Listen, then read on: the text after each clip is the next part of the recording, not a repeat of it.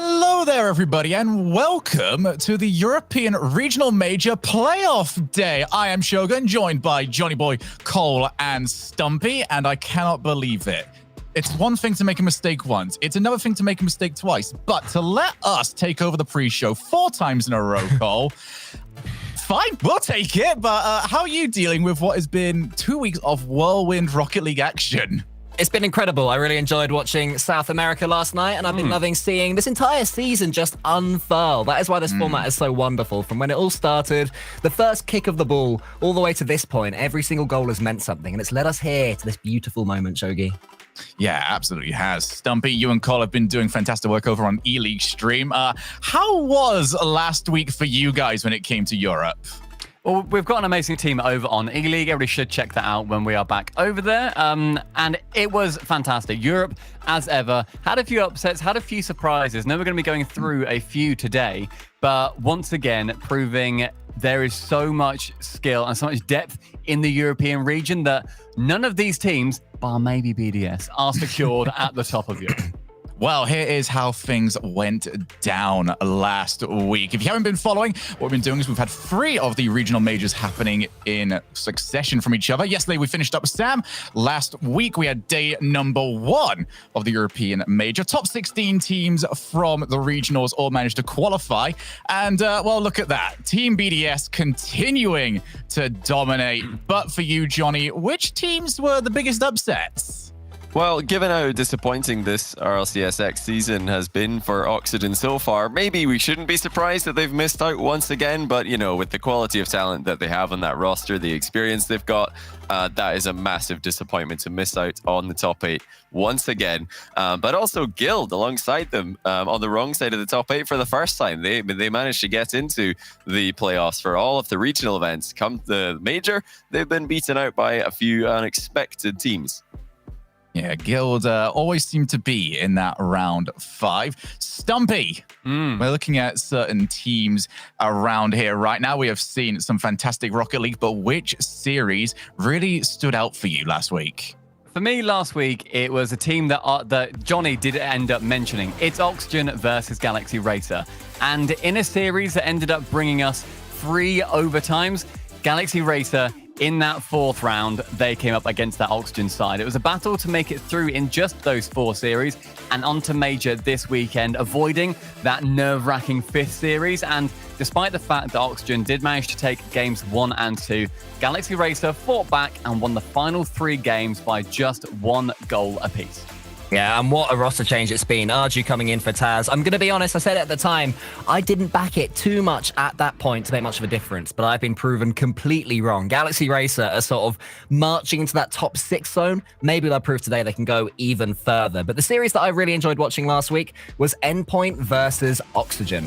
Now, Endpoint headed into this one, having had 4 Game 5s in a row on the day, and they certainly did not want another. Thankfully for them, it started off really well against Oxygen. A couple of clean 2-0s, shutting them out really easily in the first couple of games. So would this finally be their easy series? No, of course not. Game 3, Oxygen won it 6-1, and then they won it 1-0 in the Game 4, and suddenly Endpoint were approaching their 5th Game 5 out of 5 on the day. Not to mention the fact that in Game 5, Chaussette scores an equalizer with about a minute remaining, and we're going into overtime. So Endpoint's day couldn't theoretically be any longer. Thankfully for them, Relating Wave bulldozes in a winner, and Endpoint survive an exhausting day. Yeah, Endpoint were phenomenal. Once again, proving that when it gets down to business at the very end of the day and at the very end of a series, they can perform. Unlike Oxygen, who, like I already said earlier, yeah, they've just had a really disappointing series. But let's not dwell on that. Let's get to maybe a little bit more positive note from last weekend, and that's the BDS Barca series, which, by the looks of it, on the face of it, if you look at the scores, and if you see that this series ended up as a 3-0 sweep for BDS, you might think that this was a one-sided one. But you'd be wrong, because Barca had some of the best defensive displays that I've seen in RLCS Season X so far, and they really needed them, because BDS offense was firing, I'd say, to a level that they haven't really brought yet. This may have been the best that I've seen from them, because they've, I think, been the best team in Europe so far this season, even pipping out Vitality. But this was something else entirely. There was an 8-minute overtime in Game 1, and it felt like BDS were just attacking the entire time. But Barca held on bravely. Wasn't enough to get any game wins, but, you know, they're still a top team in Europe, and it's just BDS brilliance preventing them from getting a win. Yeah, BDS last week, 9-0, and that is against the top 16 teams in the region. They didn't have to take on anyone that, you know, might have managed to squeeze through the open qualifiers and, you know, okay, well, go and get fed over to BDS. They are taking on the best that the region has got to offer. So they didn't get much time to try and put down some top plays, but Stumpy, some other teams did, and you're going to take us through them. Yeah, shockingly, BDS not finding any top plays here. But the first one we're going to be looking at is in Dignitas versus FC Barca. There's been talk on the desk over the last few weeks that Dignitas had foregone their passing playstyle in favor of a more basic flavor. However, with this pass from Jorius to Yukio in their first round 3 game versus Barca, the Austrian would bring Dignitas even. It's a shame really then that they ended up losing that match 5-2 and would go on to lose the series in Game 5, just pulling at the heartstrings of those Dignitas fans. And in second place for these top plays is in the Galaxy Racer versus Oxygen matchup. In Game 5 overtime, playing for their spot in the top 8 for this weekend, Mitane found all 3 Oxygen defenders on the goal line. In his mind, there was only one way to shut that series out, and it was with this perfect flip reset. And at number 1, the best play we saw come out of last week was at the hands of Fairy Peak, who, in their dismantling of Barca Esports, managed to deftly destroy Devo in Game 1 with this 0-second goal. It took Vitality into overtime, where they ended up winning in just 13 seconds. Those are your top plays of last week. Stumpy, I want to give you a shout out, by the way, for deftly destroyed Devo. That is Thank you. Chef's kiss. That is fantastic. But what is also fantastic is our bracket for this week. We've gone over what happened last week. Well, now we're going to see what that caused for us today. And the action is going to be kicking off later on with Vitality against Vodafone Giants. But later on today, we've got Barca Esports against Team BDS, Triple Trouble against Galaxy Racer, and Top Blokes have a rematch from the last regional against Endpoint. That is going to be absolutely fantastic. All of these matches as well, even just the quarterfinals, let alone when we get over to the semifinals and the finals, have so many ramifications. And here is what they are playing for. They have worked to get to this point, and since we've got the regional, we've decided to add a little bit of extra money to the prize pool. Quick twist to the whole thing, though. We've added it to first place. So more than ever, Cole, it's so important to get that first place spot. Yeah, not just for the cash, but also 702 circuit points. So if you're winning this one, you're pretty much looking good for any future lands and indeed the major towards the end of 2021. So huge prizes here to play for all round. And here is how they have done throughout the season. We've seen, roughly what they can earn today. They can add this on to what has been already a very lucrative season for all these teams. And I want to point out as well, this is us hitting the 1/3 point of the season. That prize pool for a lot of these teams is going to balloon for a lot of them, especially certain teams that, have a blue, white, and pink logo. They seem to be, raking all the money that they can possibly get a hold of. But prize pool is fantastic. You get to these sort of stages because you want to try and win them, but you also get to these stages through points. Points is what allows you to qualify for the majors, for your world championships, and these are the teams that currently have the most of them. Now, today is a massive deal because not only are we adding onto the prize pool, but we double up the points. So whatever could have got you 50 points last time gets you 100 this time around, and instead of your typical points amount, you get double the amount for coming first place. That is 702 points. You could come in as a brand new team and get yourself into third place just by winning this one. That is how big and important this one. And if we are going to talk about teams that haven't really shown up during the season but might have that big opportunity to scale up the leaderboard, then we've got to talk about Triple Trouble because, well, they've not looked great this season, Johnny, but they have found themselves in this top 8. Yeah, well, after, a couple of really good grid performances, I had high hopes for Triple Trouble, especially they won the first grid. I thought, oh, wow, we've got maybe another top team, another contender in Europe, but they were never able to show that in any of the regional events. And now, finally, fourth try in the biggest event of the year so far, they've made it into the top 8. And like you said, it's as if they've made 2 at the same time. They're doubling their points here, whatever they can end up getting. And I think overall, it's a pretty good draw for them. They're up against Galaxy Racer in the first round. Now, Galaxy Racer are on the up. I think that they're a very impressive team. But the fact that Triple Trouble don't have to play against a Vitality, they don't have to play against a BDS in that quarterfinal, which is probably what you would have expected had you heard that Triple Trouble made top 8. Yeah, that's really big for them because if they can get into the semis, who knows? With momentum on their side, they might be able to make something special happen. Something that I looked at, sorry, Shogun, I looked at when we were speaking before the show, and I was seeing how many matches each of these teams have played because we've got a visual sheet so we can see if they lost, if they won. I counted the Triple Trouble to get here have played 24 series, which is quite a lot. It's more than double than they would have played in previous league plays. It sounds like a lot. They are the lowest played team to get into this major weekend. The next team is Giants on 30. So Triple Trouble played 20% less games, less series to get to this point, and yet they've still done it. I'm impressed with them. They did not have it in their hands whatsoever. They had to get a little bit of maths, like Endpoint had to be on their side to get them through, but getting here by playing 6 less series than the next team, fair play.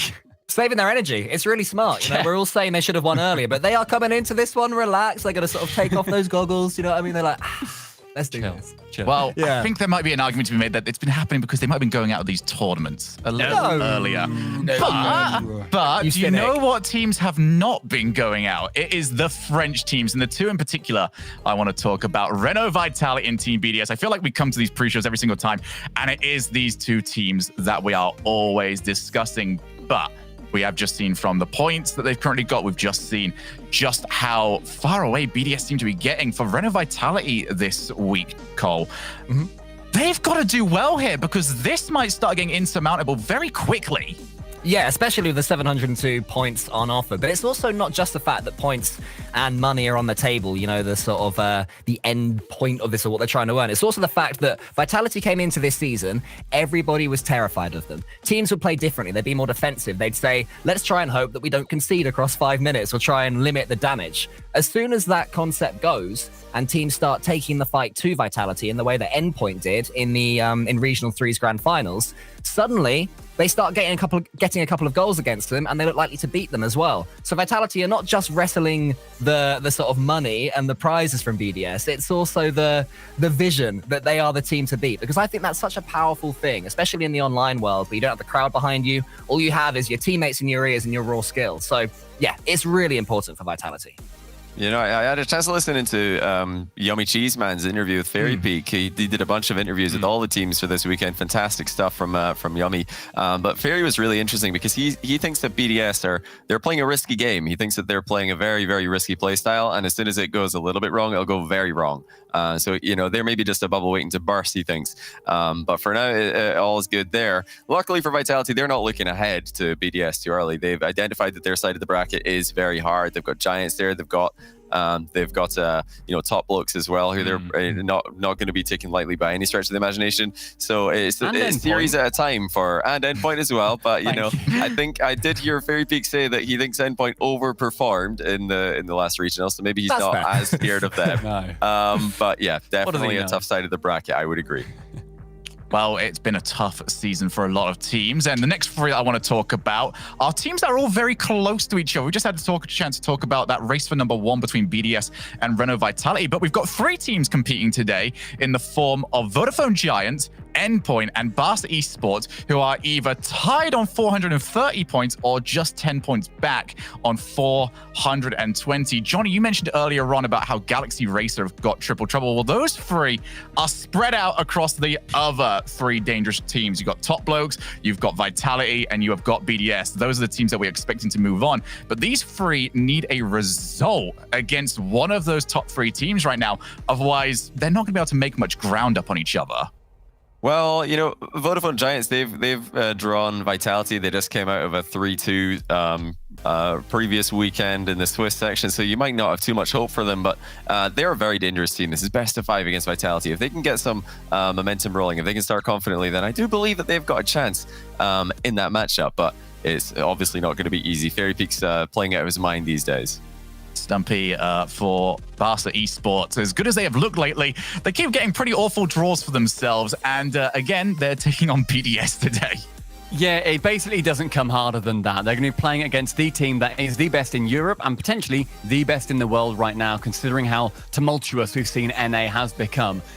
They are going to have a really, really tough time making it through into those semis. And then even if they end up making it there, they're still going to need to take down some other juggernaut sides. So I think when you are Barcelona and you're facing against BDS, you have to look at the history and then try and get that out of your head, because you have not performed well against them in the past. They've not had a particularly nice showing when they have come up against a faster, more aggressive, more clinical side than themselves. And so Barcelona will be hoping to take a game or two, obviously hoping to get further, but realistically, BDS, they're going to be a gigantic mountain to climb. Yeah, and you say... Sorry, I thought you finished. Carry on. Oh, no, absolutely. I do want to move on very quickly. Wait, was that you that said yes or something? Because I want to talk very quickly about Endpoint. Now, you two have both done the grid streams for Endpoint. So, Carl, I want to sort of ask you firstly, and then sort of maybe get a bit of input from Stumpy as well regarding... We saw them make that grand finals last time. We've heard that, you know, some players might think that it's a bit of an overperformance. What chance do you give Endpoint today? I do give Endpoint a chance. They did indeed beat Top Blokes in Regional 3. You're right there, Stumpy, mate. You're getting a bit overheated. It's hot and sweaty over there. Look, under these lights, it is pretty hot. But I do believe that Endpoint do have a chance. I don't think that they will win. And when they come up against a team like Top Blokes, you can normally tell pretty quickly how the series is going to go. If it's a nice, clean, rotational, unsurprising series, Top Blokes tend to take it. But if it's scrappy, if there are demos, if Virtuoso's doing his thing, then that's when the boys pop off. And Stumpy, you are representing today. No, Stumpy doesn't get to talk now, okay? He's made his point, okay? He doesn't have to talk. A picture says 1,000 words. I think we know where Stumpy is on this particular one. But I do want to get your opinions on certain hot takes that we have got from around the community. I've been polling around to see roughly what some people expect. How this is going to work is I'm going to throw out a particular hot take. I'm going to ask through our lovely desk what they think, either a yay or a nay. But you guys at home can also participate. Either put hashtag yay or hashtag nay if you agree with the opinion. And let's start off with Team BDS. There's a lot of talk all the time about what is the best team, but are BDS the best team online? We're going to make that distinction right now. Johnny, that's a yes from you. Cole, in the world, where are we going? In the world. In the world. Best online, worldwide. Yay. Yeah. Yay? All right. Yep. So that nice, easy. Yay. Is there any team that you think can come close to them online? Which team would give them the best run? NRG at the moment on current form. Those guys are finally finding the space around each other. They're not getting in each other's way, but I do still think on current form, BDS would take them. It's going to be one of those sort of game 7 overtime sort of series, though. Okay, so we managed to start us off on easy mode, but let's rank up a little bit. Let's take you to medium difficulty or medium hard difficulty, as we are now going to ask, all right, so Team BDS, best team online, but are they the best team on LAN? Johnny, starting with you again here, bud. No? Cole? I'll say yes. That's not an opinion. There I'll we say go. yes. I'll say yes. I'll say yes. I'm gonna say no, and the reason why is because envy exists. I think if you are going to be having a LAN and you have Turbo Pulsar breathing down your neck, you very rarely win those, let alone for a team that is very, very fresh to LANs as well. So I say nay. I thought you were going to say no because Johnny said it and I said yes. That's where I thought you were going with that one. Also, I'd like to be correct. Have you noticed, by the way, Twitch chat had an opinion, saw Johnny say nay, and then they changed their opinion. No, they saw me say nay. Thank you very much. Or they saw me say yay. One of the other. Captain Barrage over here. Barrage bus choo-choo. All right, so we finally managed to get one that was actually quite close there. So we're going to take it away from the team argument, and we have now seen Arju rising through the ranks. But is Arju the best Italian? More specifically, I think, since there are only 2 major players from the country, is Arju greater than Cooksy? We're going to go reverse order this time. Stumpy, Too late. Too late. I've committed. Thanks, Johnny. I don't like agreeing with Johnny this much, but yay. Arju, yay, better than Cooksy. I don't like accepting that anybody is better than Cooks here, but it's a sad yay for me at this point. Oh, I'm gonna see. We're gonna see how the nostalgia kicks in here. What do you think, Shogun? You're dodging what do these think? things. What? I always go nay. Twitch chat, love me, please. I seek approval. Wow. Look, I'm over here on the host role. I can get whatever I want. I'm sitting on this fence. Interesting. No, all yay from us, sorry, wasn't it? That's interesting. Yep. Okay. Yep, certainly was. But now moving on very quick. Top Blokes. They have been very consistent lately, but are they a top 3 team in the region? Or is Vodafone Giants sort of that team that's still there despite the last regional? Stumpy's already committed to yay. Cole? Nay. Johnny? Yay! All right, All right, Cole, since you're the outlier here, you've got to defend yourself. I just feel like Giants have got more explosive pace behind them. When you're coming up against a team like BDS or a team like Vitality, which if you're arguing to be in that top 3, you have to be taking series off those guys. I feel like a playstyle like Giants is more likely to shock a BDS or to shock a Vitality, as opposed to Top Blokes who like to have control of the series. And when they're coming up against teams that are better than them, including at times on form the Giants, who have beaten them a few times in recent history, then that's when you can start to lose a series. So yeah, I just back Giants to have that next level ahead of them if things aren't going their way. Any sort of retort from you lads? Well, you don't You don't need to beat BDS and Vitality to be top 3, Cole. It doesn't matter. It doesn't matter what the results are like in that but matchup. I think if you want to be top 3, you have to be trying to be top 1, right? You don't just think, oh, I was going to settle for 3rd and never get any better. That's not how you get yourself into top 3. That's what I've done on this You're adding desk. some strings here. All kinds of additional clauses in the small print from Cole's version. I think. I see. Okay. The top I think blokes are Giants- pretty consistent. Giants are the best team to try and usurp top blokes for that top Yes. 3 spot. And all that, definitely, they are the contenders. And I wouldn't take it away if anybody said otherwise. All right, time for a bit of fun, I reckon. Twitch chat, we have a challenge for you right now. 50-50? Can you just balance it? Hashtag yay, hashtag nay. This is going to Can be... Twitch chat get a 50-50? No I mean, way. I don't believe that they're combined. They believe no themselves. chance. Come This on, has not gone chat. well. This has not gone well. happening. You're supposed to try and balance it. Let's get some nays. You have to get in there. 50% on either side. Come on. You guys are all- making a mistake. You're trying to make them do it. That means they're not going to. What you have to do is say, no, Twitch chat, please don't get 50%. I don't know. They're turning this around. I think it's going to go too far But now. I they're reckon gonna nay will swing it take way over. too far. They're going to go way too far. the other No, way. no, no, All right, we I need think we production hit to time this really well. The They're not gonna moment this hit Yeah. 50. Come the on. moment. Surely they're Keep not going gonna now. time Keep going it. now. Oh. Come on. Come on. Yeah! We'll take it. We'll definitely take it. All right. Fun and game's over now. Let's try and get ourselves ready for the serious mode. As Cole has himself a bit of a giggle. Let's start predicting, shall we? We've had a chat about roughly, what we expect from these teams. But Cole, let's start off with you on this one. We want who's going to win the whole thing. I want your finals, and I want to know who's going to win it. Okay, I think that one of my answers is more interesting than the other. I think the BDS Go are for the going interesting to win one. it. I think Yeah. the finals will be between BDS and Giants Gaming. This is the first time on desk that I have, on this desk, should I say, that I've predicted against Vitality popping off on the day. And I've just got this feeling, this tingling sensation that Giants Gaming are going to be able to start off strongly against Vitality, and Vitality will be affected and shaken in the same way they have been against BDS in recent regionals. I think this one is going to be series of the day as well, the Vitality Giants Gaming, at least in the quarterfinals. So I don't think Vitality are going to play bad, but Giants Gaming to beat them 3-2 and then build on that momentum all the way to the finals, where they're then stopped in their tracks horrifically by BDS. BDS have definitely had that effect on many teams in our grand finals. Johnny, yours, please. Yeah, I think I got to agree with Cole. I think BDS are going to take this, but I reckon it'll be top blokes who face them. Vitality, they did struggle in last weekend. Swiss, they lost to Galaxy Racers, so I'm going to give top blokes the edge to them in that semi. All right, Stumpy. Are we going to get sensible today, or are we going to get stumpy? Remember your shirt. Going to get sensible today, do we think, Shogun? I wonder if we will be. I'm not sweating for nothing right now. I'm wearing 3 layers. It is really warm. Endpoint, take down top blokes. They get to the semi-finals with Giants, and Giants beat them. And then Giants then go through to the grand finals, and then we see Giants versus BDS, and BDS probably take it. Okay, I can visualize that one. Surprisingly acceptable, I would say. Yeah, I was half you. expecting once he started doing that. I was like, it's going to be Endpoint versus You Endpoint, think I'd isn't be it? silly and make a dumb prediction? How dare you, Shogun? I take my job seriously.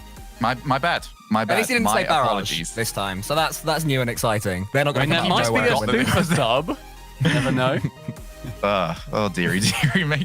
Right, guys. So I feel like we've sort of alluded a little bit on some of our predictions as well for this first match, but let's start talking about it, shall we? Reno Vitality against Vodafone Giants. Now, Vodafone Giants do find themselves in that battle. It's something that we're going to keep referring to throughout the broadcast about those teams that need to try and get an upset win today. I feel like most of us feel Endpoint have the best shot here overall, but these sort of matchups are really important as well, because not only are they in that fight, but they've got Galaxy Racer, who have got Triple Trouble later on, that could make a lot of leaps towards that group. Now, Vodafone Giants looking to put together a good result after a disappointing Regional 3 due to a multitude of reasons. Johnny, looking at this one, what do Vodafone Giants need to do if they want to cause this upset? Well, they've just got to, hit that form that they were on at the start of the season. I agree. They're one of the, those upset teams. They've got the potential to get results against anyone. But recently their results have been even more disappointing than Vitality's one series loss that they had last weekend. Their one series loss is all that I've got to say that's bad about Vitality. Giants had a couple, and before that they had a disastrous end to the previous regional. So yeah, I've got to go with Vitality for this one. Feels like that's just Vitality's MO, isn't it? Just every single time. Like, playoffs, perfectly good. Swiss, things go a bit weird for them.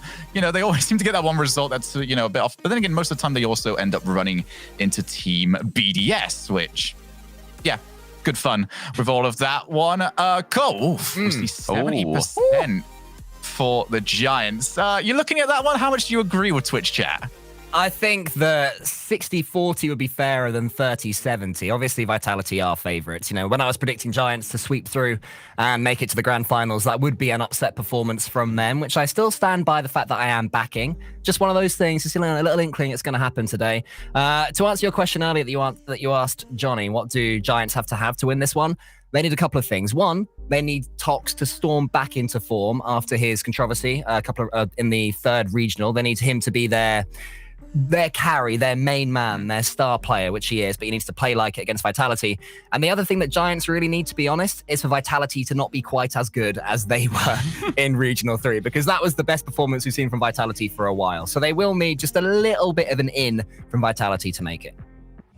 Yeah, Stumpy, we've seen these two teams quite a lot this season. I mean, you were speaking earlier on about 25 games for the lowest amount that we've managed to get in here for Triple Trouble. So we've had a chance now to really start figuring out, okay, these are the players that when they are popping off, they are terrifying. You know, we've got Archie over on top looks is one that I think we're all going to be looking at later on. But for these teams, which player are we looking at to be the key man?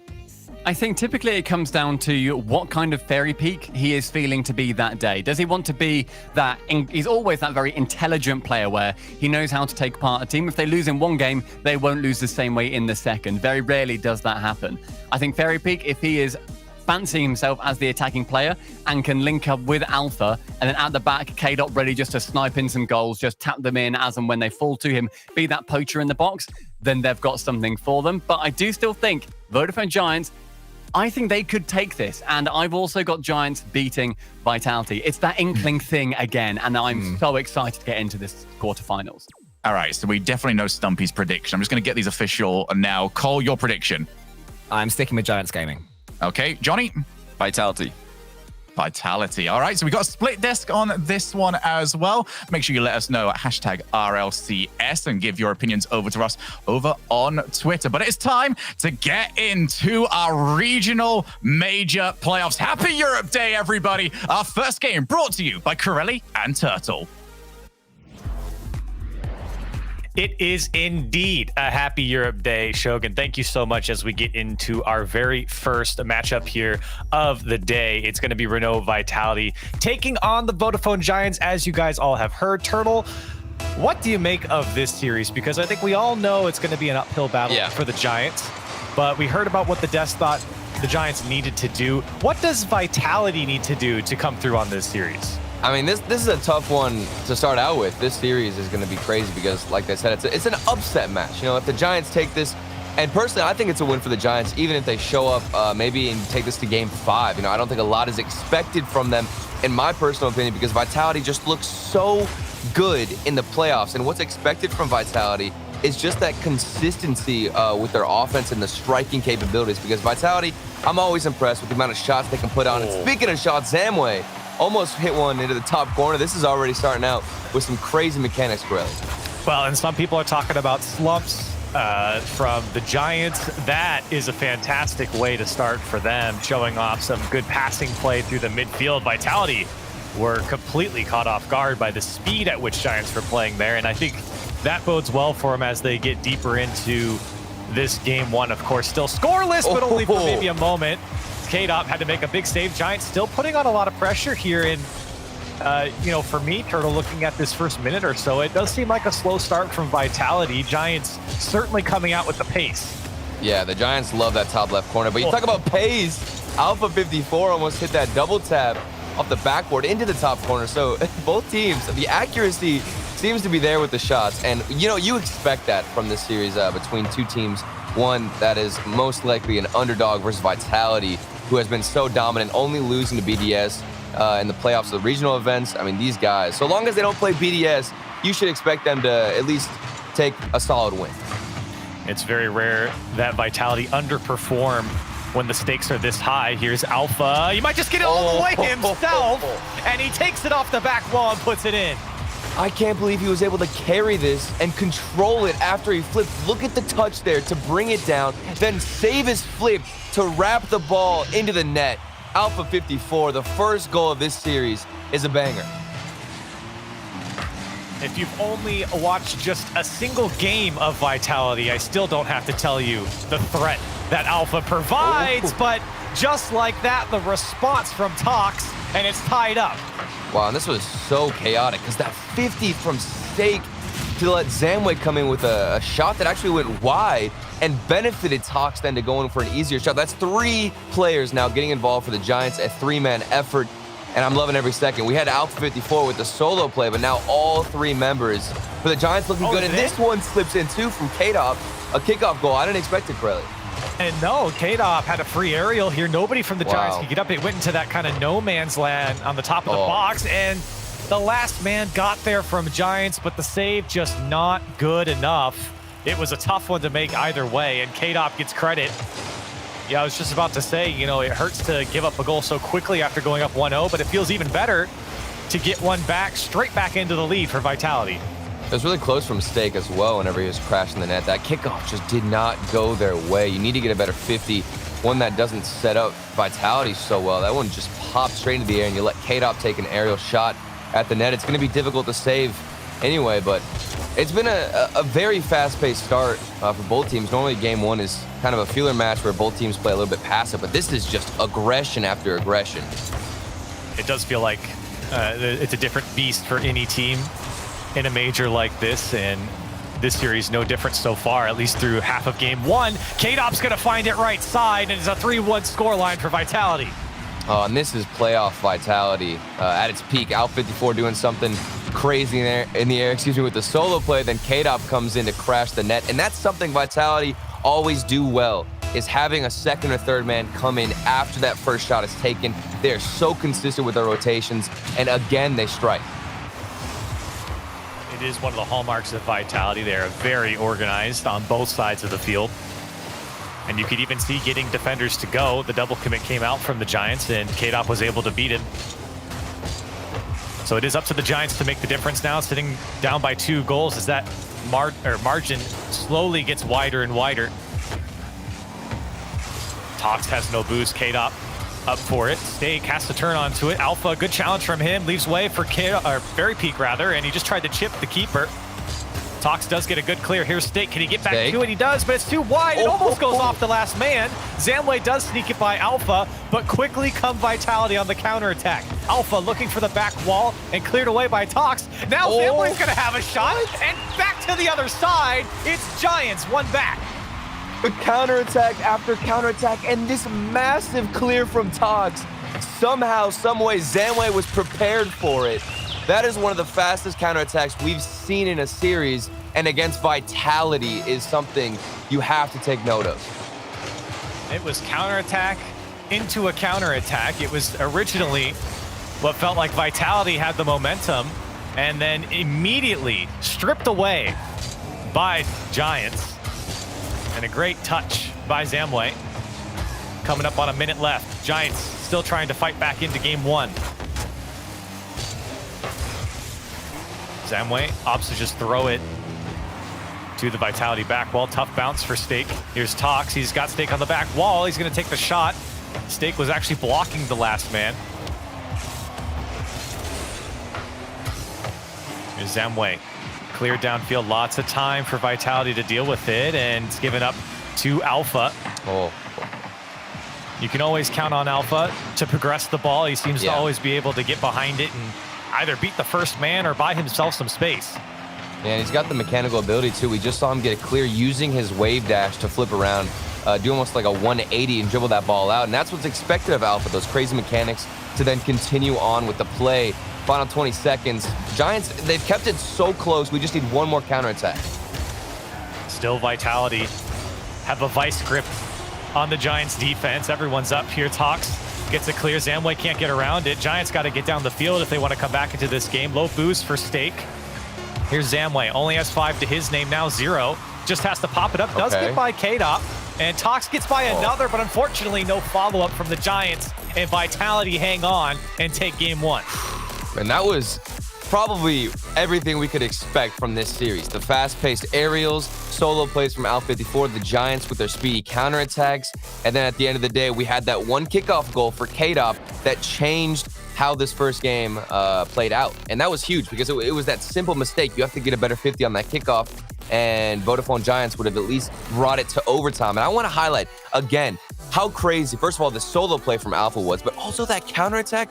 For the Giants to be so fast on the recovery and have Zamway prepared for it was something that we don't see a lot, Corelli. And I think if I'm on the Giants, I'm really not too upset with the way game 1 went. Of course, you want to win. It's a disappointment not to win. But really, the one thing that went wrong for them was that kickoff goal. I mean, you have to give credit to Alpha doing some magic on the back wall. It was a good shot by K-Dop. Maybe a defensive mishap there from the Giants. But still, it felt like Giants had great offense. They were in this game. They had control. They had a foothold over Vitality. And honestly, they looked better than Vitality for the first couple minutes as well. So for Giants, I don't think this is all doom and gloom. Unfortunate you didn't win game 1, but it's absolutely possible for them to go toe-to-toe here with Vitality through, what could be a 7-game series. 100% agree with you, Corelli. And it's going to be tough as well.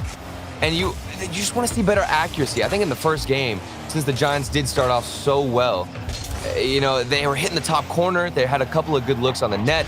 And then you have to stop Al54. Because if you don't do that against Vitality, there's really no hope for you. Well, and it's a very similar type of goal from last time the first goal Alpha scored. He's just able to get by the defense. And we talked about him. You can always count on him to beat the first man. Well, this time it leads to a goal. And Vitality get the first one in less than 30 seconds. Yeah.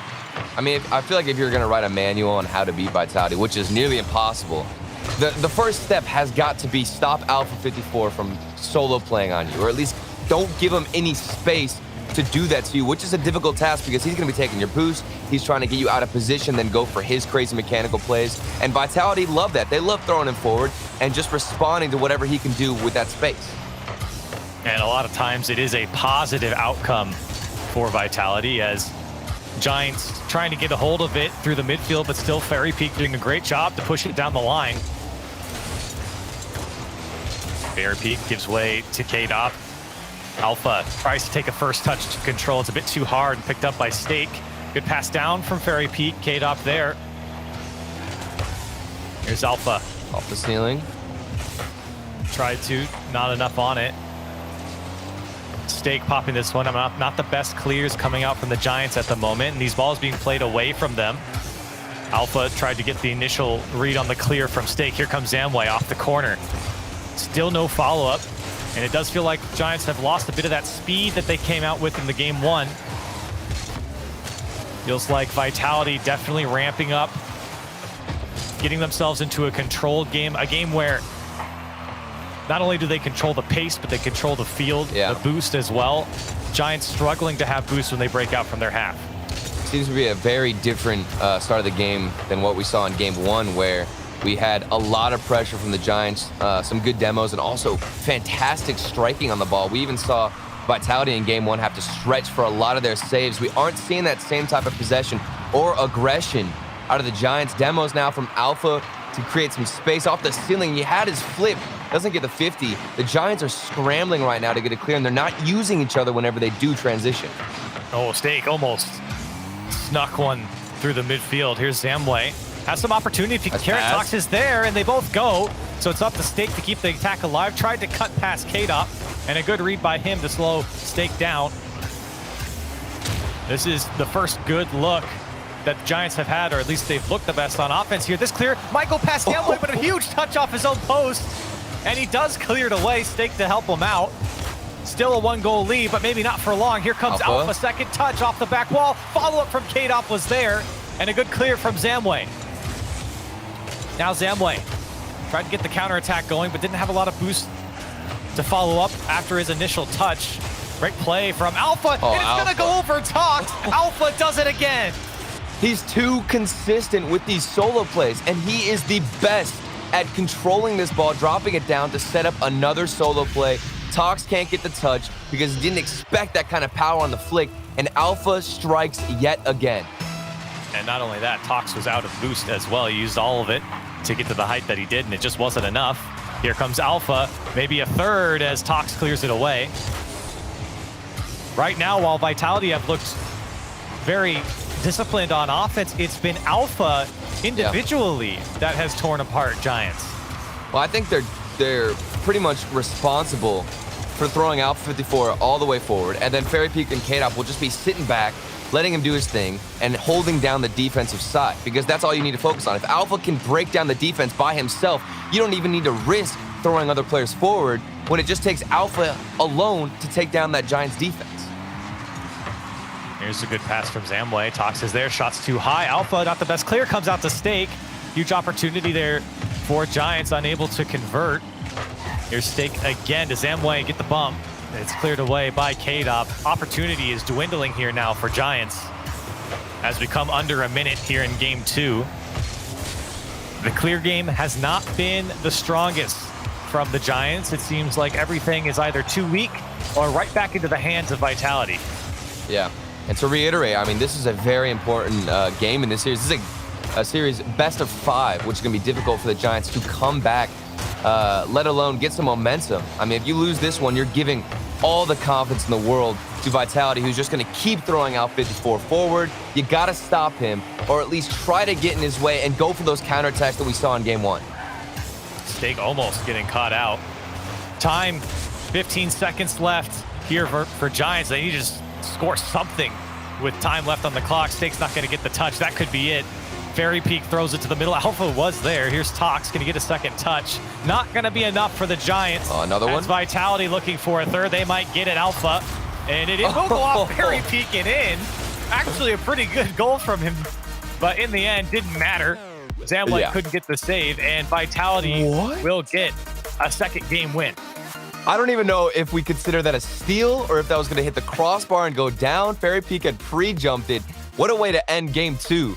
Was off of a nutty pre-jump play out of Fairy Peak. And this is the Vitality that you have to be scared of. You see them come into the playoffs and you know you're going to run into a different monster. Maybe in the Switch stage, I heard them talking about on the pre-show, Vitality seem a little bit off, a little bit inconsistent, but then they get themselves in a playoff situation, a playoff series, and they are so dominant. Most of that is just from Alpha 54 himself doing all the heavy lifting. So I absolutely agree. Alpha being able to do what he does individually is something that Vitality wants, but it's also K-Dop and Fairy Peak who enable a player like Alpha to have that space, to have that trust, to know Alpha can pull off that individual play, that he has the boost, that he has the positioning, that he has the touch. So for Vitality, it's a whole team effort. Even though we see Alpha flip resetting kids left and right, it's really great positioning and formation from Vitality to make sure that that play doesn't go awry if Alpha misses.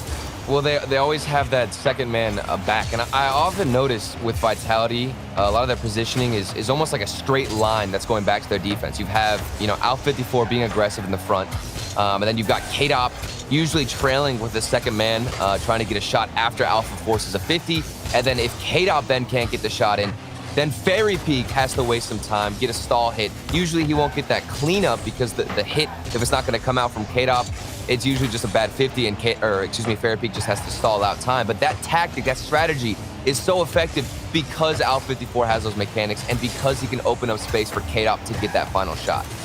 And the other side of things, Giants have had a lot of opportunity, a lot of shots in the previous game. Actually, in both games that they've played, I think they had about 9 or something like that in the last. So it's not like they don't have opportunity. Now, granted, a lot of those shots weren't that great. This one was a little bit better from Zamway. It was cleared away by Alpha. But it's not like Giants are without opportunity here in these games.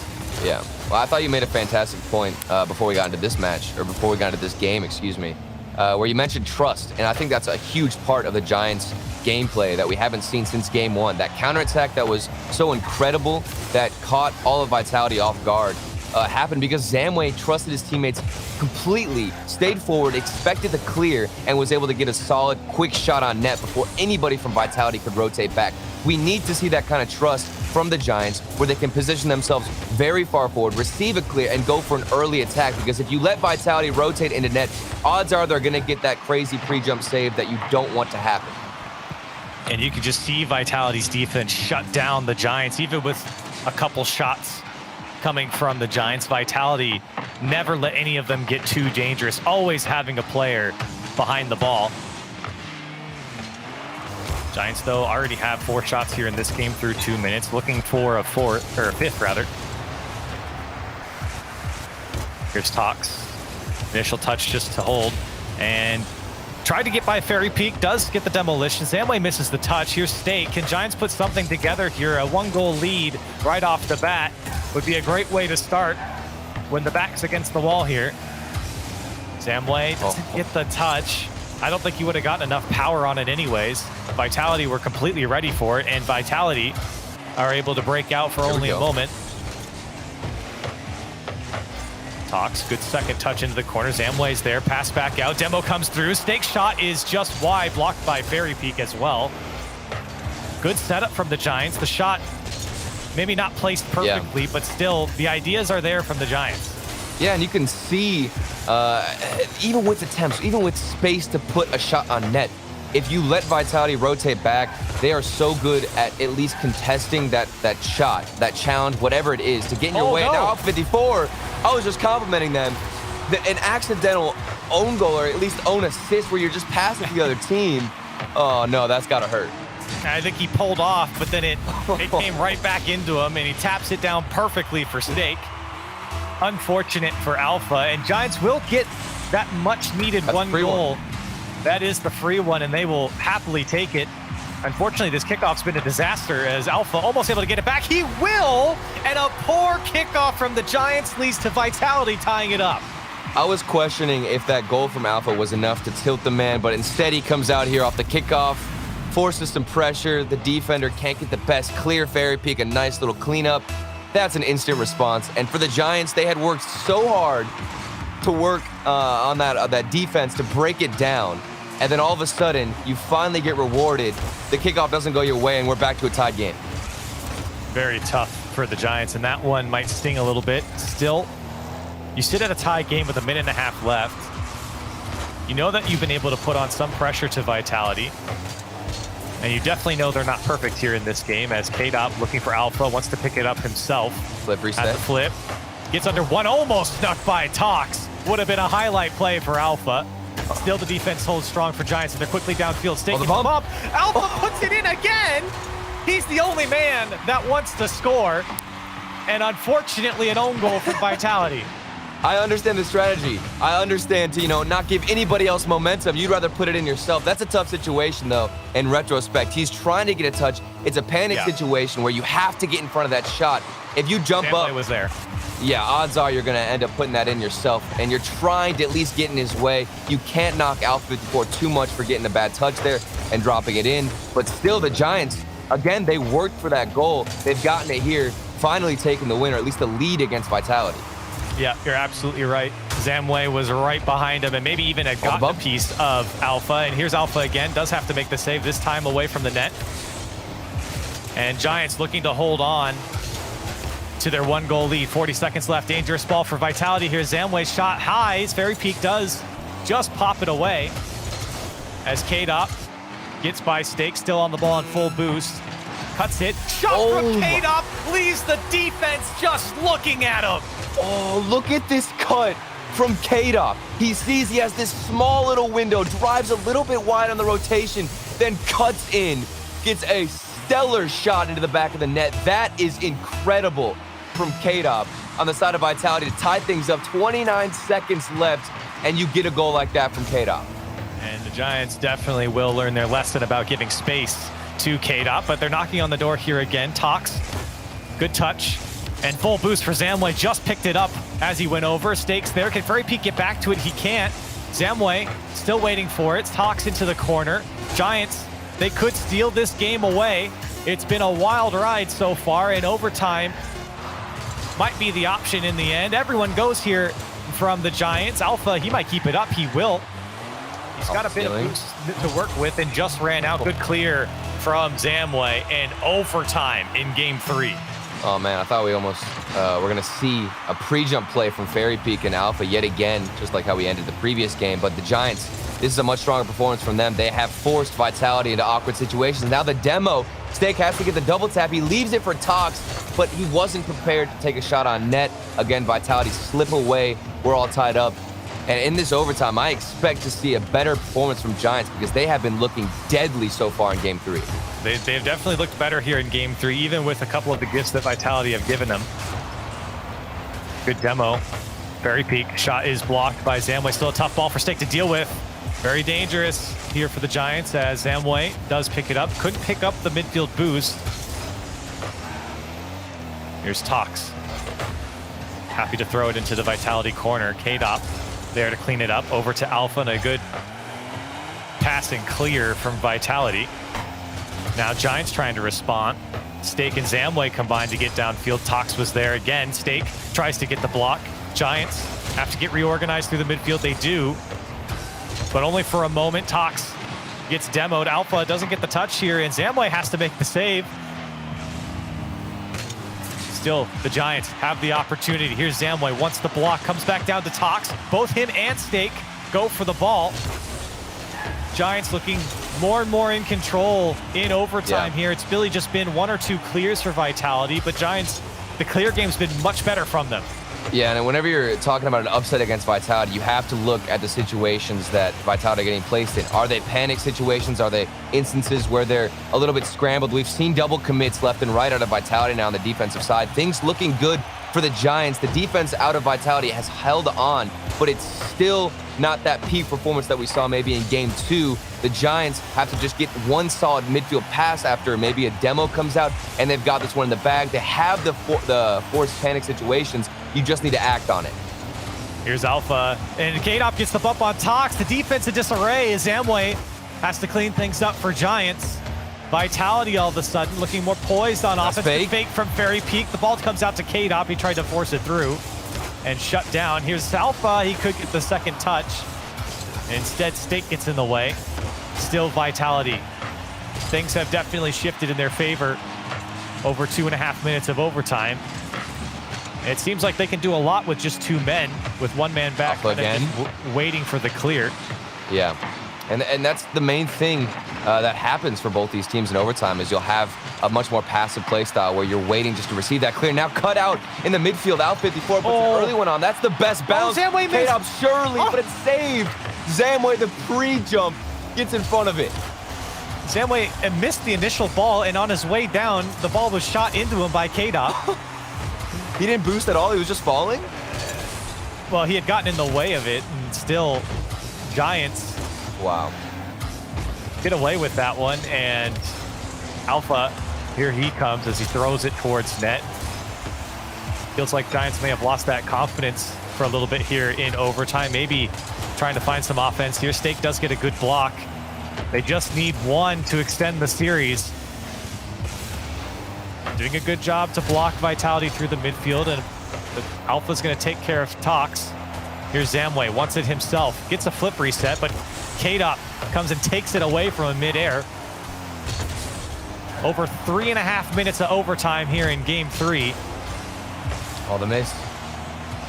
Things looking scary for Vitality, excuse me. We've seen multiple double commits now in the overtime, and yet the Giants seem like they don't know how to punish this Vitality roster who looks so dominant on defense. And when that mistake does come out, you're already giving too much respect to Vitality, and you don't want to punish them or go up for that hit because you don't expect it. Zamway's got to make the play. Very, very cautious approach by both teams here. Zamway, he could do it himself. Shut down by Fairy Peak in commanding fashion. He might get back to it. A solid challenge from Fairy Peak. Now K-Dop shot turned away by Steak. That's 10 saves now for the Giants. 14 shots for Vitality. Tox wanted to give it back to Zamway. Zamway does end up with it into the corner, shut down by Alpha, and Vitality have just not let anything come from the offensive Giants. They've let Giants in, but they never get a solid look at the net. Yeah, 100%. That's because the rotations from Vitality are too clean, even when they do double commit. I keep forgetting that. Fairy Peak even said in an interview, double commits aren't that bad so long as we can still recover in our positioning, get back on defense.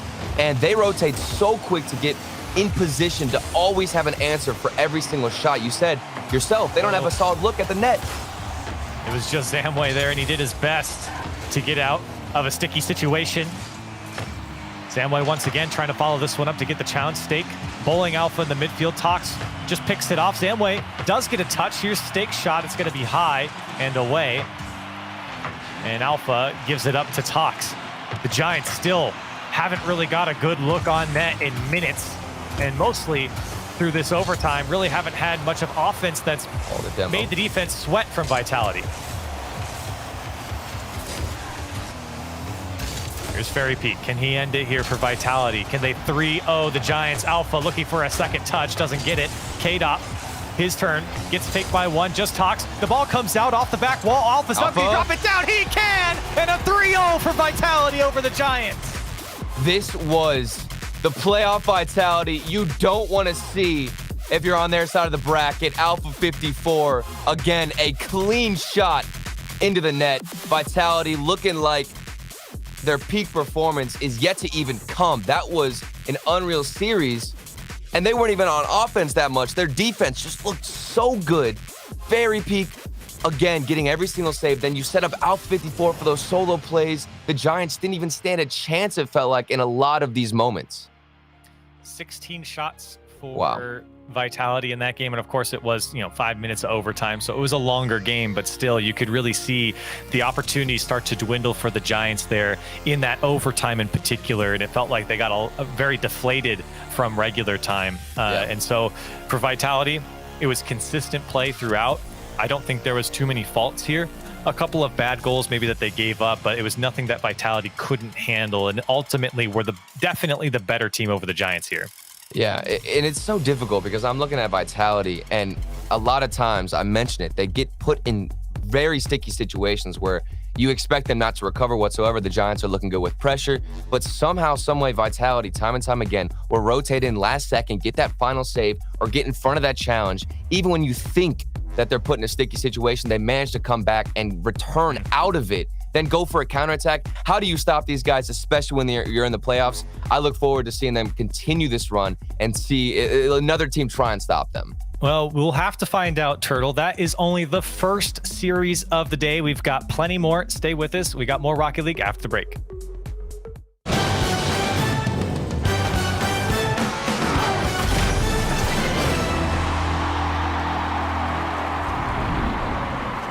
Knows how to build unlimited right. Start with America's most awarded network. I'm on my phone 24/7. Then, for the first time ever, give families more entertainment with Disney Plus, Hulu, and ESPN Plus, now all included. We're a big soccer family. Handmaid's Tale. I love Frozen. Then give families plans to mix and match, so you only pay for what you need. You get so much more than this, a great network. With plans starting at just $35. The network more people rely on gives you more. This is unlimited built right, only on Verizon.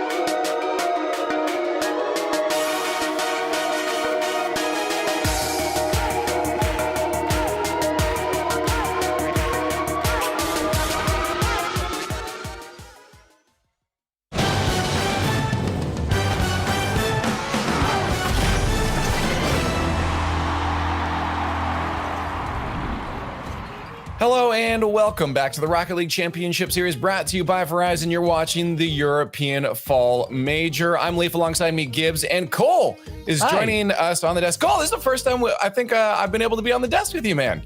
It's actually insane. They've allowed Stumpy and me on these broadcasts before, but they've never crossed the streams and let us speak across the Atlantic, and finally we're here. They'll let you out of your cage now. Well, now we get to talk about some Rocket League. Vitality versus Giants. This did not go well for the Giants, Cole. I was a little bit disappointed, so I predicted that Giants would upset Vitality here. But I mean, I think despite the fact that game one was 3-2, Vitality always just looked that little bit better, that little bit faster than the Giants there. And then other than an absolutely crazy game three, I think it was fairly comfortable for RV in the end. Yeah, this is a tough one for Tox. He had one big miss here, but obviously, like after Regional 3, what happened with him, where the team kind of fell apart because of his ban, this team has not looked like a top 4 team. And we thought they would show up versus Vitality. They even, for the top 16, they only went 3-2. So we're like, maybe it's one off day. Now it's 2 off days. And obviously they're playing Vitality, but this isn't a good look for them when we're talking about top blokes possibly being those top 3 teams. But what about the Vodafone Giants? Normally we would consider them a top 4, but lately these last 2 tournaments have not gone well. Well, we were talking about it just while we were off air there in the match. I want to ask it on air as well. I'll ask you, Cole, first here. But with that match, do we feel like that was Vitality causing Giants to look a little rough around the edges, or are the Giants in a bit of a rut right now? I think a combination of the two. Giants definitely have stalled since what happened in Regional 3. It seems that their bubble of brilliance has just been popped somewhat, so they're going to have to work hard to find the form again, which is one of the harder things that I think a team has to do when they're used to having it all their own way. But as for Vitality, again, I mentioned that crazy game 3 where Alpha, I think, thought that he was playing for Giants for some reason. He forgot that he was a Vitality player. I don't know. Anyway. He felt bad. Yeah, he did. He struggled a little bit there. But apart from that, it did seem like we're just starting to see the return of Regional 3 Vitality. When looking forward, that bodes really dangerously for certain other teams that may be looking to face them later on in this event. Well, they've made it through into the semifinals, and they have another team to get through before they get to the grands. And it'll be one of these next 2 matches. It'll be Top Blokes or Endpoint. So let's talk about that match right now. Top Blokes and Endpoint are facing off. Endpoint has performed well recently. You look at the last major, even getting to the grand finals there, but Top Blokes are consistently a top 4 team and a team to look out for, Gibbs. So how's this going to look once they get down on the field here? Does Endpoint have a chance, knowing that the Blokes are one of those top 4 teams? It's a Regional 3 rematch where Top Blokes lost to Endpoint, then Endpoint went on their run to make it to that grand finals. Back then, we thought Top Blokes for sure. And I'm still on that side, but I'm not as confident because we've seen Endpoint. They can peak. Look out for players from Endpoint, not necessarily going for demos, just playing a very talented game. Look at Metsonoris. What he did last playoff bracket was insane. He was popping off better than we've ever seen him. Now, the problem is I feel like they have to do that to succeed, so we'll see if they can hit that peak once again. But Top Blokes, you can go on their side too. Who are we looking at? It's always Archie. So if Endpoint can kind of cancel out Archie, I think we have a series on our hands. Yeah, I'd say 9 times. Well, that's harsh. Probably 6 or 7 times out of 10, Top Blokes take this one fairly comfortably. But Endpoint, they do have a plan B. So we talk about their demos, and obviously Virtuoso is the man we look for with those. But they also are capable, when they want to, of playing a more normal style of Rocket League. The problem is that I think that Top Blokes play that traditional style much better than Endpoint do. But it's important to note that if the demos aren't coming in, if Top Blokes are avoiding Virtuoso fairly simply, Endpoint do have something else in their locker to rely on. Well, the Verizon fan vote is up. Get your hashtags in chat. You see them down below, top or end, to vote for the team you think is going to take this one, move on to the semifinals. Someone is ending their journey today. Let's get our predictions out real quick because the match is ready. I'm going to start with you, Cole. Top Blokes or Endpoint? It breaks my heart to say it because, of course, I am the Endpoint grid caster, but I think that Top Blokes are just slightly better than Endpoint more often than not. So I'll go with a 3-1 to Top Blokes today. Okay, Gibbs. I can't believe that I am actually going to agree with someone from Team Rocket. I'm going to go 3-1 as well from Top Blokes. Love me, Gibbs. What does this world come to? And then you know what? I'll be your shadow, and I will vote against you. You're taking Top Blokes. I'm gonna go for Endpoint. I've said it many times before. I just honestly love this play style. I think it's so fun to watch.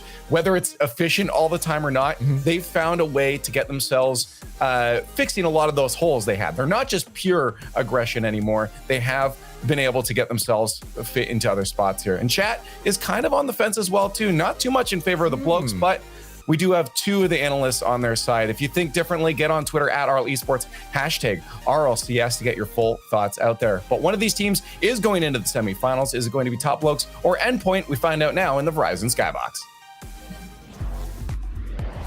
Thank you so much, Leaf Turtle and Corelli here to talk about this Top Blokes and Endpoint team and matchup. The desk and obviously chat definitely a little bit closer on this prediction, and I think that's absolutely fair with what these teams have done and their past results.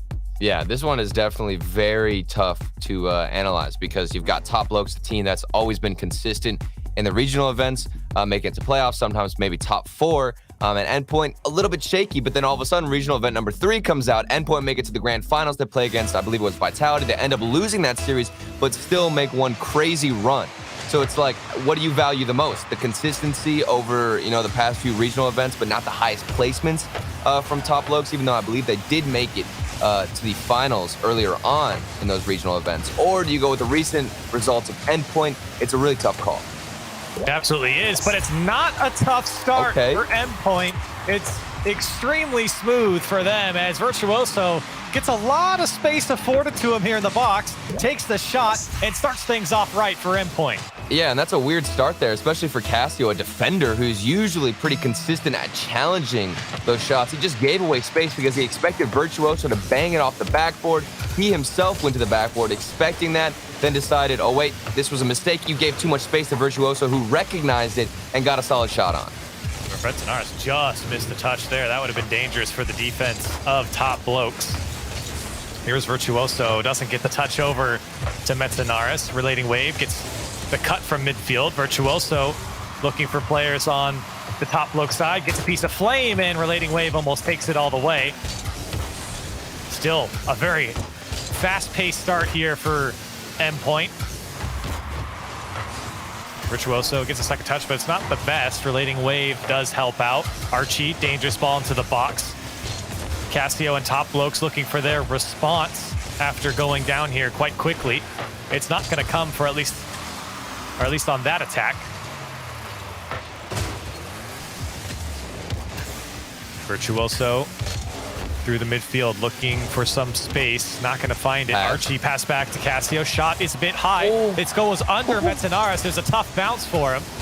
And Top Blokes, that was a great little play. Unfortunately, not able to convert.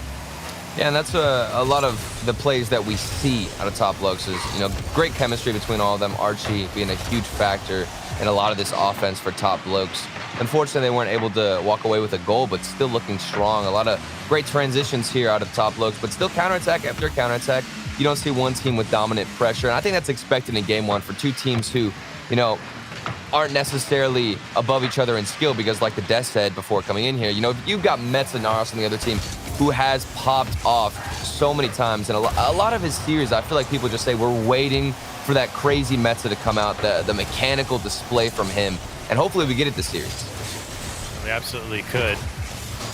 Archie, on the other hand, for Top Blokes, has been a player to watch out for. This dangerous ball, Virtuoso is there, but Archie, he's been the guy to be the shooter. He's also been the passer. He's also been a great defender for Top Blokes. He's kind of done it all for him, but I think his offense is really where Top Blokes needs him the most. Early on in the season, we had talked about Top Blokes being a team where they just wanted you to make the mistake and they can capitalize on it, and they do a good job of that.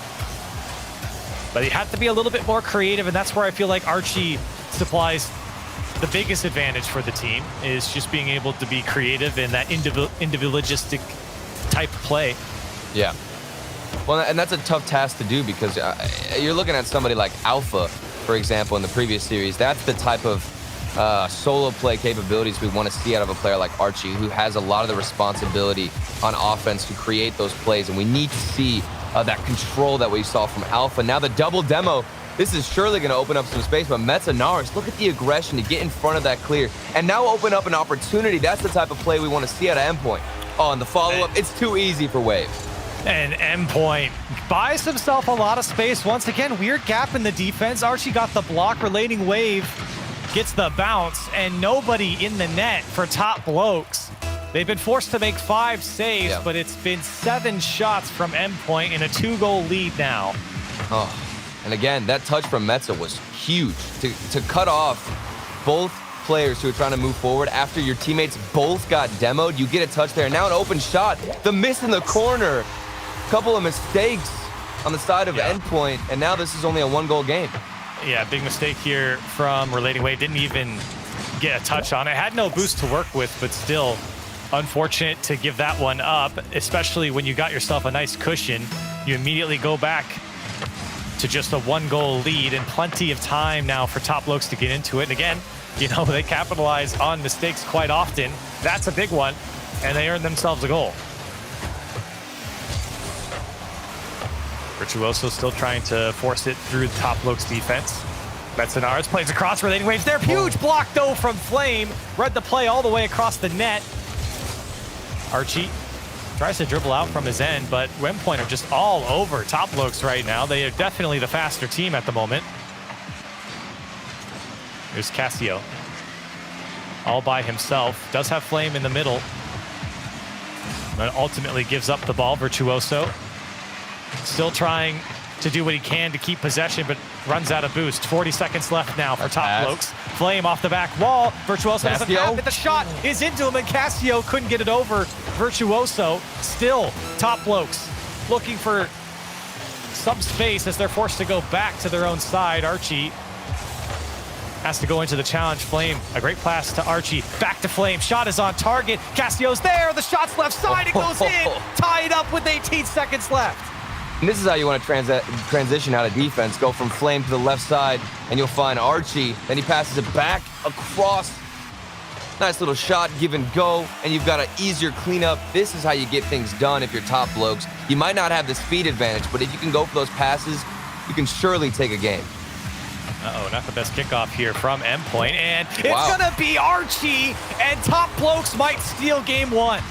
Kickoffs have been a huge thing so far in Europe. In the first series, we saw a lot of kickoff goals going on the side of Vitality, and now Top Blokes come out here to pour kickoff from Endpoint. That pressure instantly utilized from Top Blokes, and they strike.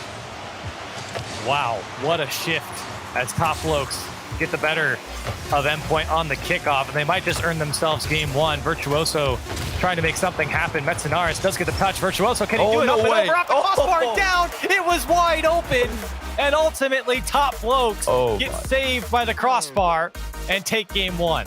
Oh, I almost wish we saw that buzzer beater. That would have been such an eventful game 1 where Top Blokes get that kickoff goal. They got 2 goals. What was that? In a span of like 30 seconds to come back here against Endpoint. And then Endpoint get the buzzer beater. But no, of course, the script isn't written that way. And this was a close game 1. I still think Endpoint had the edge in a lot of their mechanics, a lot of the speed. You talked about it yourself, Corelli. But then at the end of the day, those simple mistakes are what caught him. Yeah, if you think back to it, I mean, the miss from Relating Wave in the corner, and then obviously that kickoff as well, that went very problematic for Endpoint. That was the difference maker here. And Top Blokes, I agree. I do think Top Blokes need to pick it up a little bit, though, just obviously in the better half of that game. It felt like Endpoint was the faster team. They were putting together a lot more dangerous chances. Top Blokes were a little bit slow moving downfield. So for Top Blokes, you're happy that you won game 1. You know that you might have been outplayed at least for the majority of that game. You have to come into game 2 with a bit more intensity. Yeah, and this brings up the age-old theme where it's a team who's constantly patient and waiting for a mistake out of the other team, and the ball is in that team's corner where they can choose, to fix their mistakes, to be more aggressive, and then bounce back against a passive team, which is Top Blokes. And Endpoint, we haven't seen that yet. They need to fix those mistakes, keep up with that suffocating playstyle because they're taking the boost, they have the speed advantage, and they're winning 50s. You just can't be making those mistakes, and you should have things set here in game 2. So a single game lead now for Top Blokes in the series. Endpoint trying to pick up where they spent most of the game 1, and that's with that pace and disruption of defense. Archie does a great job to play this one downfield. Flame was there.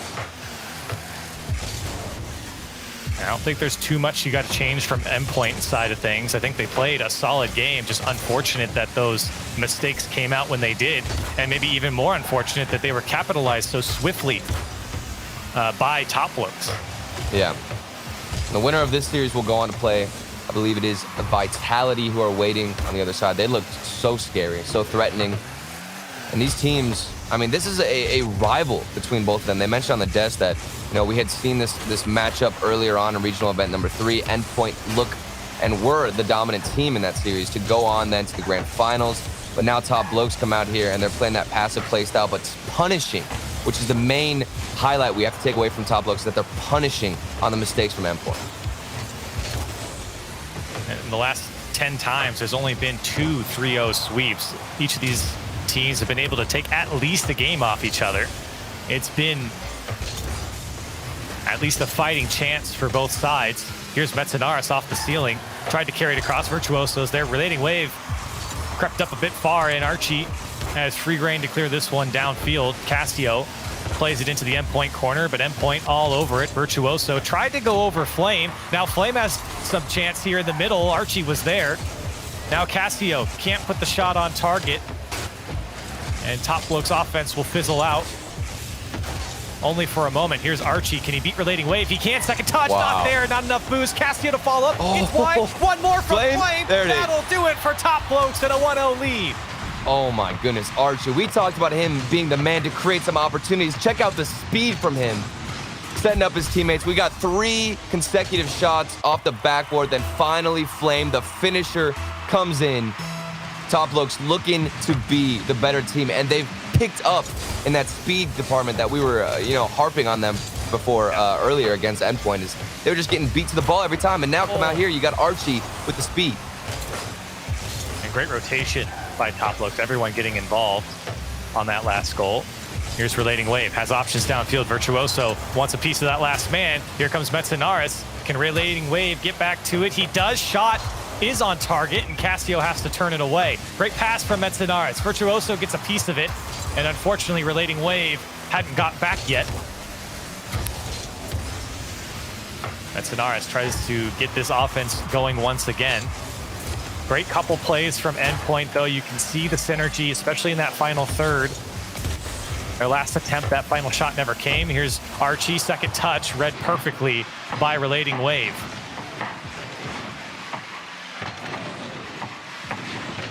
I think I agree, though, that it does feel like Top Blokes have picked up the pace. There's Archie, who just cuts the ball away from an Endpoint player. Oh, the pool shot pass as well. It's working. Relating Wave got the fake. Now he goes for another one. Back-to-back mind games. Almost worked Top Blokes. Thankfully, they had the rotation. And you're right, Curly. The speed from Top Blokes, definitely, a level above game 1. They've matched it with Endpoint. While I wouldn't say it's superior in every single challenge, they have been able to keep up with Endpoint, which is the big takeaway. No. Now a miss from Flame. That's a mistake you don't want to make. And Metza, he hit it so high up, could have capitalized. Disaster. Relating Wave's going to put it in. What happened to the Top Blokes defense? I have absolutely no idea. We saw the double commit now, trying to get that save earlier. And then Relating Wave had all the space in the world to set up the double tap. Top Blokes defense just scrambles looking for any kind of rotation. Flame initially missed. Castio backflipped the net, which put him in a dangerous position. Endpoint shots went a little bit wide, and Archie was forced to just bang it off his back wall, unfortunately straight to Relating Wave. And now Endpoint, momentum definitely swinging in their favor off of that one. The defense clearly disorganized. Well, I mean, you saw Metza too, who had that open shot after the mistake from Endpoint. I think it was was it Castio who missed the open clear? I'm not sure who exactly it was on Top Blokes, but Metza had a really good look at the net, just banged it super high, and I thought Top Blokes were going to run away with it, but no, Endpoint, they kept up the pressure. Wow, what a clear. And Relating Wave might actually pick it up. Metzenaris still trying to keep it on for Endpoint. Even after all that, it's a tie game. 8 shots in favor of Endpoint, though, to the 7 of Top Blokes. A couple of demos trade for both sides. Virtuoso clears this one to his right side corner and still with the ball. Virtuoso does such a great job of sticking with the ball. He always just stays near it. That's a big miss, though. by Relating Wave. But he's so difficult to get off the ball. Here's Cassio. Can he drop it down? Metzenaris clears it away. Archie, maybe one last chance for Top Blokes, but nobody was in the midfield. Are Endpoint going to keep this one up? They are not, or maybe they will. Flame played it over to Metzenaris, and this one will drop. It was a tough position for both teams. I was surprised that touch even came out. Overtime in game 2. Now the question is, what are we going to see in this overtime? Because both teams have made a couple of mistakes. In game 1, it was Endpoint making those simple mistakes. Now Top Blokes come out here with a couple of whiffs on the backboard. Both teams struggling to stay consistent with their clears, and they're getting punished for it. But now as we go into overtime, we're going to see the most passive play style out of both these teams, so long as we can pass maybe the 2-minute mark. I don't know about that for Endpoint. They might just put it away here. It's Virtuoso, and 27 seconds is all it took. I mentioned a passive playstyle, but I was completely wrong. Look at Metza, the solo play. We wanted to see him step up again and have a stellar performance like he did in Regional Event 3. He definitely exceeds our expectations with that solo dribble, and now we've got a tied up 1-1 series, Corelli. And Endpoint able to capitalize on a defense from Top Blokes that struggled, I think, late in this game. Obviously, the first goal for Endpoint, there was a bit of a gap there right off the bat in overtime as well. But again, it did feel like Endpoint had the slight advantage when you think about the offense that they were able to put on. Top Blokes, they had a lot of dangerous chances, especially their only goal was obviously the best chance they got here in this game. They had a couple, off chances, I'd say, from Top Blokes, but otherwise, it felt like Endpoint was the much scarier team here, even though it was still a very close game. Yeah, and at first it felt like Top Blokes were matching the speed, but as things progressed in that game, I still thought Top Blokes were able to pick up that pace a bit. But Endpoint, it was so suffocating from them. There were multiple shots getting put on target. Top Blokes were forced to keep their rotations tight. If the rotations didn't come out perfect with great timing on getting that clear when you're rotating in as that third man, then Endpoint would strike then, and they'd force a mistake out of you. And it was just difficult for Top Blokes to find a solid clear. We didn't see any of that transition game that we saw in game 1. You think back to that give and go pass from the defensive side where they hit one person in the midfield, back to the person on the left, and then we can get a nice solid shot on target, good transitions, but there was none of that from Top Blokes. And we look to see in game 3 if Top Blokes can pick it up in that department. We will see. How do you stop an Endpoint team that just plays to this consistent, unpredictable pace?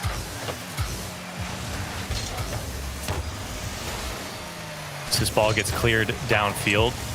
Archie to pick it up for Top Blokes, and we look to him to be the man to make the difference as he tried to get a flip reset, couldn't get back under it. Cassio, second touch was good. Metzenaris there to clear it away. Top Blokes in a good position right off the bat.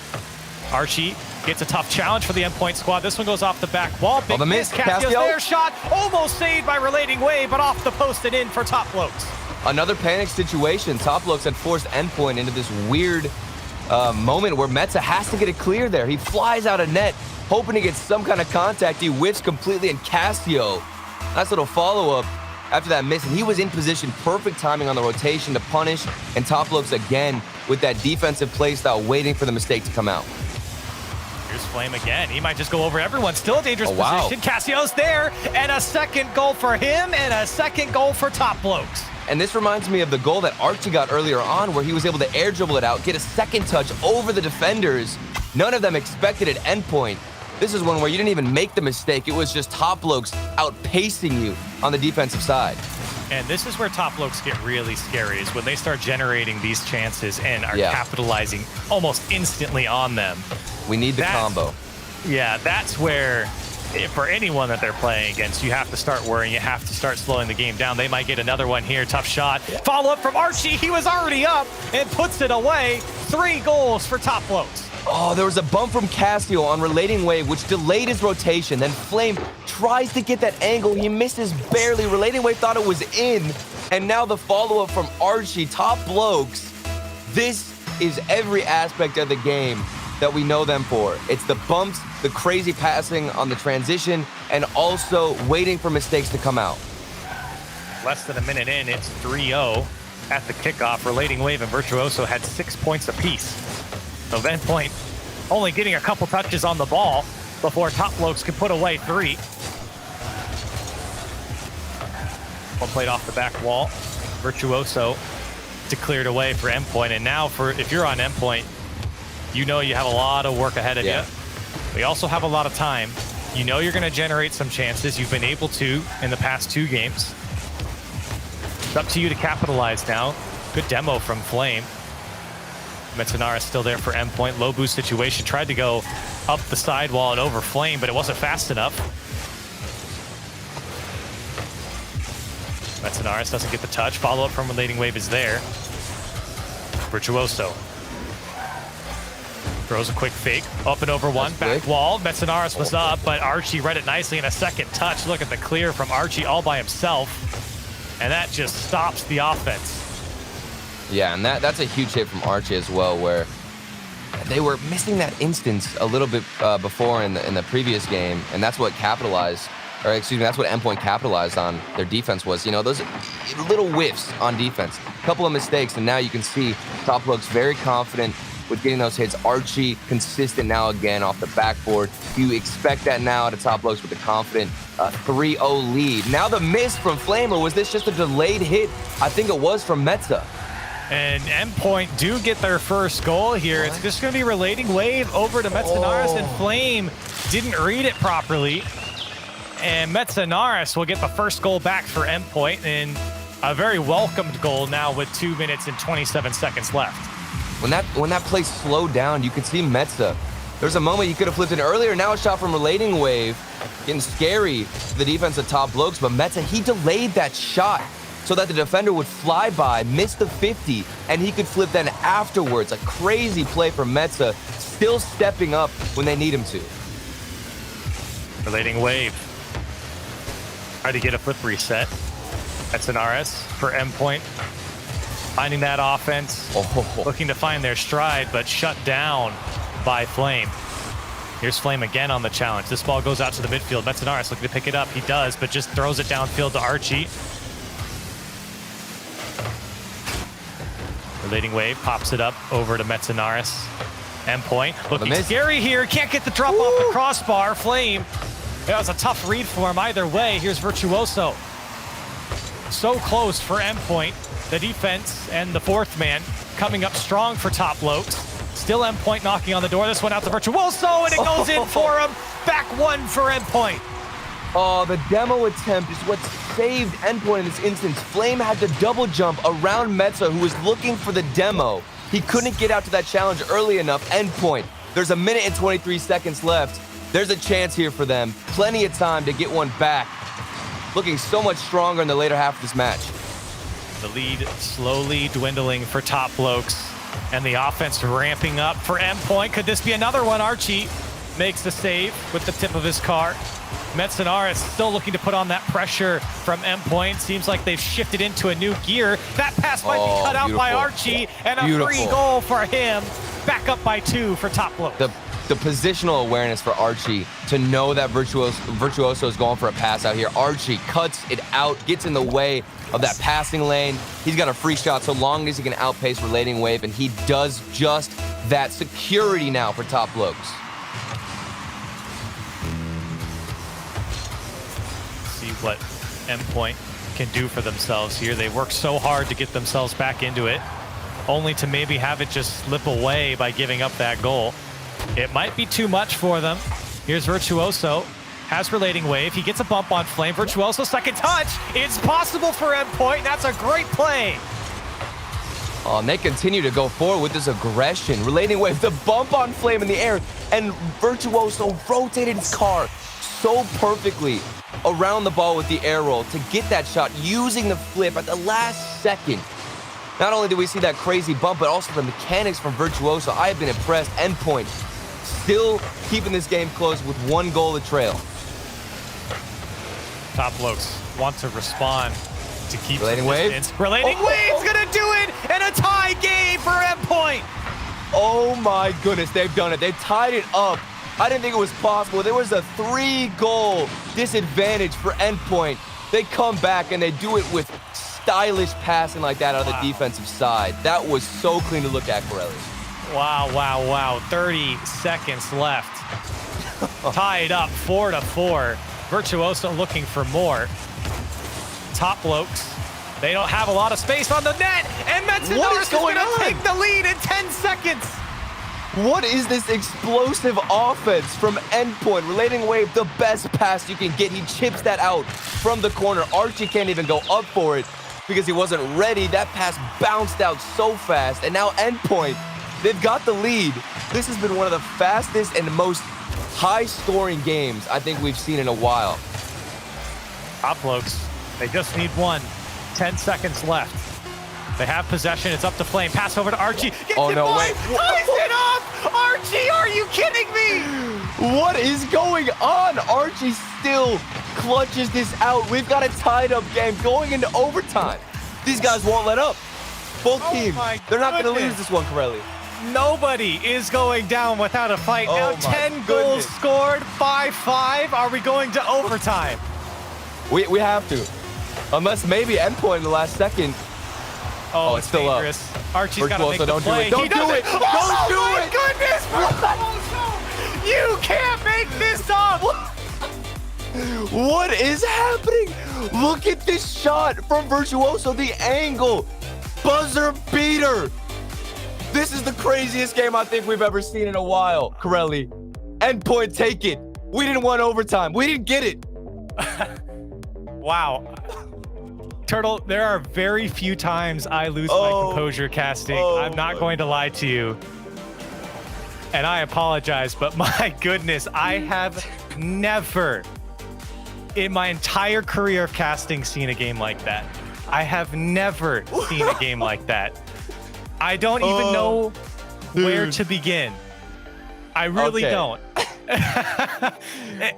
First of all, unbelievable comeback from Endpoint, but unbelievable comeback from Top Blokes. I mean, honestly, for both teams, obviously Endpoint was down by a lot more, but to give up so many goals, to then fight back from Top Blokes, to get to an overtime, unbelievable from both sides. And then the unbelievable, Corelli, OT goal, or buzzer beater. It wasn't even OT. We didn't even get set into OT. We were saying, no, surely this has to go into OT. I thought the bounce in the last few seconds, when the clock hit 0, it bounced milliseconds before then, giving Endpoint the opportunity now to come into match point. They were down by 3 goals. They come back, and then they go in the lead 4-3. Top Blokes somehow managed to clutch it up, and it ended in a 6-5 win for Endpoint. Who would have ever in a million years had guessed that outcome? I can't believe it. Now we've got another game. We got match point for Endpoint. Will they continue on with that momentum? You've got to be feeling good for Virtuoso if you get the buzzer beater. Absolutely, and you kind of have to regroup and regain. I think from both sides, even with that crazy win for Endpoint, but obviously a devastating loss now for Top Blokes. Backs against the wall. You get back to a 0-0 game, 5 minutes on the clock. You still got a series to play. Relating Wave wanting to shut down everything from Top Blokes. Follow up by Metsunoris. Virtuoso's going to go, and he plays it into the corner. Top Blokes there to clear it out. Top Blokes looking to find some sort of form here in this game.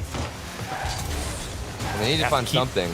It's been difficult for them, really, to keep pressure. I think a main key out of their offense has been the transition game, which has been very deadly. They're passing, and also the cutoffs in midfield. That's what was working so well for Archie, especially when finding those passing lanes. He was able to intercept the ball, get a better look on net. We need to see that again. Now the demo almost worked out. And then the tip shot from Archie, it's still off the post, or excuse me, the crossbar. But we're getting closer looks here from Top Blokes. Yeah, very close for Top Blokes. Flame almost just pushed it through that last defender, not enough. And good defense from Endpoint to stay strong even when things get dicey on the goal line. They cut off the angles for Archie. That was probably the best look Archie was going to get with that shot. He had 2 players in front of him. Relating Wave trying to play through the midfield. Top Blokes picking up the pace a little bit. Can Archie get by? Demo comes through. Is it just going to bounce in for Archie? It will, and Top Blokes, they strike first. Oh, the aggression now from Casio. He was flipping forward, then bumps Metsunoris, gets the wave dash on the floor to take him out completely, opening up that goal for Top Blokes. All that aggression, the pressure finally results in 1 goal. Top Blokes, they come out, and of course, they're going to respond to that buzzer beater goal from Virtuoso. Top Blokes, a dream start for them here as they continue to fight in this series. Metzenaris and Endpoint still looking for their first goal. Relating wave, it could be him. He gets bumped out of the way. Virtuoso's there. Archie clears the way, but it's not good enough. no. Metzenaris puts it away, and Endpoint tie it back up.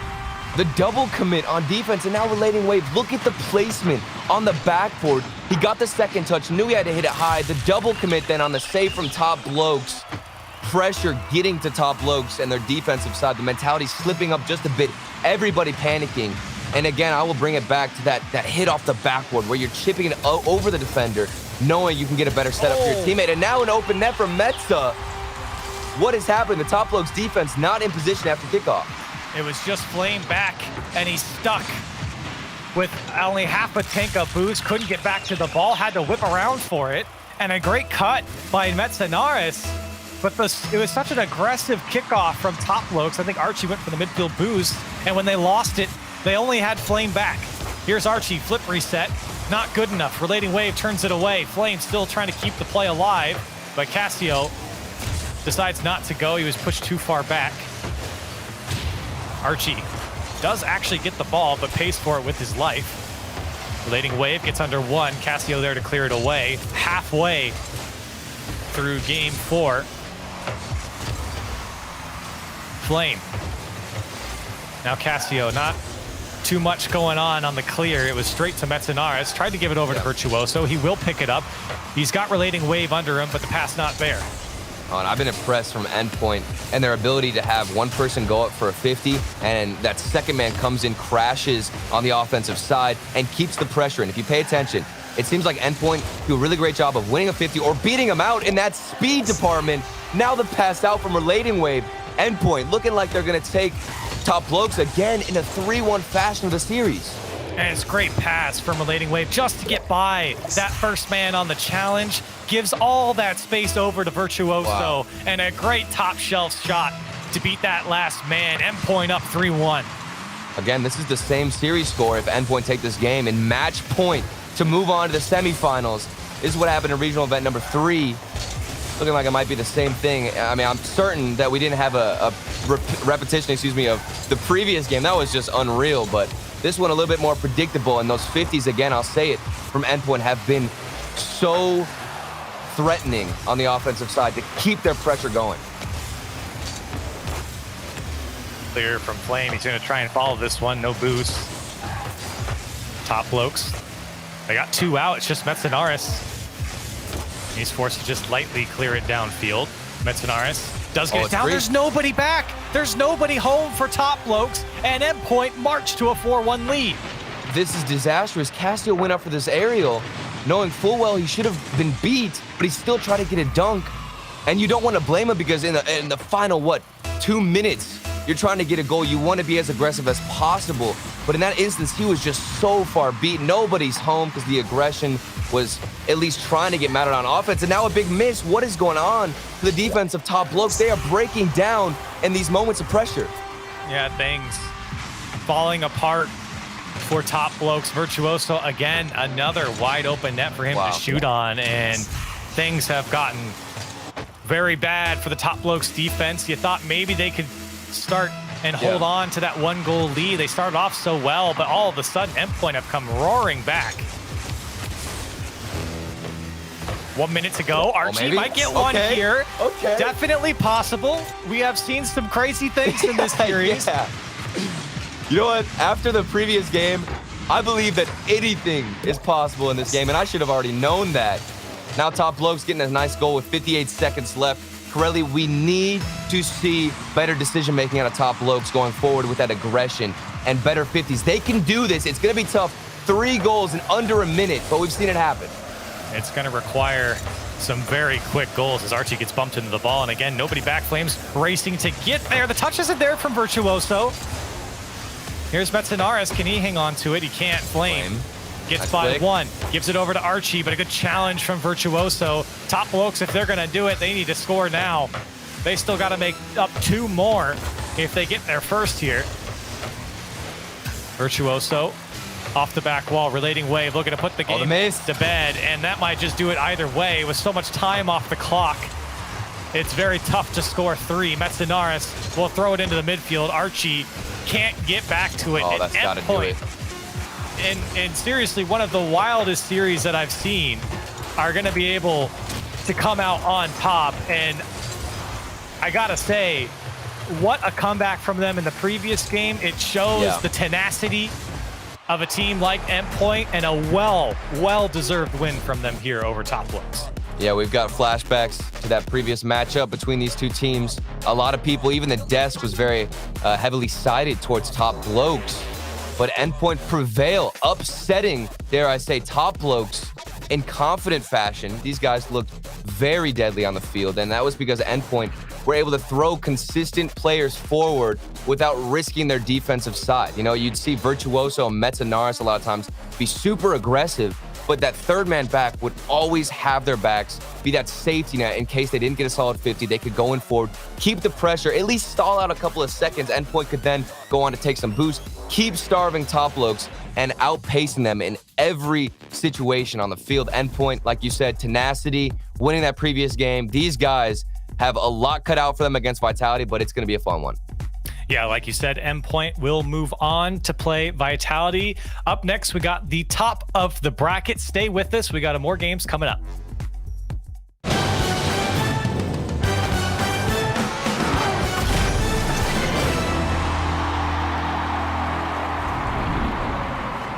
Knows how to build unlimited right. Start with America's most awarded network. I'm on my phone 24/7. Then, for the first time ever, give families more entertainment with Disney Plus, Hulu, and ESPN Plus, now all included. We're a big soccer family. Handmaid's Tale. I love Frozen. Then give families plans to mix and match, so you only pay for what you need. You get so much more than this, a great network. With plans starting at just $35, the network more people rely on gives you more. This is unlimited built right, only on Verizon.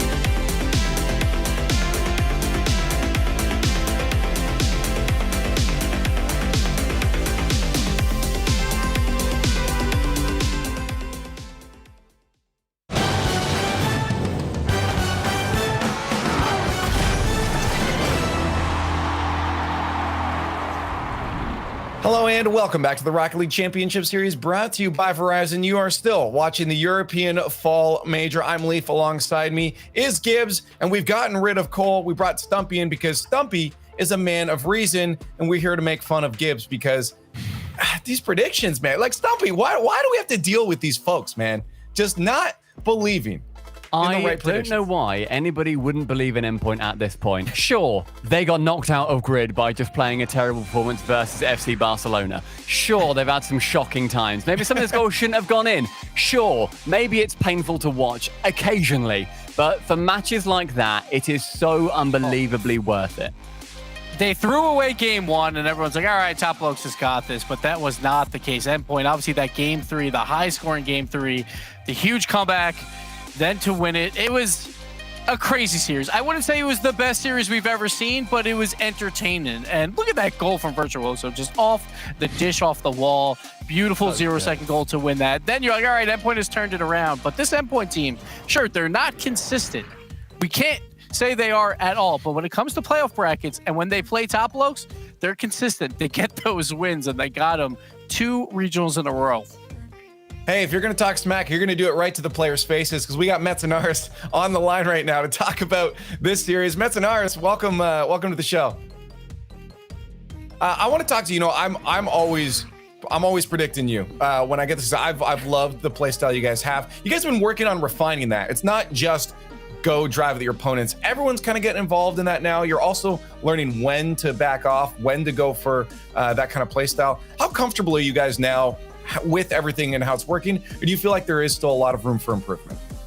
I mean, as you can see from that game by itself, there's definitely a lot of room for improvement. But also, even if we play bad, we can still get the win. So it's like good and bad at the same time. We have a lot to improve, but definitely quite the series. So that's my question next to follow up. You guys, maybe not the most consistent team at times. Do you guys know early on a day, it's like, we're not really feeling it today, but we're going to try and battle through it? Or do you guys try, when that happens, to change up how you play throughout the day? Well, honestly, I feel like this is the most consistent team I've ever been on. Like, when it comes to regionals and like major and stuff, we're always going to at least the 5th round of Swiss in the top 16, and like every time that happens, it's like so similar. We lose some and we don't. It doesn't matter. We know we're gonna like come out on top in the end. But the Swiss stage just like makes you believe you're always gonna come out on top, even if you get some losses. I think more inconsistent we've been on the grid, but I think that's hard to be consistent on because people just don't have pressure and they play really crazy, and yeah, it's kind of hard to predict what other people are doing as well. Yeah, I've watched you guys obviously in the grid for all what ended up being 10 weeks, and it's something that we were criticizing a little bit about the Endpoint team is there can be that inconsistency. But I'd like to just zoom in on that game 3 for now, because it was 7 goals scored in the final 90 seconds, just wiping the sweat from your brow. How were the comms during that? Because we've seen some of the comms videos from previous regionals. We've seen them come in every week of the grid as well. And typically it's quite calm with some exciting moments. Is there going to be a lot of excitement in this latest comms video? Well, we were kind of calm at the start, had some stupid mistake, went 0-3 down, but then it was like 4 minutes left and we kind of knew we had a chance. They weren't playing that good, so we just needed to score 1 goal, and then like it kind of started getting the momentum. We started getting more excited, more goals we scored. Then we came back, we got excited, and then we conceded again, and it goes down like this. And then we scored, and woo, we're hyped again, and it went like really back and forth. And then I at least got very hyped at the last goal on the 0-second. I was hyped. We were all sitting in the green room chat that we've got here in the Discord, and it was me, Cole, obviously Gibbs, and then Leaf there as well. And Jorby was screaming along with me and Cole, so excited. And the goal would come in for Top Blokes, and we were like, oh no, of course this is how it ends. And then like 4 more came in. I loved that game, and I'm sure it was quite horrifying to be a part of. I mean, that was definitely a horrendous game, I have to say, from both parties. Well, I got to ask the question, though. Is that going to change? You guys got Renault Vitality next. What's the game plan going in here? Is it just kind of wing it again, or do you have a strategy? I mean, obviously, I'm just not going to say our strategies or anything, but well, I think against Vitality, we're like so far down, like underdogs. We might as well just play our best and see where that gets us, especially because they seem to be playing pretty well today. So yeah, just excited to show everyone what we can do when we play actually good, not like in that series. Hey, sometimes playing with nothing to lose will get you some dubs. So good luck in your next match as you play Renault Vitality. Thank you for your time, Metanaris. Thank you. There's Metanaris from Endpoint. Having some fun with that one, but you know that next one, that's right. I like that stomach. That's good. The game plan, mate. Be Endpoint. That's all they need to do. It's just insane because when we look back at the last 3 regionals, 3-0, 3-0, 3-0 for the top blokes in the top 16. And then Endpoint, 1-3, 3-2, 3-2. But the last 2 times, playoff bracket, that's all that matters. Endpoint gets the win. They come in clutch. And we saw it last time when they played Vitality. They look good. So I hope they show that once again. I was going to show that bracket just for a second here. Let's just talk about it really quickly before we talk on our next match here. We've seen Renault Vitality now get a 3-0 in Giants Gaming. They move on into the semis where they play Endpoint, who just took down Top Blokes in that match that we just talked about. Now moving up the bracket there, Galaxy Racer versus Triple Trouble is next, and after that, BDS Barcelona. Let's talk about Galaxy Racer Triple Trouble though. Kickoff is about ready for this match. We got to break down what's going to happen here. Galaxy Racer and Triple Trouble, both teams that Gibbs probably could be teams that maybe are replaced by some other teams in this region in this top 8. Yeah, so this match is so important because, again, double the points. Like Galaxy Racer right now, they are fighting for a top 6 spot. They have been playing so well that we could consider them one of those teams to make those top 6 spots. The other side, we got Triple Trouble. They finished 15th, tied for the last spot to make the major. They want as many points as possible to get back into that conversation. So it's going to be an interesting match because it is 2 teams we didn't expect when we began this all the way back in Regional 1 to be here, but now they're here. Yeah, this match is, again, as Gibbs just said, extremely important. We want to hear what you guys think about it. Of course, it's time for the Verizon fan vote. Get those hashtags in the chat. Let us know how you think this one's going to go. While you guys do that, we're going to get our predictions out there. I'm going to start with you, Stumpy. With this match, who do you think is moving on into that semifinals? The fact that Triple Trouble, to get here into this top 8 bracket, had to rely on Endpoint to take down, I think it was Oxygen in the end, or Liquid, can't remember. I believe Team Liquid, yeah. Liquid, yeah. They had to take down Liquid, otherwise they would then get the spot. Triple Trouble did not have this in their hands. They had to rely on Endpoint, and nobody wants to do that, believe me. I think the Galaxy Racer, to be honest, they are battling for that top 6 spot. And Triple Trouble to get here, they've done a great job. It wasn't on their own merit though. They did all right to get through. They've played the least amount of games so far. Like I think it was 6 less than Giants to get here. It's I think going to be a little bit too much of a mountain to climb. I think Galaxy Racer take it. And if we're doing scores, I'm gonna have to unfortunately say probably a 3-0 to Galaxy Racer. Wow. Okay. Quick day. Gibbs, what do you got on this one? We'll go Galaxy Racer. We're talking about Arju. He joined this team and they turned into a top 6 team. Now, we heard from Speed that he didn't think that this player was clutch when it came to the Spring Series, and Arju, he didn't have a great Spring Series. So, no longer on Team Liquid, but I don't see Team Liquid here at all. I see Galaxy Racer. That's fair. I see Arju. I'm going to 3-0 sweep as well. I was gonna say I honestly was upset during that yeah or nay during the pre-show when you guys all said, or most of you guys said, that you'd take Cooks here over Arju, but at the same time, you better be sorry, but at the same time, I'm still gonna have them with the dub on this one. I'm gonna agree with you guys. Galaxy Racer has been impressing lately, and Arju has been doing some really good work on the field. So I think they'll be able to take this one. Triple Trouble not out of the question yet. I think these guys definitely have it. I don't know about the 3-0. Wow. I think I'm not quite on 3-0. Triple Trouble's got that brand name though. You know that there's some fans out there, but yeah, it's in favor of Triple Trouble. Possibility. I'm going with maybe even a 3-2. I'm not saying a 3-0. I say maybe a 3-2 on that one. But chat in favor of Triple Trouble. We're going to find out if they're right in a few seconds here, but not before you get on Twitter at RL Esports, hashtag RLCS to get your full thoughts out on this match. Tell us how much you did agree with us on Twitter. But it's time to head to the Verizon fan box for our next match. The desk feeling like Galaxy Racer have this one in the bag. Turtle, Triple Trouble, they're here. They made it to the fall major playoffs where where probably a lot of people thought they weren't, but they certainly still have their work cut out for them here against Galaxy Racer. Yeah, it's going to be tough for Triple Trouble. I'm kind of leaning towards the side of the desk as well, where I think Galaxy Racer, coming out here with a bit more momentum, a little bit more experience when it comes to trying to battle out in the playoffs, trying to get into that top spot in Triple Trouble. They've been so close every time. Don't get me wrong. I think they have the potential, the skill to do it, especially with Bluey. We all know him for being incredibly mechanical, but it will be difficult against Arju, Ixo, and Matane, specifically Ixo. I've always been impressed with this man.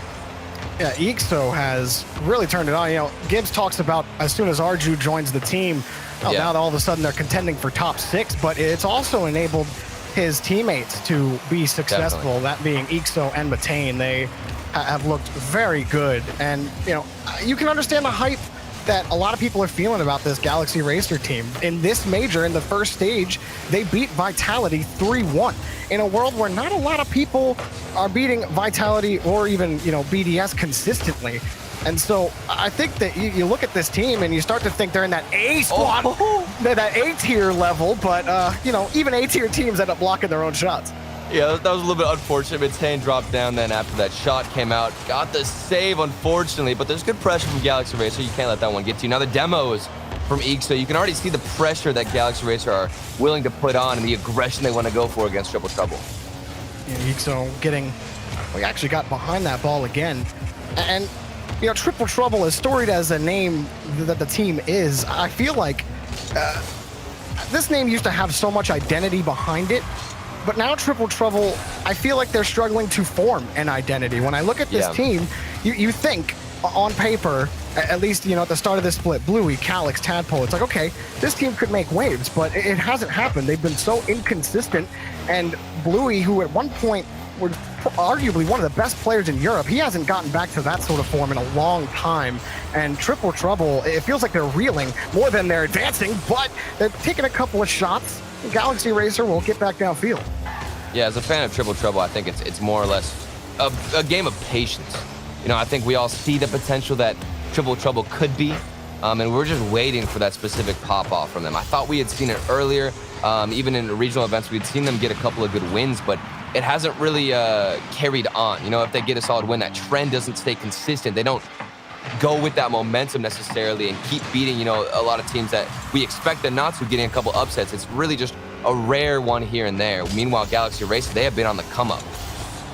Calyx trying to get something set up, and Calyx, a lot of people maybe thought he would be the guy to give Triple Trouble more of an established identity. And he was going to come back to pick up another save. Triple Trouble having to fend off a couple of Galaxy Racer opportunities, and that one floats in. Ixo with the air tip-tap. Not only was this a tough angle from Ixo, but this pass from Arju was so fast. You notice that he saved his flip, timed it perfectly to get the most amount of power. And while it was a predictable pass, since it came out with that power, Ixo was able to get up early and get an advantage on that angle. It hasn't been all Galaxy Racer pressure. Triple Trouble have had a couple of opportunities, but they haven't been as many as you would like. Only 3 shots on net. In comparison to Galaxy Racer's 4, it feels like a very controlled defensive game. Here's a quick pass downfield for Triple Trouble. A shot on target for Bluey, but Arju there to pick up the save. Yeah, speaking of clutch moments, I know they mentioned on the desk, you know, a lot of people question Arju in those clutch moments, but in that moment, with the pre-jump, he was able to get the save. Solid performance so far from everybody. And that's a good pass from Bluey, unfortunately unanswered from anybody else on his team, and now Arju's got some space to work with. Calyx picks up this save, but he was the guy that was supposed to receive that Bluey pass, and he rushed it. Like, he launched, so he didn't launch up high enough initially, and I think he was expecting Galaxy Racer to challenge that ball a little quicker. That was a pretty big miss for Triple Trouble. Like, Calyx usually pretty good at hitting those, but it looked like he was expecting Galaxy Racer to bite, and so he wanted to be there for the challenge. But those little things are keeping Triple Trouble away from the blue half, and Arju rolls it right across. Ixo trying to handle the ball, and still Triple Trouble playing a lot of defense. Seems like a lot of them are honestly chasing the ball in the same style. We're waiting for, you know, a couple of passes when you transition out. I think Top Blokes were a great example of that. While they didn't win the previous series, a lot of times we saw really good moments that led into scoring opportunities because they were passing so well, out of the defensive side. We're not seeing that with Triple Trouble, but then again, it is game 1. It's a feeler one. We'll see if they can pick it up. Whoever's in that third man spot for Triple Trouble really wants to push forward, but every time they do, they're low on boost. and they don't really have the ability to keep the ball locked in the blue half. So they're forced to launch the ball downfield, but Triple Trouble grabbed a couple midfield boosts. 30 seconds left, and they're starting to advance, but it's all about the shot, and that one wasn't good enough. Ixo had the block. Calix picked it up again, has the next challenge in front, but the rotation for Triple Trouble is just too wide. No one's really ready for a quick follow-up on any of these challenges or defenses, but coming from the sky, real quick on that last play. The demo was Calix, and now the pass, but it's cut off. Matane read that the whole way, counter, and it's denied again. Triple Trouble aren't behind the ball, and it looks like Galaxy Racer are going to take game one. And that was a massive stop from Matane. He was the last man back to, I think it was 3 players from Triple Trouble trying to mount an attack. He was able to predict the pass from the corner, get in front of it, go for the risky pre-jump because he was already up that pass. He got in the way of it, and that's what got that final clutch moment for Galaxy Racer in those last few seconds. So huge plays on defense, because not only we see good aggression from Galaxy Racer, but whenever they got tested on the defensive side, they were there, like Arju with that pre-jump save, and then now Matane in the final moments. Is Galaxy Racer doing, they're doing a great job controlling the pitch, and again, it's causing Triple Trouble to have to manage their boosts and pick up more pads. It forces you to be slower on the rotation, which just inherently gives Galaxy Racer more chances or more time on defense to, get set. You're not feeling a lot of pressure. So I think it starts with Triple Trouble and the midfield. We talk so much about the midfield in Rocket League, but it's a snowball effect, Turtle. You see what happens where Triple Trouble, it's like they're in the right spot, they're doing the right things, but the ball's flying over their head because are you really in the right spot if you don't have the boost to manage where you are? I think Triple Trouble are still figuring their way out in the series. Yeah, and boost management has always been something that's difficult to deal with because there's so many different options that you can go with, but not all of them will be effective depending on the team you go up against.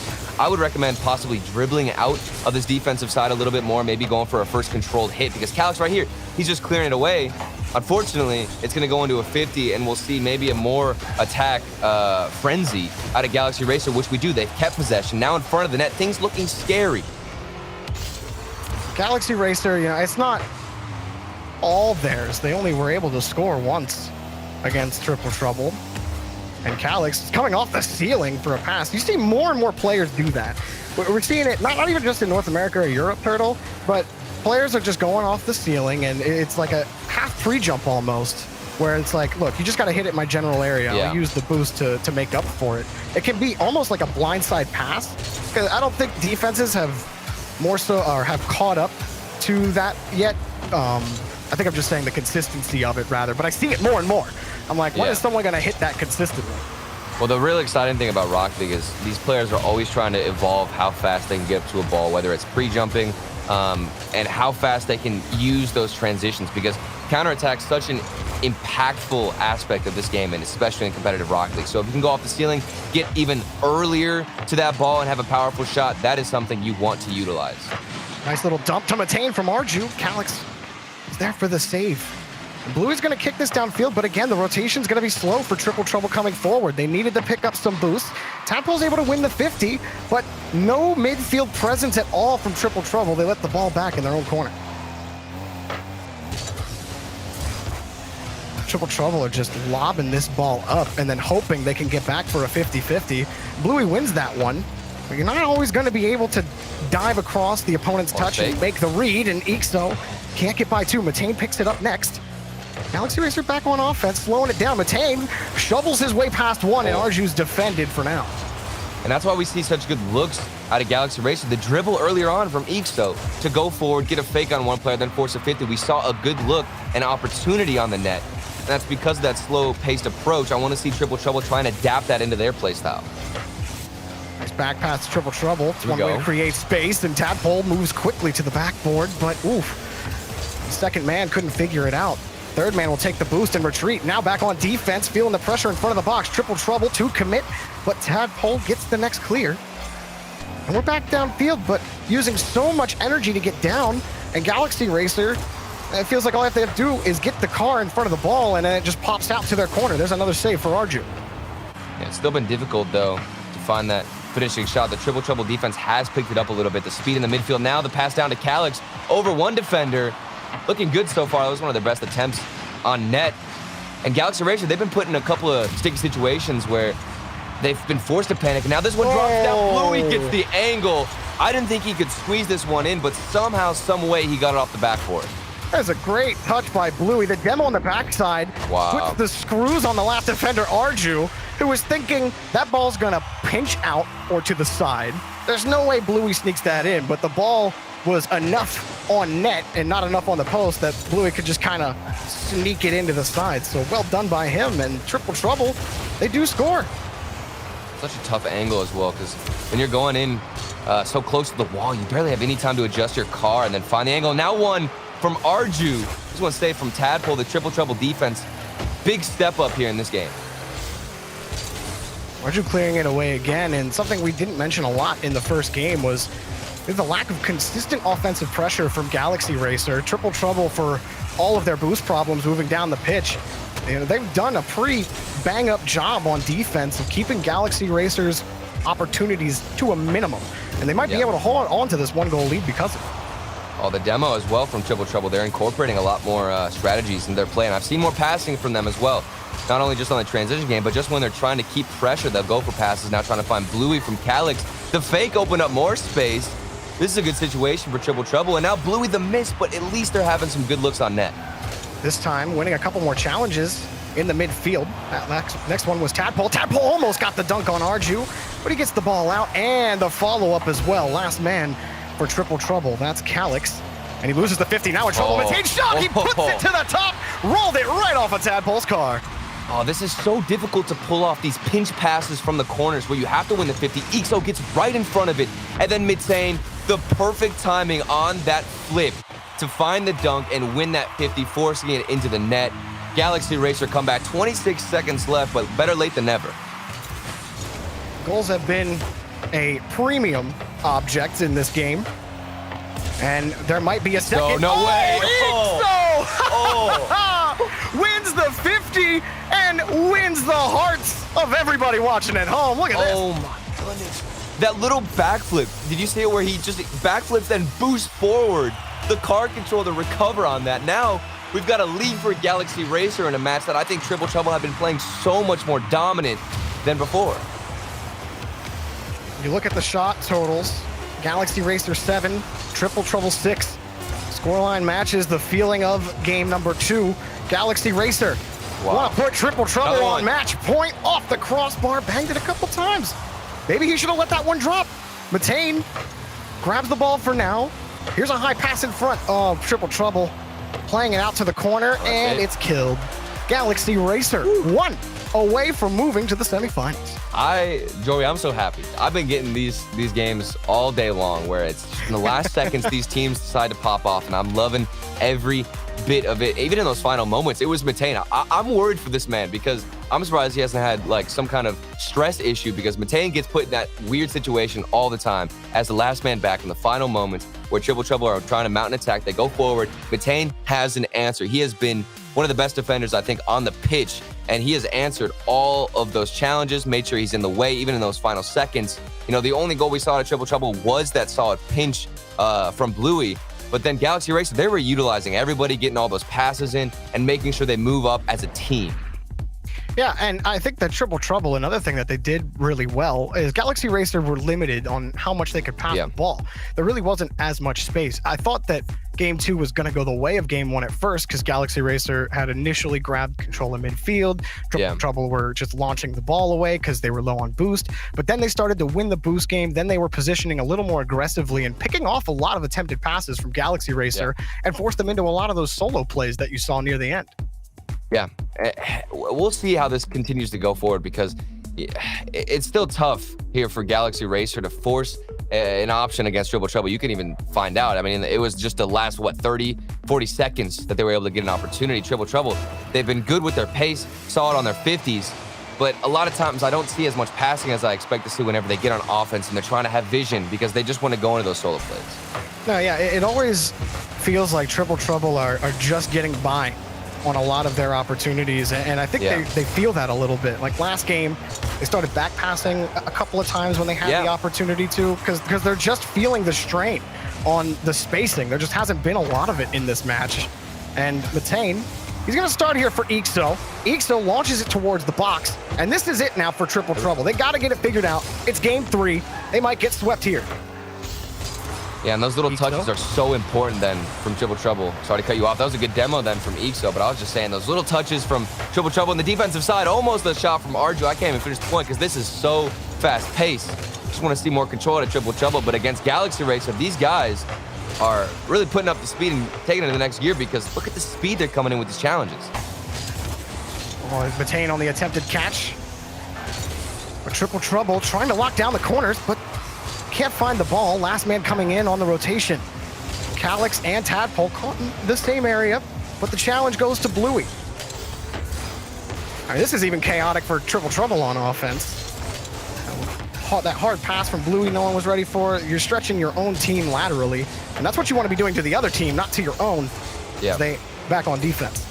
I mean, you talk about an issue for Triple Trouble, and that's with spacing. Now, Calyx almost got a double touch. I'm not sure how he even hit that again.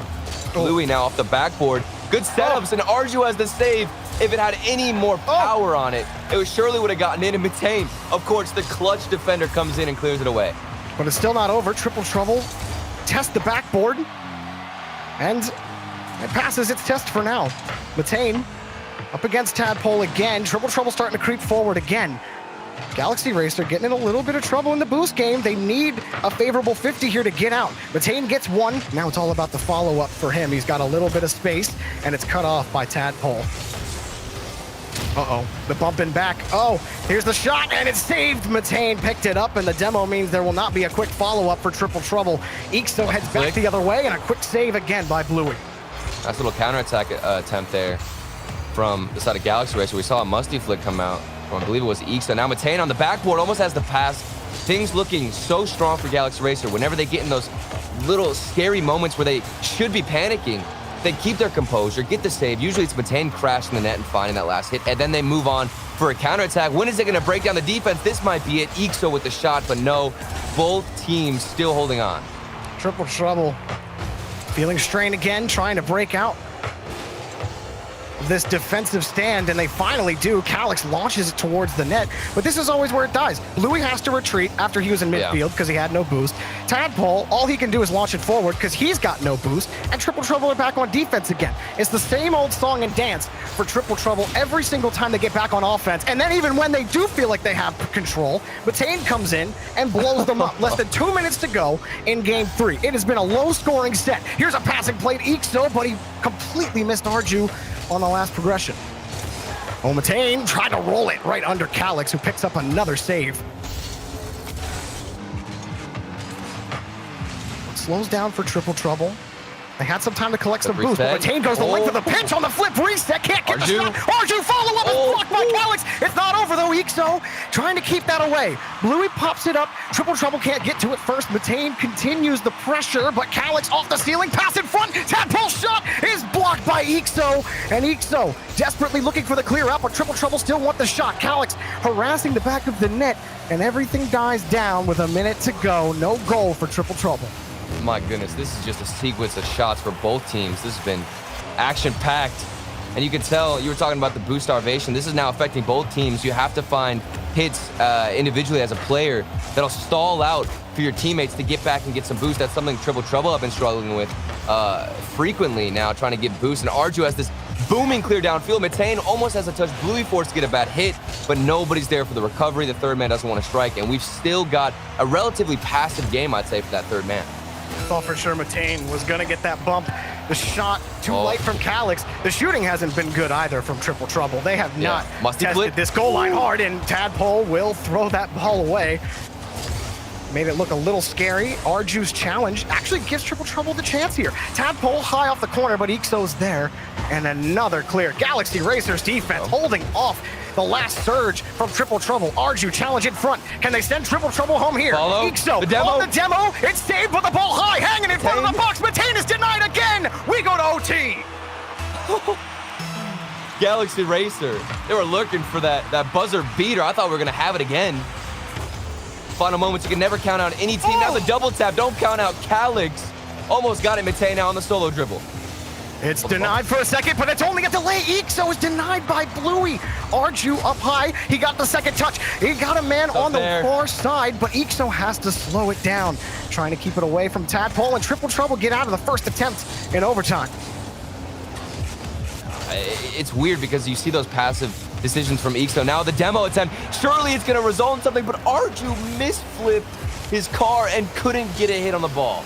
Several times, Triple Trouble have only had one guy in net, and they've made the save every single time. They can't do it, though! Ixo sends them home! Galaxy Racer move on!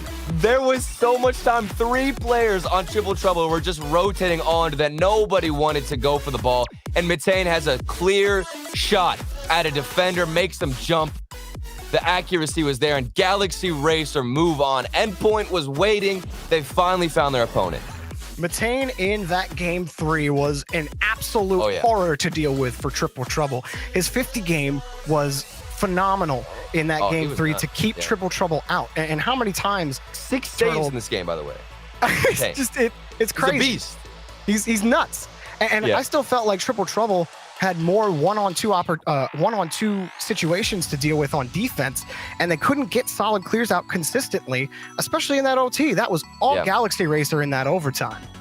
You've got to work on your rotations if you're Triple Trouble. I thought they looked great here. I don't want to discredit them, but in those moments where you're giving up space to Galaxy Racer, it's because that rotation is too slow. Everybody wants to go to the net, and that's a panic mind state. Whenever you're thinking, I have to just get to net, that means you're not really thinking about the positioning of the ball, where it's going to go, or who's the attacker. So you all rotate to net, but you're giving up so much space for Galaxy Racer, and it also makes it that much easier to get bumped. That's what happened here in Game 3, and Galaxy Racer, you know, they're going to carry momentum. It's going to be a tough one against Endpoint, but I'm excited to see it, man.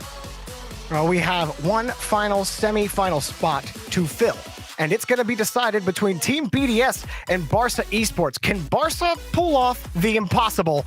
Find out after the break.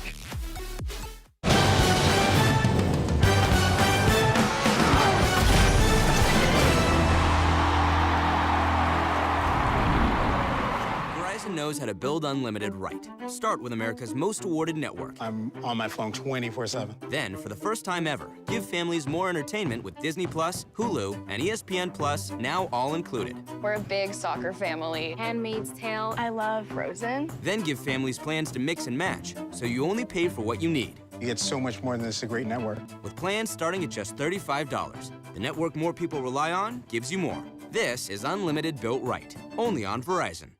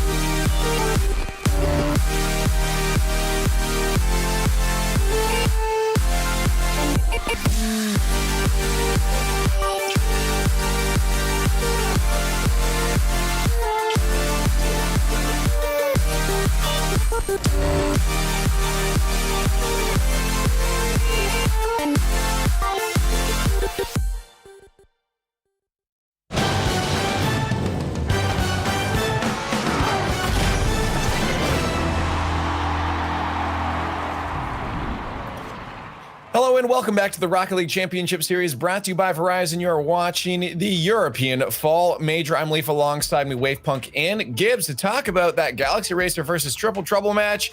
Gibbs, you got some redemption there. You called the 3-0. Finally. But Stumpy is killing both of us right now. A broken clock is right twice a day. That's one of mine right so far. But we saw Galaxy Racer. It was a low-scoring game, but it felt like they had a lot of the possession. And I really liked what happened in Game 3. It felt like they started to boost starve them. And when you boost starve a team, then you go for the demos on that team as well. And we started to see them get pretty physical towards the end of that series. And there was really no answer at all on the offensive side.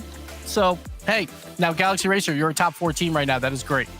I mean, we did see a few standout goals from the side of Triple Trouble, but Galaxy Racer, genuinely, in a class of their own in all departments, even in this Game 3, which was so close, going 0-0 into overtime, the zoning of the goalies there at the end paves the way for the go-ahead goal. They'll qualify for the semifinals.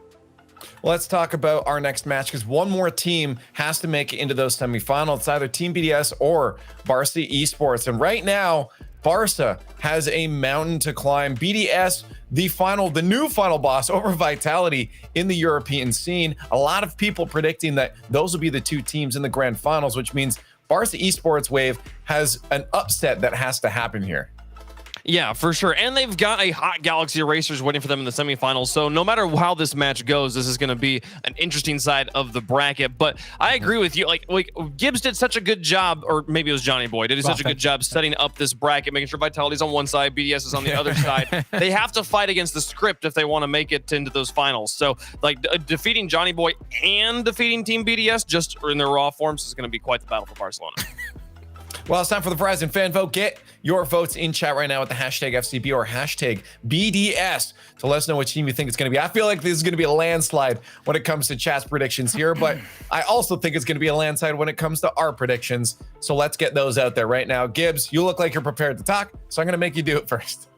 Every time I talk about Barca, I'm like, they have potential. We've seen their offense, what it can do at times, but it's never when they play BDS or Vitality. Last time we saw them in the top 16, they played both these teams. It was close in games, but they didn't win a game. They got 3-0 and 3-0'd. BDS very likely to do it again. The last 3 times they've played Team BDS, BDS has won in sweeps. So BDS, by far, huge favorites here, and I expect a sweep here as well. BDS for Gibbs, Wave. I agree. Barcelona, lots of potential. Here's the thing. Potential will get you this far in the tournament, but it's consistency that gets you into the finals and will get you that ultimate win. BDS has proved they've got that consistency time and time again. I've got BDS taking this. Yeah, the production already knew. They put it up early. Just throw it up for mine too. Get them all up there. It's all BDS across the board. I think it'd be silly at this point to go against them. Again, 2 regional wins. Gibbs has multiple times, as I mentioned before, called them the final boss now of EU, and I think everyone's calling them at this point. Vitality's the only one that really can stand in their way. Not to count out a Barca Esports team. They're a great team. They're in the top 8. They got here for a reason. But BDS is just too good at this point. They're still in their peak. And it's honestly not as landslide as I thought it would be. 61% in favor of BDS. So there's some believers for Barca out there. The upset could happen, just very unlikely. Get on Twitter and let us know your full thoughts at RL Esports, hashtag RLCS. But now we're going to find out who goes into the semifinal. Only one spot remains. Is it BDS or is it Barca Esports? We find it now over in the Verizon Skybox. Thank you, Leaf. And Cole. Hello. It's great to see you. I hopped across the pond, didn't expect to see you so quickly. This is exciting, this next match. I don't know how I feel about Barca trying to win this series, so I need you to tell me, Cole, what's the blueprint? What's the blueprint for Barca Esports if there is a world where they beat Team BDS here? Well, step 1, Jorby, is to get themselves 1 game, because in the last 3 attempts against BDS, Barca haven't managed that, losing 4-0, 4-0, and then most recently 3-0 against them. So once you get past that small issue of just getting 1, you got to get a couple more, so it's going to be far from easy for them. But I think on an individual level, it all comes down to Itachi, the man that's currently in goal, just waiting. He is their link player. Veronica's their goal scorer, but you can't do what he does unless he gets opportunities. But actually, it's Devo of the first goal for Barca, none of the players that I mentioned. That's certainly one way to start out, but Devo is, the guy I'm looking at, because if I'm going to pick out what's made Barca so inconsistent, Devo is kind of where I'm pointing the finger, and that's not to throw any shade at Devo. It just feels like in the series that Barca end up losing, he tends to end up dropping the touches that he needs to make. And here's a nice pass in front, Barca. They start off this match with some gumption, but I'm looking at Devo on Barca as well.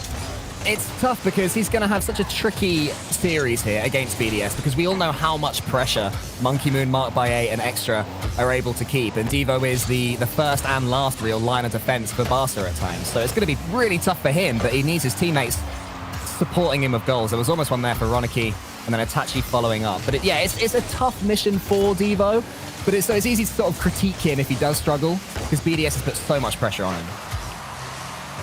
He does grab the next ball off the backboard. Team BDS were feeling pressure early. That shot was off the crossbar for Extra. You're going to see that more and more from him as the match goes on. Already another carry too, but not. It was a good save from Roniki there too. Another thing I want to see from Barca is just some form of midfield pressure. We talked about their incredible series last week where they held out against BDS in game 1 for 8 minutes and 8 seconds in overtime, but throughout pretty much the entirety of that overtime and of that series, really, BDS, they always had those middle boosts. They were always passing the ball around, and they always had the second ball. So just being a little bit more confident, I guess, and trusting your reads for Barca will really help them too, because BDS, we know they're going to have a lot of the play, and Barca, I think, needs to just not fear that and not panic if that is the case.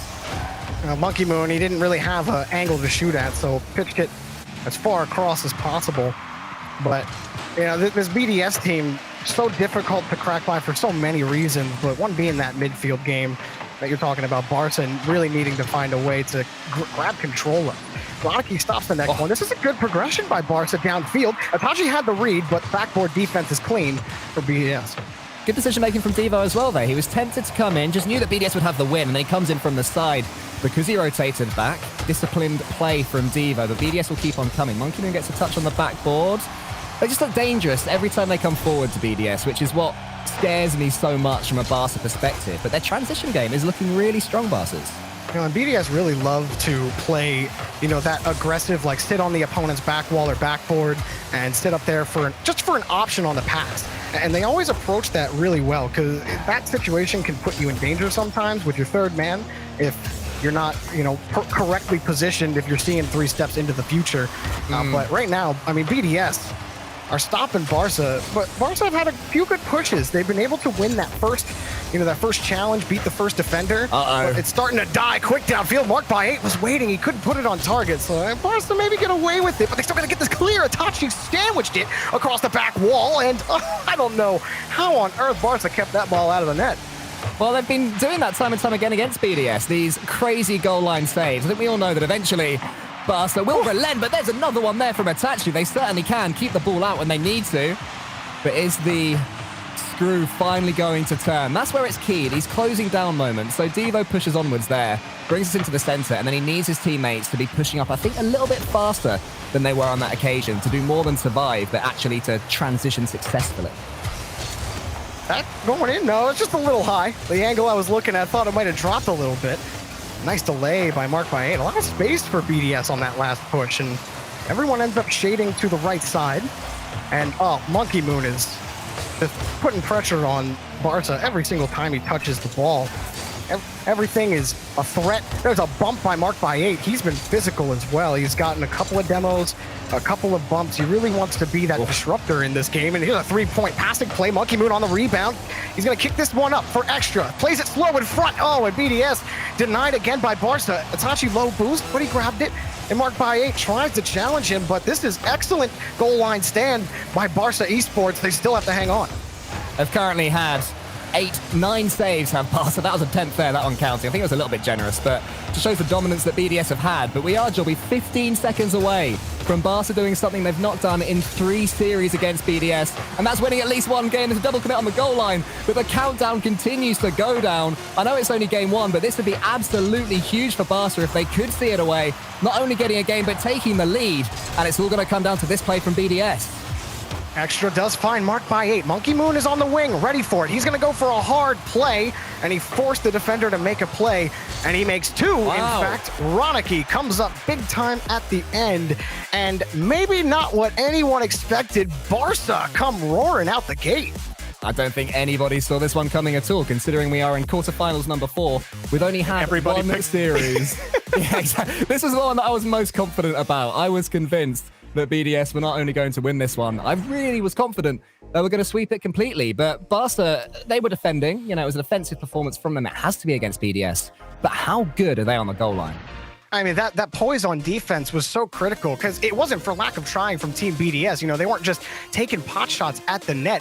And maybe they should have taken more shots because Team BDS, I think maybe their fatal flaw is that they pass the ball too much in front of the box. You know, that'll trip up a lot of teams, but Barca have dealt with this BDS squad and how they like to play offense so often. They're like, look, we just stay on the ground and maybe we call it out. It looks like they're calling everything out on defense. I don't know how it took them to the very end of the game to finally double commit with what BDS were doing in front of the box. It is amazing, the communication they continue to have under such a barrage of pressure. But the sad thing is, Jorby, that with BDS, it's going to happen again. We can pretty much say how this second game is going to go. It's going to be a BDS with relentless pressure, and surely they grab a goal in game 2. Yeah, and that's the big difficulty. Ooh. Yeah, and also difficult for Mark. Close to doing it in the first few seconds. Ooh, another shot. You know, I was gonna say, Cole, just that I think you're totally on point with the consistency being what Barca have to contend with, because it's like, okay, you know, you didn't just have to sweat for game 1. You have to sweat for the whole match against this team. They are never going to change it up. They're such a mentally resilient team. Rarely do you see them tilt out and whiff or be out of position. Barca have to match them and almost play perfectly the entire way down the pitch. Something else you see from BDS is that they tend to improve as a series goes on. Even last week, game 1 was that 8-minute overtime, then game 2 was a little bit more comfortable in the 2-1. That's almost a goal for BDS there. And then finally in game 3, I think it was 3-0 in the end, they really just pulled away and showed the quality that they have. But it's Barca that continue to have these counter-attacking chances, almost another one, and a really good start for them in game 2 again. Really like the challenges from Extra in this game as well. He got that pass out for the potential goal earlier, but then even right there, he has to grab the boost and still square up on the challenge. It can be so easy to rush those opportunities, but I think that's something that Extra brings to this roster that is so helpful. And he's certainly had a journey where, you know, he had high expectations because he splashed early in RLCS when he made his debut. Oh, Roddicky wanted the mid-air pass, or maybe the third man pass to Itachi, and that's, you got to connect on that if you go for it for Barca. You have to, but the signs are looking good. These infield passes, BDS do look slightly...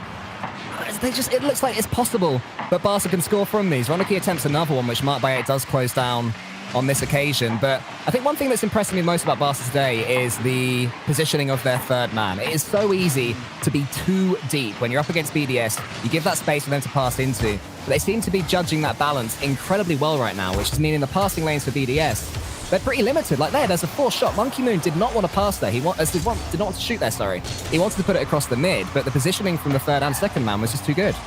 And you still have to wait for the bait. Extra almost found it, and it leaves an opening for Monkey Moon. He punches it in. BDS find their first goal of the match. There was a double commit. You said there was only one in the first game. Well, there was another one from Itachi and Devo, and Monkey Moon has the easiest finish it'll probably get all day to put BDS in the lead, as you say, Jorby, for the first time. So that was a game and a half, but Barca managed to hold off against BDS, and I wouldn't be too surprised if the next goal comes a lot quicker than the first one did. This could be it for Monkey Moon, bulldozing his way in 2-0 BDS. Now, Monkey Moon doing the equivalent of the basketball dribble here. Just let it bounce on the ground. Ixo's like, when is it going to happen? Or Devo's like, when is it going to happen? And it just slips right under him. Well, that's the problem with BDS, is that they have so many tools in their arsenal. If they can't beat you one way or the second way, they'll beat you the 8th way. That's what makes them so powerful. Barca, pot shot, it's saved for now. Roddicky gets it back. Here's a quick pass, and it pops up. But BDS have the boost and Monkey Moon to get it out to the corner. Touch from Devo. I wonder if the 8 ways is why Mark by 8 has the 8 in his name, if that's what it represents. We'll have to ask one day on the desk. Yeah, could well be. That's the 5-head analysis there. Never thought about it that way. Maybe. The Barca are still looking okay. They're getting a little bit of pressure on the other side. It's a good pass there, actually, from Itachi to Roddicky. Devo's... and Devo's got to take that chance against BDS. A couple of occasions, Barca have come forward, and they've just not been able to connect. On that time, there was a connection, but it was unfortunately wide. And they're just going to regret missing these, because when they do connect, BDS is starting to read them in defense. Yeah, and you know, for Barca, the fact that you are able to go for those feints and you are mixing it up on the creativity means that BDS do have to respect your ability behind the ball. When Barca start tightening up the rotation on offense, you know, BDS can't be lax in that situation because you might see a faked pass or maybe a missed pass that turns right into a goal. They hang on though, and in fact, they might even get a third goal, but it'll be boom downfield for Barca.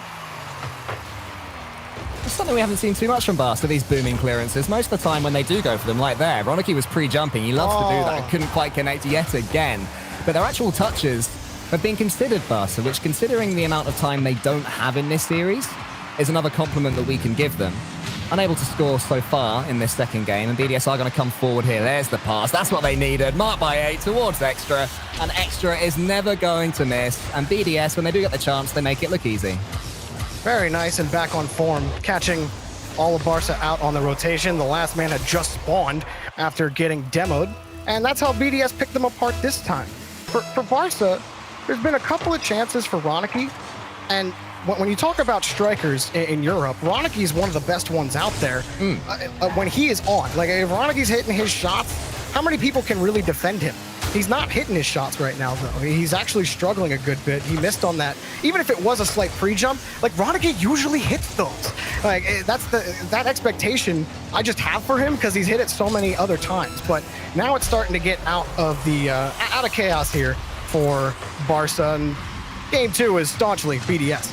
Yeah, this is what happened last time. BDS, as soon as they warm up, Barca can't really deal with them. The problem as well for Barca is that, as far as BDS are concerned, 1 goal leads to more goals, because as soon as you're losing, you have to overcommit just that little bit more. The third man can't be quite as disciplined because in the back of your mind, you're thinking, we need goals. And it actually is going to get one. And unless there's an incredible comeback, this second game is probably over. But I think that getting more notches on the scoreboard is still going to be good for Barca here. Yeah, just use it as the mental buildup for game 3. I think that there is a silver lining in games like this where you get blown out, but it's still early in the set. And in fact, you took game 1. So, you know, you use these next 30 seconds, relax a little bit, just, you know, go through your progressions. Don't try to force too much. Talk it out in comms. You know, all right, how are we going to get by them? What are they doing well that's working? How do we combat that? I think BDS adapted to, Cole, something you had pointed out at the beginning, is Barca's third man positioning has been very smart in how they've approached it, but BDS picked that apart. If they can't get by the third man, well, they're just going to demo him. So BDS, they come away the victors in game 2. We're all tied up, but the road for Barca looks like it got a little rockier. It's tough. It's always going to be tough for Barca in this matchup. I don't think, really, to be fair, actually, Twitch chat predicted, I think it was 60% were BDS and 40% Barca, which is much more than I expected it would be on the side of Barca. So maybe Twitch chat knows something we don't with Barca taking this first game. But once BDS will go in here...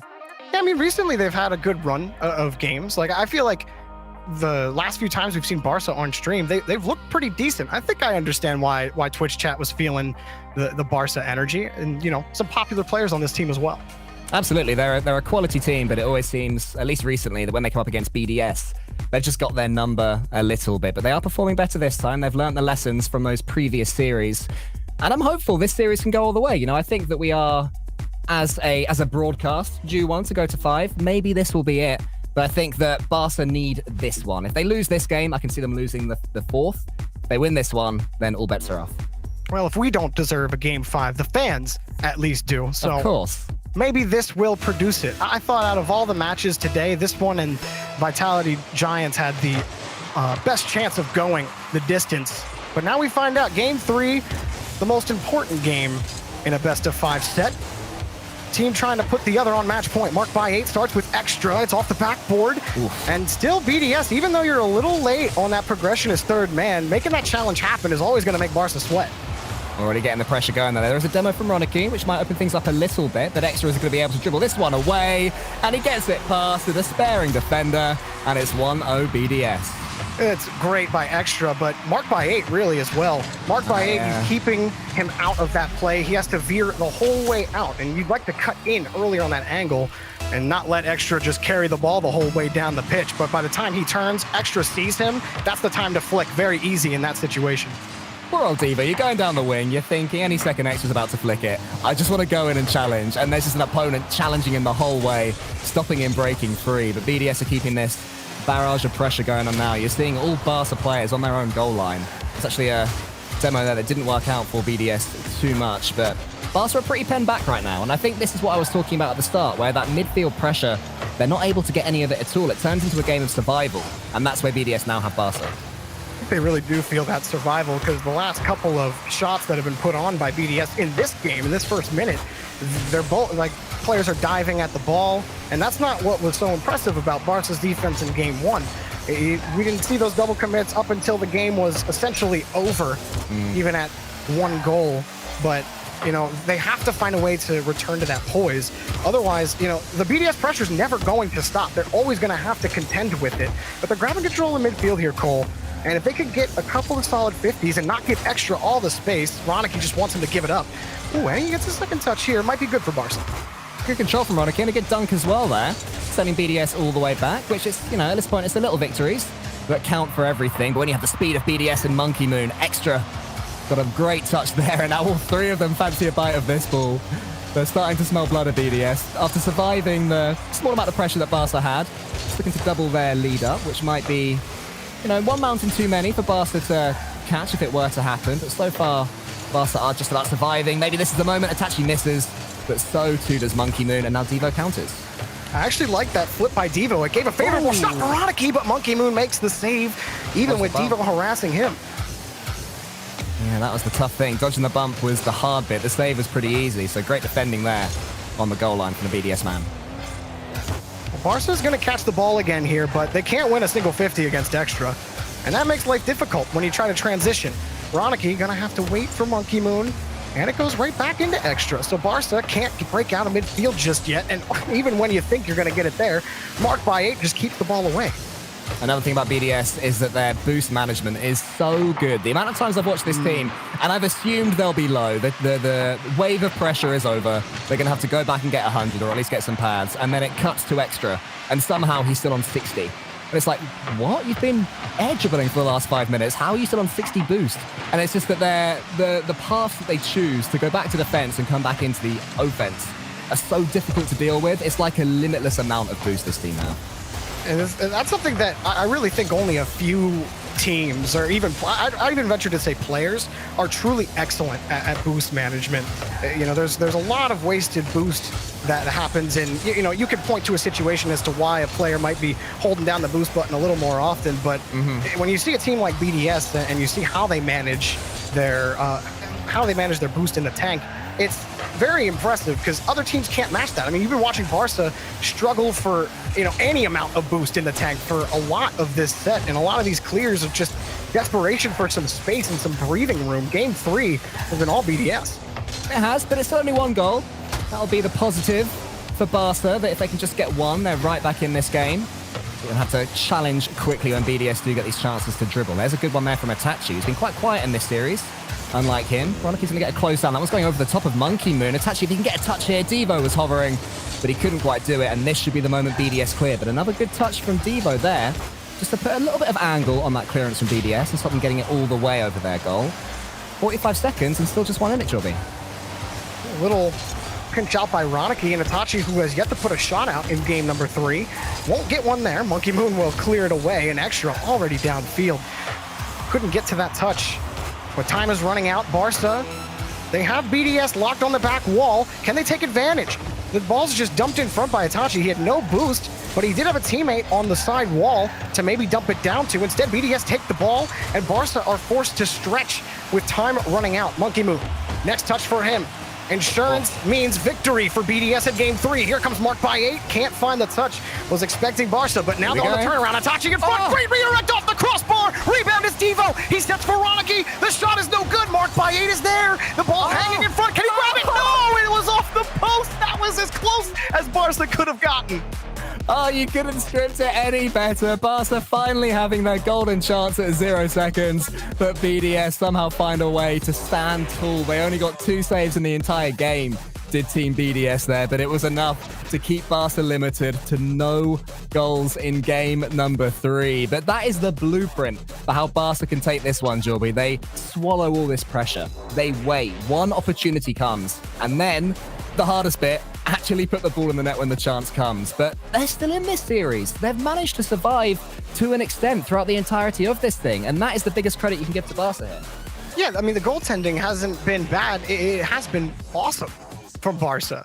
But the issue comes with, how do they get by BDS's midfield presence and the rotation? Because BDS just seem to be constantly 2 steps ahead of what Barca are doing. It's like Barca, they went to the store and they thought, oh, I'm going to read this great book. But BDS have already read the whole series. So Barca just doesn't matter what they do. Like, oh, I know what's going to happen. And BDS like, no, we've read this, man. It's over.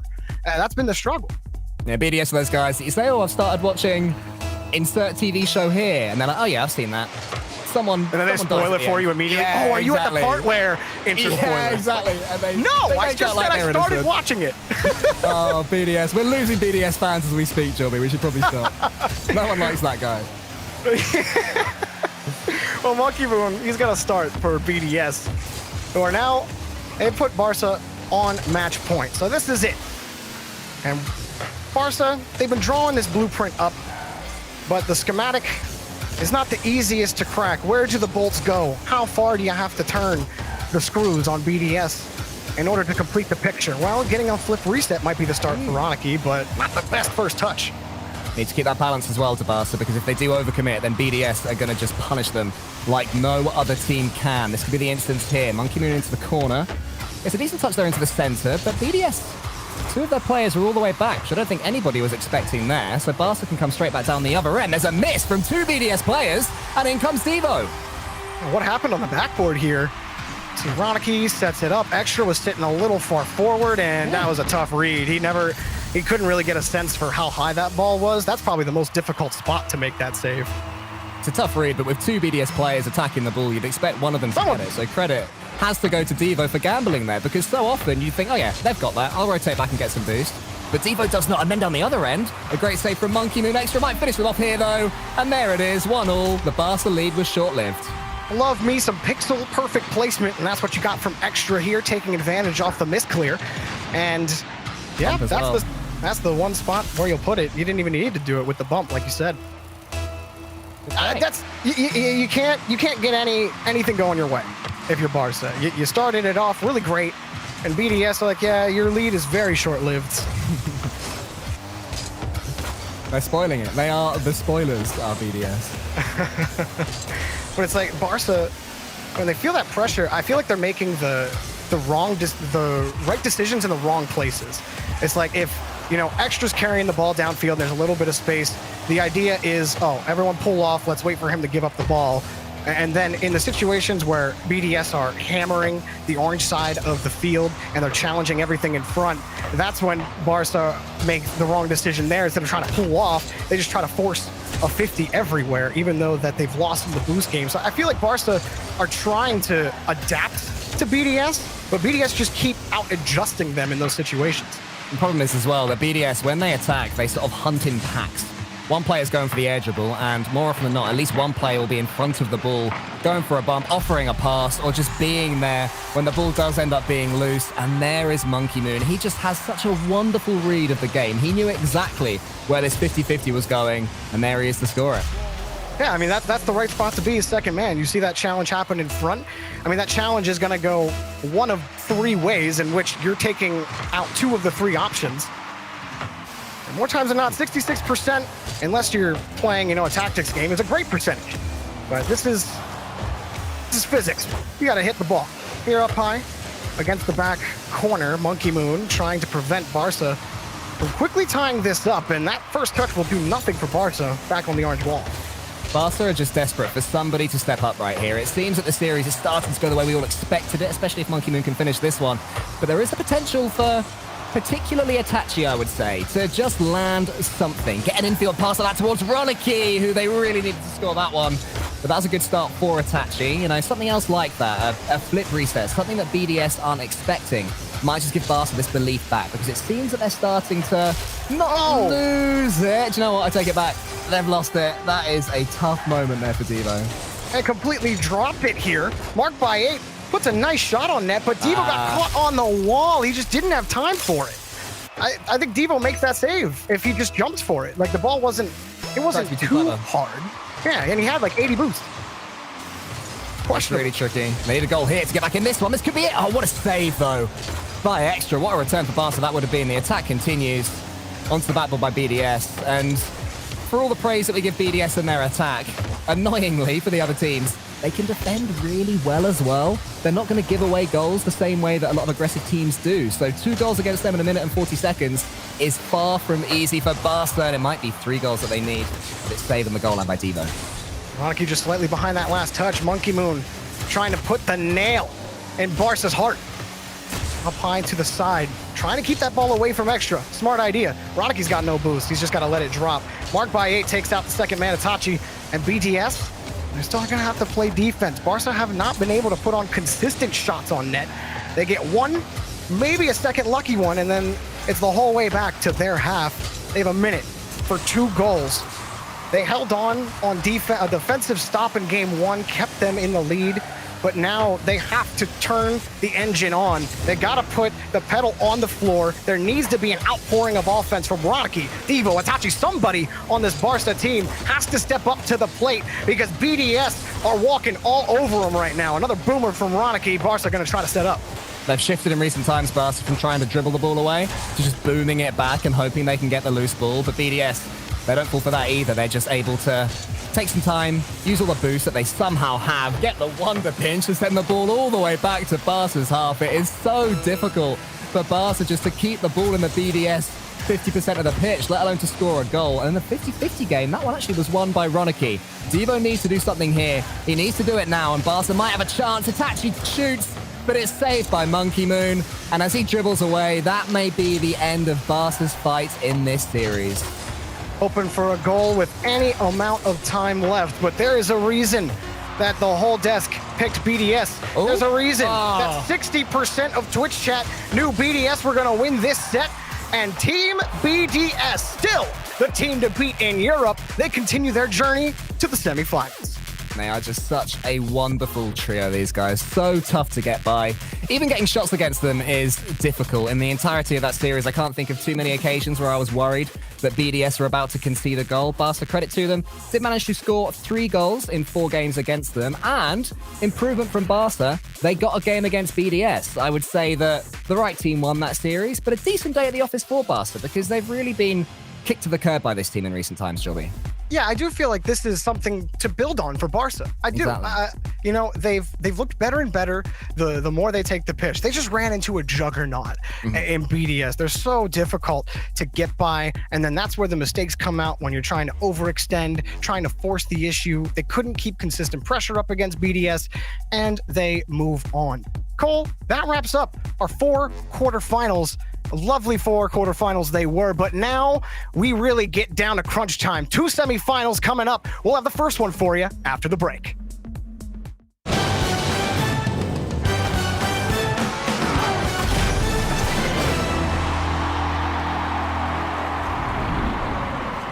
Knows how to build unlimited right. Start with America's most awarded network. I'm on my phone 24/7. Then, for the first time ever, give families more entertainment with Disney Plus, Hulu, and ESPN Plus, now all included. We're a big soccer family. Handmaid's Tale. I love Frozen. Then give families plans to mix and match, so you only pay for what you need. You get so much more than this, a great network. With plans starting at just $35, the network more people rely on gives you more.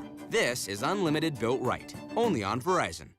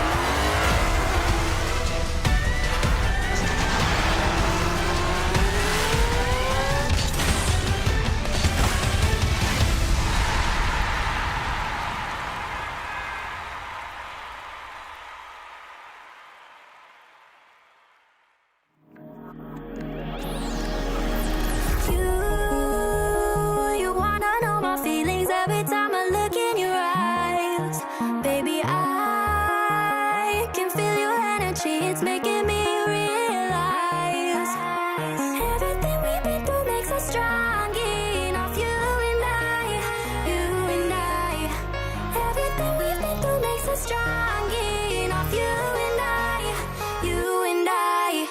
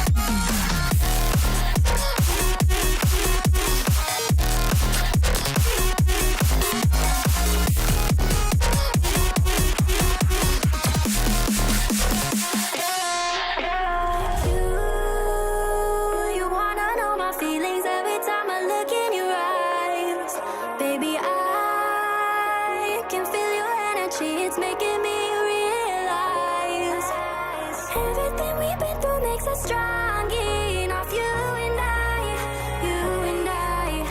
everything we've been through makes us strong enough. You and I, you and I.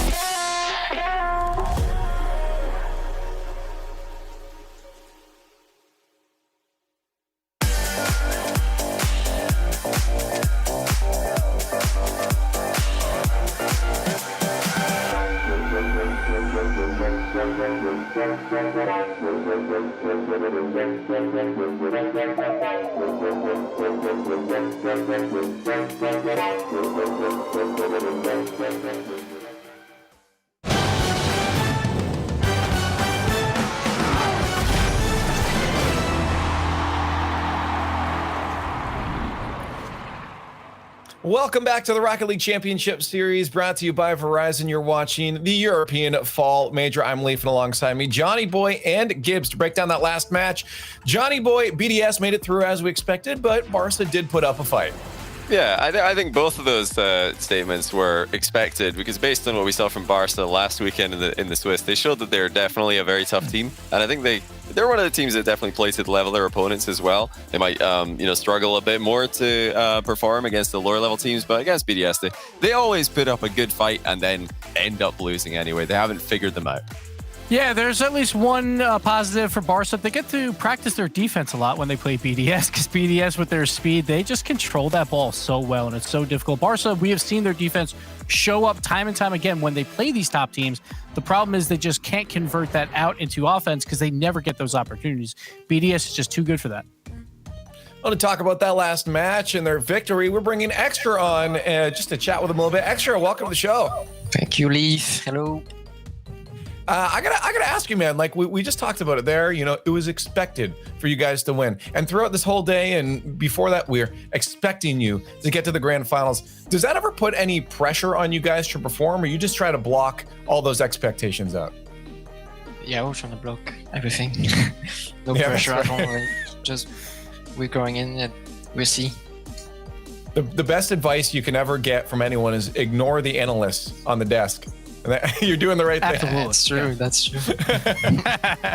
All right, so we know it's BDS and Vitality, but who's next? Who's that number 3 team? Who's that number 4 team in Europe right now? So we saw Top Blocks getting disqualified by Endpoint, and Endpoint is actually playing pretty good recently. So I think Endpoint top 3. Okay. Really? Wow. That's some high praise for Endpoint. You know, I listened to Fairy Peak's interview with Yummy Cheeseman earlier this week, and he didn't seem to think them of a threat at all. He thought that it was just a one-time thing, but yeah. You don't agree with that? It's the second time now, so gotta get used to it, I guess. And Fairy Peak, he also said that you guys have a very risky playstyle and that, you know, one mistake leads to immediate disaster. Or he said something to that effect. I'm not directly quoting him. Do you think that's an accurate statement? I think he's saying that because we play like a quite aggressive playstyle, but that's not very true because like even if we like do a big mistakes, we're able to come back and save the ball. So I don't think Fairy's right on this. Ooh, interesting. That is interesting, but I want to focus on your match coming up here. Based off what you've seen of Galaxy Race, you've given a praise to, you know, the teams on the other side and Endpoint and that. But how about Galaxy Racer? You know, do you think this is going to be a big problem for you guys to try to get through them into the finals? It's gonna be a good match. I'm gonna say. I'm not gonna say anything else. No karma. Hey, you know what? That's what we're here for, to watch some good Rocket League. So you'd better deliver it to us. You got a little bit of time before that, but it's time for you to go get prepared. Thank you for giving us some of your time extra, and good luck in your match. Thank you. See ya. It's gonna be a good match. I don't know what that. I don't know. That sounds threatening, with the shoulder almost. shrug, like, yeah, I guess, sure, why not? I don't know. It seems like BDS pretty confident, and they should be. I think he was just trying to be nice, and they're gonna crush through that one. This is what he's thinking here. But we got a match to get to before we get to that. But let's take a look at the bracket and just take a look at the day so far. We have 4 teams remaining out of the 16 that made it to the major. We got down to 8 for the start of the day, down to 4. Eventually, by the end of the day, only 1 wins. That's how brackets work. But coming up next is the Endpoint Renault Vitality, and right now we're seeing a pretty quick day just across the board, Gibbs. Yes, but the one thing that like I want to hit on, Team BDS and Vitality, that was 4 for 4 in tournaments, making the top 4, and that's in Europe. We never see that. There's so many teams that have pop-off chances in Europe that they usually will take one of those top 4 spots away from a team, and you can't be that consistent. But Vitality and BDS, in the perfect time and with this new format, have been so incredibly consistently good.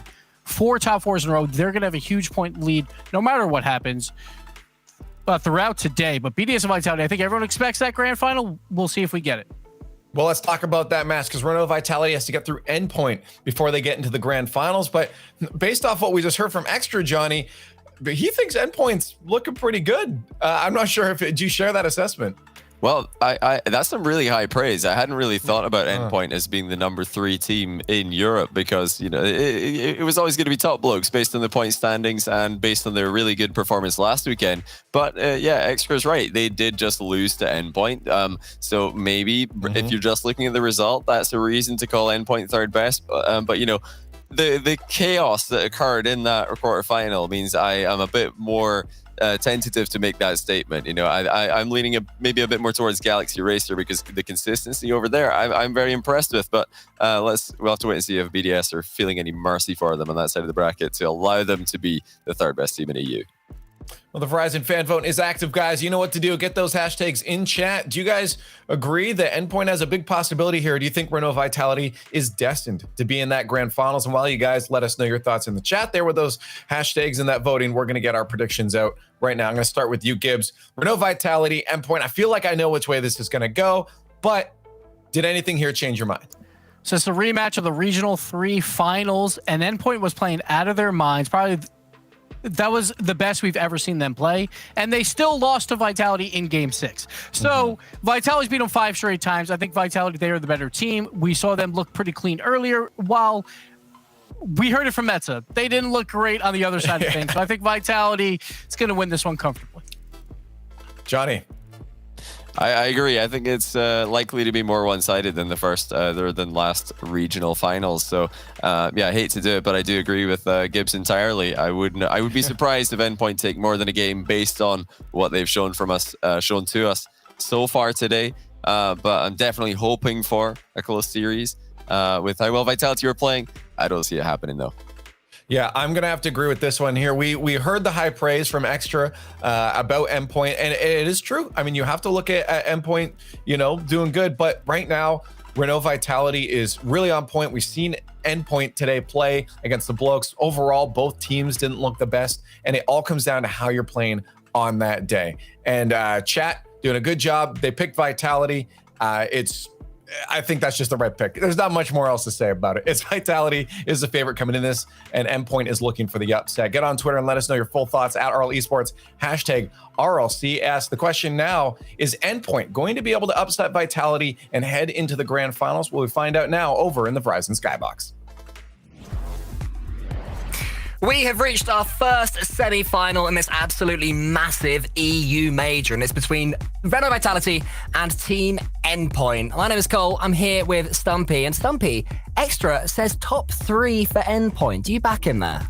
That's much nicer than I would be to Endpoint personally. After looking through what they've done in the grid, having a decent performance and getting through into that top kind of 6th position that they found themselves in, I think top 3 is a fantastic thing to hear from one of the best players in the world, certainly on the best squad in Europe right now. So Endpoint wanting to take that and run with it. But whoever wins this matchup will be going through to the grand finals. Don't know about you, Cole, but I still think that sensibility will reign supreme and Vitality should be having this one.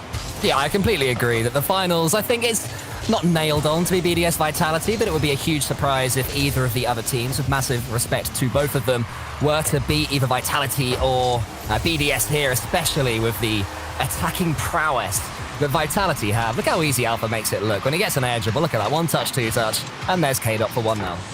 Alpha sending it over the top of everybody, and K-Dot taking up his favored position as goal poacher. Doesn't want to be upsetting the dynamic that Fairy Peak and Alpha have. He'll happily sit by, wait for a shot to come to him, allow Fairy Peak and Alpha to do all of the hard work, and he'll get the stats padded. But receiving a pass there from Fairy Peak, and Virtuoso saving it off the line. Vitality, after their 3-0 against Giants, are looking hot already. Look how many clean touches they're getting. Endpoint are following it up, just trying to get a touch here, but struggling to do so. And then when they do, look how quickly Fairy Peak is closing down Virtuoso there. Endpoint having none of this their own way. And I think what this comes down to, Stumpy, is the big question of, can Endpoint do any better than they did in the Regional 3 finals against Vitality when they lost 4-2? It was such an incredible performance from them. It was an absolute wonder to watch. Virtuoso trying to out-mechanic Fairy Peak, shot in from Metznora, saved away by K-Dop, and now the attack from Vitality can continue. But yeah, they had such an amazing performance back in Regional 3. If anybody didn't watch that, I'd recommend going and seeing it, because Gibbs is not lying. That is the best we've ever seen them. And K-Dop wants a bit of revenge from me, saying he just poaches goals. Man sets them up as well. I was going to say, that was not a goal poacher's goal. That was a lovely piece of mechanics there from K-Dop onto the backboard with that new goal celebration there, which I'm sure you love very much, Stumpy, as a K-pop man yourself. Vitality are looking nice. Vitality are looking as good as ever, really, right now, aren't they? They're looking at their very best already today. The Endpoint earlier on were playing a fantastic match, ended up taking down the number 3 team that I would regard in Europe, and Metanoris, on that long shot, will be securing the first goal for Endpoint, and maybe, just maybe, Extra knows what he's talking about when he said that Endpoint are top 3 in Europe. It's something that Sonoris does time and time again. When he gets these interceptions, he doesn't just try to hit the ball, he doesn't race to it. Even when he's trying to cut up a pass, which is a hard thing to do, and you have to sort of be completely confident in your read, he has also got half an eye on the shot or half an eye on the transition. And that's why you saw there that he managed to get it on target, and Endpoint get a fairly free goal by Metsonoris' standards. And Relating Wave pinches it central, and that ends up going in, the drawing goal. ends up being the most unique one we've seen so far. That pinch from the side wall, reminiscent of one that I believe Astral scored a few months ago. What a shot. It rings a bell. I mean, we've talked about the fact that floor pinches are coming into fashion, that ceiling pinches are coming into fashion, that the classic wall pinch is a thing of the past, the Cooksteer pinch. What about the angled one? Nobody talks about that 45-degree angle, the curve of the wall being an avenue to launch a pinch from. What a clever finish that was from Relating Wave. I mean, that might be the second one we've ever seen in competitive, but Relating Wave will happily stick his name on that. As the long shot comes in, both Relating Wave and Metanoris, not knowing who wants to go for that, and now Central Alpha sends it over the crossbar. Virtuoso takes it low with 100 boost, can continue this pushback, but K-Dop in the center to catch. Because that 100 boost is gone, Fairy Peak will have to continue with none, and Virtuoso, after grabbing it, slices his way through the attacking Vitality. I've noticed Metanoris try a couple of awkward little half flips when approaching an opponent in the corner, which has almost put him into trouble once or twice. And as I say that, Virtuoso gets a chance for a double tap of his own, but Fairy Peak saw it coming and snuffed out that danger. But yeah, what I was going to say was the way that Endpoint defend can be where the majority of their chaos comes from. You've got Metanoris and Relating Wave, who can tend to double commit sometimes. Virtuoso's off doing his own thing, and Metanoris can just be a little bit, should we say, optimistic when he's trying to close teams down. So I do think that to an extent, they just need to be a little bit more careful against Vitality, at least at the start, and then you can bust out the surprise plays a bit later on, Metanoris. Certainly in this match, Metza is looking much better defensively than he was earlier. Despite their win against Top Blokes, he did have a few whiffs. And something that I said in the green room at the time we were watching it with the other guys is Metza always tries to go for the perfect clear. And sometimes you just need to get a touch just to throw off the defense. It can work. So the first goal that Endpoint got is when it worked, but you're right, it can put them in trouble like it did a little bit later. But Endpoint will be more than pleased how this first game has gone after going a couple of quick goals behind. Metanoris around the corner, tries to get it over the top of the goal for Relating Wave, but it's cleared away by Alpha. Here comes Virtuoso trying to just complete the pressure on Vitality. But look how they transition with Fairy Peak of a double tap. He should get a next touch here. He does. It's only as far as Metanoris, and with 1 minute left, it's still 2-2. Yeah, chance that Alpha goes low. Relating Wave, though, stays on the goal line and sends it out towards Virtuoso. Metza will take over, and Fairy Peak thoughts him going any further. Relating Wave sends it into that left corner. 45 seconds. Both teams drawn up. Overtime in this first game might just set the tone for the series. Metanoris puts that one into the center, hoping Relating Wave can do something with it. Let's assume the communications were good there from Endpoint, because if they weren't, and Vitality did have a player following up, then Metanoris' touch could have just been a pass to Vitality. So we'll give them the benefit of the doubt and assume they knew exactly what was happening. This is what Endpoint do well. That closing down from Relating Wave. He's still up in the air. Comes to Virtuoso. He's in a little bit of danger here, actually, if he doesn't see this one away well. Endpoint finishing this game much better than they started it, going into the last 10 seconds or so. Yeah, Virtuoso just trying to tickle K-Dop on his way out as well. He tries to bump him off, but K-Dop doesn't jump and so will stay stuck on the wall. 5 seconds now. Metanoris down this right wing. None of the Endpoint players pushing up on that, though, as Alpha with no boost sends it high. K-Dop retreats back. Virtuoso sends it to the floor. Game 1 overtime in this semi-finals.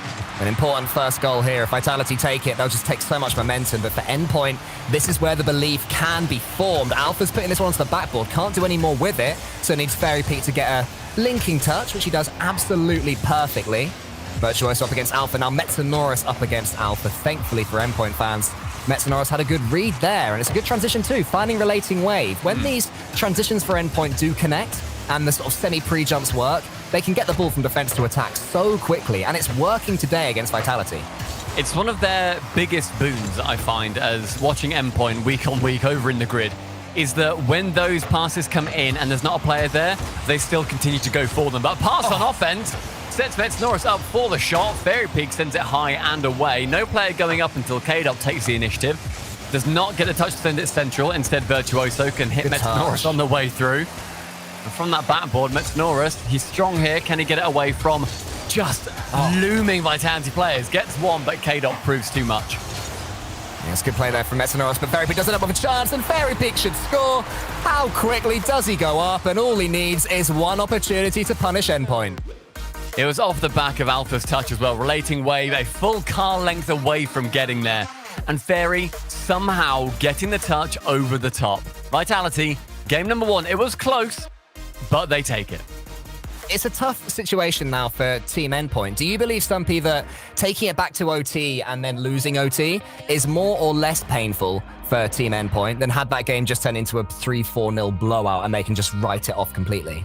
I don't think that's painful whatsoever. I think that's a really good performance by Endpoint in that opening game, and the worst thing you want is to be immediately pushed into a corner by Vitality. You need to show that you can't be bullied, and an overtime for Endpoint has done them well. Vitality, however, weren't playing to the performance we saw them play against Giants, because that was a Vitality that can beat anybody in the world. Endpoint either exceeding expectations to the nth degree, or Vitality just holding some of the cards closer to their chest and yet to show off exactly what they can bring to this major. Well, the last time these two played, when Endpoint did put in that fantastic performance and got a couple of games against Renault Vitality in a best of 7, Vitality did take game number 1 with a 1-0 victory. So Endpoint have got history on their side, saying that they can come out and blitz Vitality after a performance like that, because actually game 2 in that series was 4-0 Endpoint. So Stumpy, will history repeat itself right here? Endpoint fans will be hoping so, and Vitality fans hoping that the French do end up reigning supreme, because it's going to need to be a big performance from either team here just to work their way through to be our first grand finalists. I firmly believe that Vitality can reign supreme, but we will see as we continue this series. Good demo. Actually, it wasn't a good demo. It was Fairy Peak on Virtuoso. I thought that was Relating Wave on a Vitality player. Now Fairy Peak has a chance to dribble, chance to flick. Actually a fake, but it's saved on the goal line. There's a good chance for Metzer as well to push up further, but he backflips in midfield and doesn't give his team the attacking prowess that he'd like to have. Now, from that sidewall, Metzer comes in flying out of absolutely nowhere. An attack that can be so demoralizing to a team where you think you've got such a good chance to move up the pitch, then all of a sudden, a defender just flies out and just takes the wind out of your sails completely. The Relating Wave sends it high with a good challenge on Fairy Peak. Now in comes Virtuoso up against K-Dop. It's a 50-50 in the air. Metsonora's trying to beat, I think it was Alpha there, to the ball, but couldn't quite manage it. But good news for Endpoint as a Relating Wave comes away with a flick. K-Dop should be able to save this one. And a few chances for Endpoint. The Vitality are defending well up to this point, and we know how good their goal line clearances are. The amount of times I've seen Vitality, and I've been convinced that any second, they're about to concede. And somehow, whether it's falling from the ceiling, or coming from the backboard, or just a good old-fashioned double jump at the right time, Endpoint find a way to clear the ball. Well, that defense is heralded through looking at the numbers as well, because in regional number 3, they conceded the lowest number of goals per game on average, just 1.3. They do not concede that many goals, and it's that defense that puts them up to it as well. And as a direct counter to Virtuoso and therefore Endpoint's playstyle, they were also the least demoed team in regional 3, only getting demoed twice per game on average. Oh, Endpoint are going to have to go to that plan B we talked about in the pre-show, where they play a more standard style of Rocket League, but it won't matter when K-Dop is getting air dribbles like that. It was K-Dop's air dribble as well as Alpha's demolish on Virtuoso, the man who led so happily in the demos in Regional 2, but has been silenced coming into Regional number 3. He's dropped down quite dramatically to a sort of high mid-table demos average per game, only getting 1.6 across the entirety of Regional 3, down from 3.5 per game. So Vitality can dodge demos, and Virtuoso being pretty blunted. The numbers are not on Endpoint's side here, and that is a long shot from K-Dop. No demos necessary, 2 for Vitality. Now there's the goal poaching you talked about. Just dodge it towards the goal and let Fairy Peak do... Actually, Fairy Peak didn't even do anything. I take it back. Do you know what? That was a really nice finish from K-Dop into the bottom corner. I thought that goal happened because Fairy Peak went across the goal and got a bump on Virtuoso, but as far as I could tell there, Virtuoso wasn't reaching it anyway. It was just a clean finish from K-Dop. Yeah, Virtuoso, though, was threatened, and so couldn't quite jump when he needed to. I do think that the distance was a little bit too far for him to traverse, however. And now, 2 goals down with half the game left. Vitality lead, and it does not look like they've got much intention of slowing down. Yeah, they're really squeezing the life out of this game of Vitality, getting clean touches here. Fairy Peak winning everything in the air, sending Endpoint back, and the confidence that his teammates have in him. Alpha just knows that Fairy Peak is winning this one, and look what Vitality are doing as well. Really going for these bumps. Another one now from Alpha, and it's going to lead to a goal. Every single time a Vitality player rotated out there, but K-Dop went for Metanoris in the corner, and then Alpha doubling down. Endpoint have got no chance. That was all Alpha. Fairy Peak with a sublime finish to send it top right. But Alpha falling from the ceiling off his touch, Gets then the dunk on Relating Wave, and the defender in net is then bumped away by Alpha. Everything created by the newest addition to that Vitality squad, and he is worth his weight in gold. Again, from the ceiling, hitting the ball away from Relating Wave, shutting down every avenue of attack. Metanoris tries to go onto the backboard, and K-Dop is just waiting. So when Relating Wave goes again, Fairy Peak got a touch at that ball. So did K-Dop as well. Vitality just have such a read on Endpoint right now. They're making Endpoint look toothless. Like they can't score against them if they played this game all day long. Such is the control and the poise that Vitality have at this situation. Do they have the flick as well? Not quite as Virtuoso comes from the side, but there's more goals than this for Vitality, and I can't see Endpoint scoring the way this second game has gone. But they do need a goal as soon as possible, and that miss will mean the Relating Wave can send it central, but Fairy Peak from his goal line sends it high and in the middle. Virtuoso burns a lot of boost, but will pinch it on that side. Well, all three Vitality players kept in the net, and so Metanoris takes that as his cue to push on. Relating Wave lower on boost than his two blue counterparts. Will take advantage of some demos and a bump. Can't quite get round it for the dish, however. Virtuoso got a demo though. Celebration, everybody. You said he was struggling to get them. Well, maybe Virtuoso is back, and that'll just throw a little bit of a spanner in the Vitality works, especially if he can get his touch. Oh, Metanoris tried to redirect it in, but he got too much on the ball. That could have been a goal that at least gave Endpoint a chance, but then Alpha's reads. This could lead to a goal as well. Virtuoso just stops under that ball and just doesn't fancy it. Look, turns for it and goes, tries to roll it over his shoulder like we've seen him do so frequently to try and throw off the defense. But that's when you're on attack, Virtuoso, not when you're the last man back and need to desperately get a touch. Otherwise, Vitality get their fourth. Bad timing from him. I just love watching Vitality play like this, though. They're so good. Even if this flip reset does come in from Relating Wave, of Endpoint do manage to get themselves a goal. It's just Vitality are a cut above today. I would say on current form, Vitality are going to take whomever they play in the final, whether it's Galaxy Racer or maybe BDS, they're going to take them all the way. This is not going to be a stomping should Vitality make it. Not at all. This second game, though, has been a stomping as Vitality take it 4-0. The first one being a tight overtime.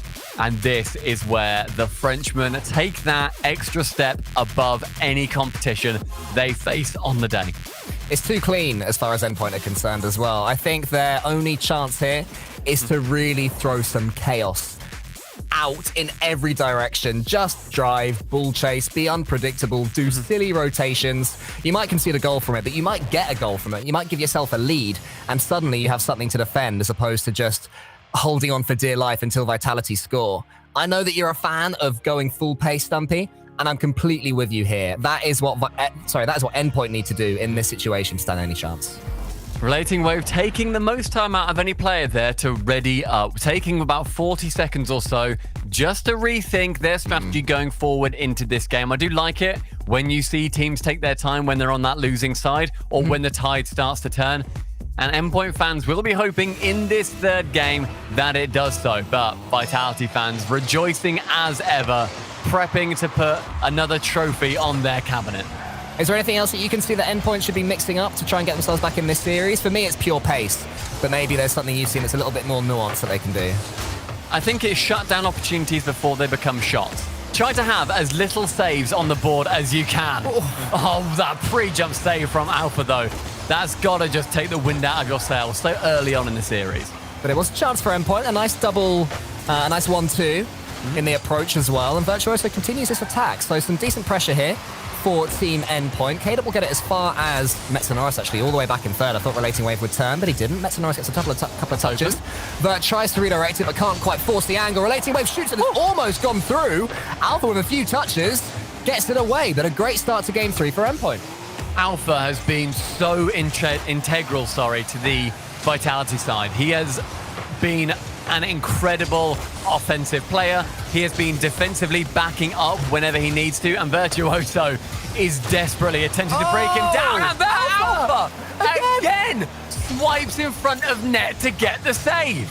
The most unbelievable defensive performance you will ever see from Alpha 54 right now. Normally we expect them to be in the goals, but today it's all about stopping them and just having that read on Endpoint, who for all their good work in Game 3, still are absolutely scoreless in this one. And the sad thing is, when Vitality come back, you just know they've got a counter-attack in them. This team only need one chance. This could be it. Now it's Alpha on the attack, gets that second touch.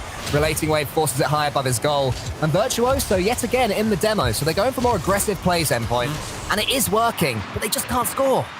They need to. Anything they can do to disrupt this perfectly rotating Vitality is going to be helpful to them. Any attack they can get on, if you're the third man, don't wait too far back. Go for a bump on any defender that you can. The second man rather, not third. It's a huge, huge game, this one, because if Endpoint end up losing it, suddenly it's reverse sweep time. And against this Vitality, you'd be hard-pressed to side with Endpoint. 100%. They need this game, do the boys in blue. And Vitality are doing the exact right thing right now, just slowing down a tad, waiting for this Endpoint burst of confidence, this burst of momentum to hopefully die down, and then they're going to do the sucker punch. That's how I see this game going and what Vitality are trying here, which is intelligent.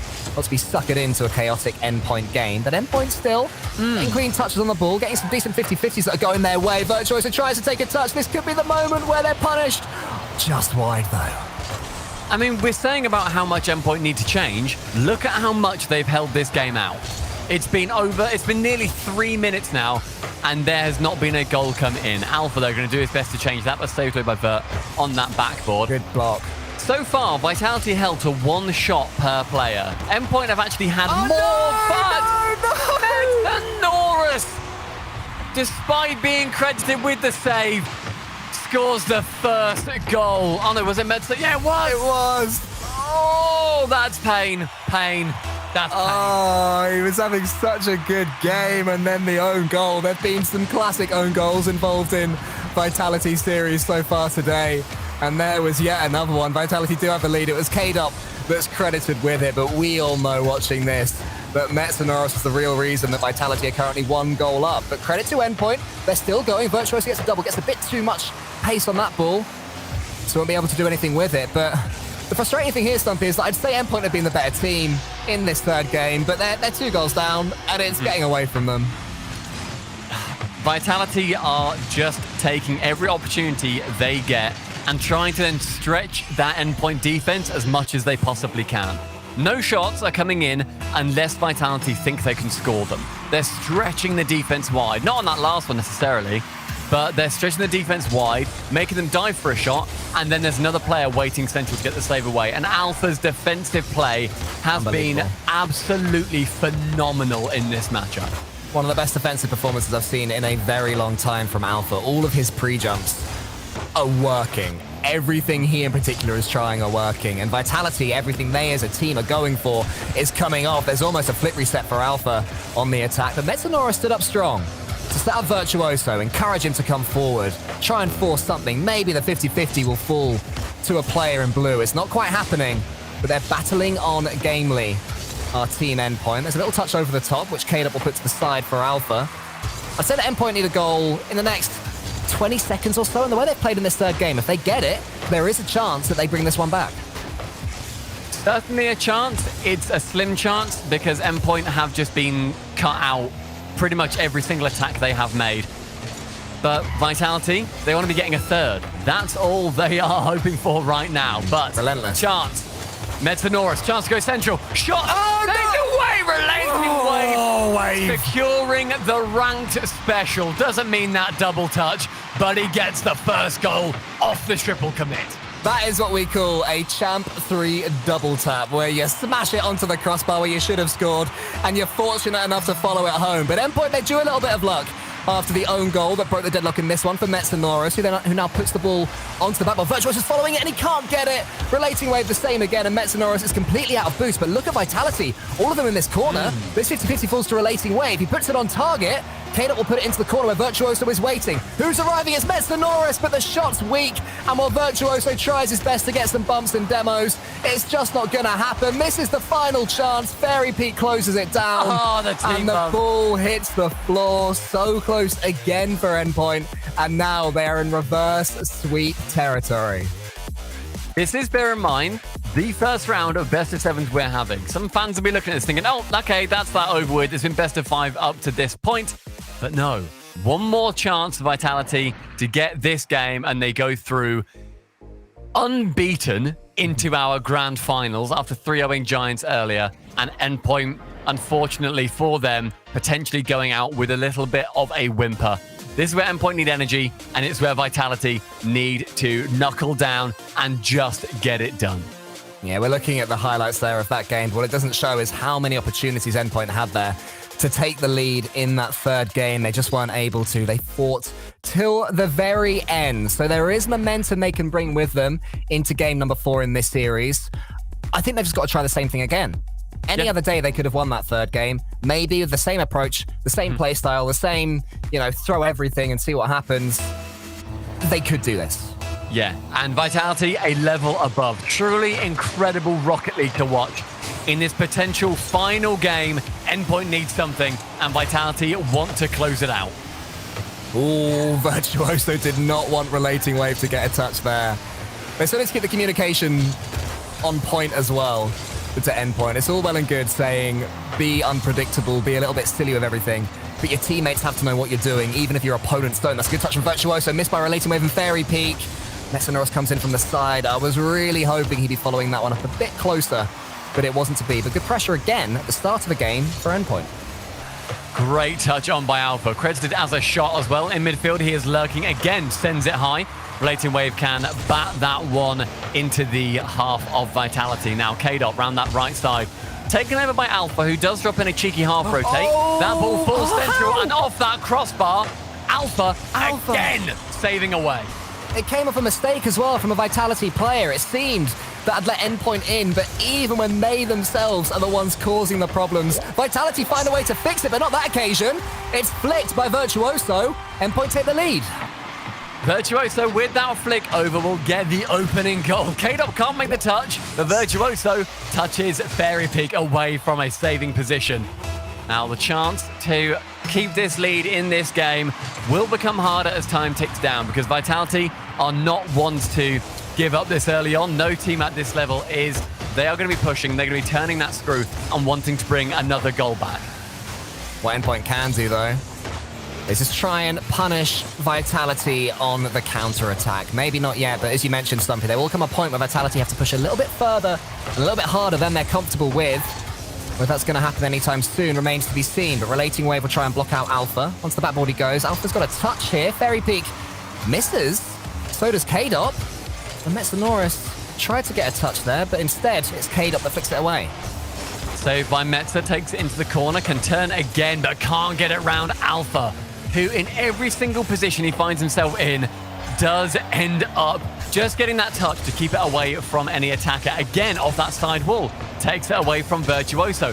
Again, swiping over and over again like a cat on a shelf across that Endpoint defense.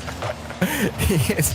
Ironically, he's very dogged with his approach and attack as well, despite being cat on a shelf light. Look at Alpha, another great touch there into the corner. K-Dop's closing this down. He's had a great series, K-Dop, as well. Really clean and precise with his shooting. And Fairy puts that one across. This could be it. Alpha shoots, and there's the equalizer. A classic Vitality passing play. The miss from Fairy Peak is merely a misdirection, because he can then cycle back round Alpha to receive central, and even again at around the halfway mark. Endpoint's defense looking pretty good, and then all of a sudden torn away by a couple of passes. Just excellent in the attack of Vitality. They have been all series long. There's almost another one saved by Virtuoso. Good read, but K-Dop's following it up again. Gets a 50-50 into the corner, so Metsanoris can bring this one away. Into the center he goes. Virtuoso wants a touch and gets one over the top of K-Dop. Unfortunately for him, it just falls to Fairy Peak, who lets Alpha take control. Oh, just look. Imagine the comms here. The moment Alpha says, I got it.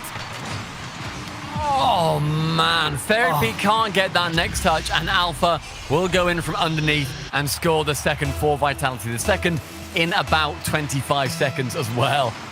Vitality looking that cut above. Endpoint looking like their answers are just not being revealed to them. Meeting up in the midfield as Virtuoso is on a manhunt in the Vitality back third. Wave almost brought it back there for Endpoint, but it was saved by Fairy Peak once again, using all of his intelligence to see exactly what Endpoint are going to try. And now K-Dop, who's played so well, puts that one onto the backboard. Metsanoris and Virtuoso both in the Endpoint goal. It is an interception there by Relating Wave, but it's only as far as Alpha.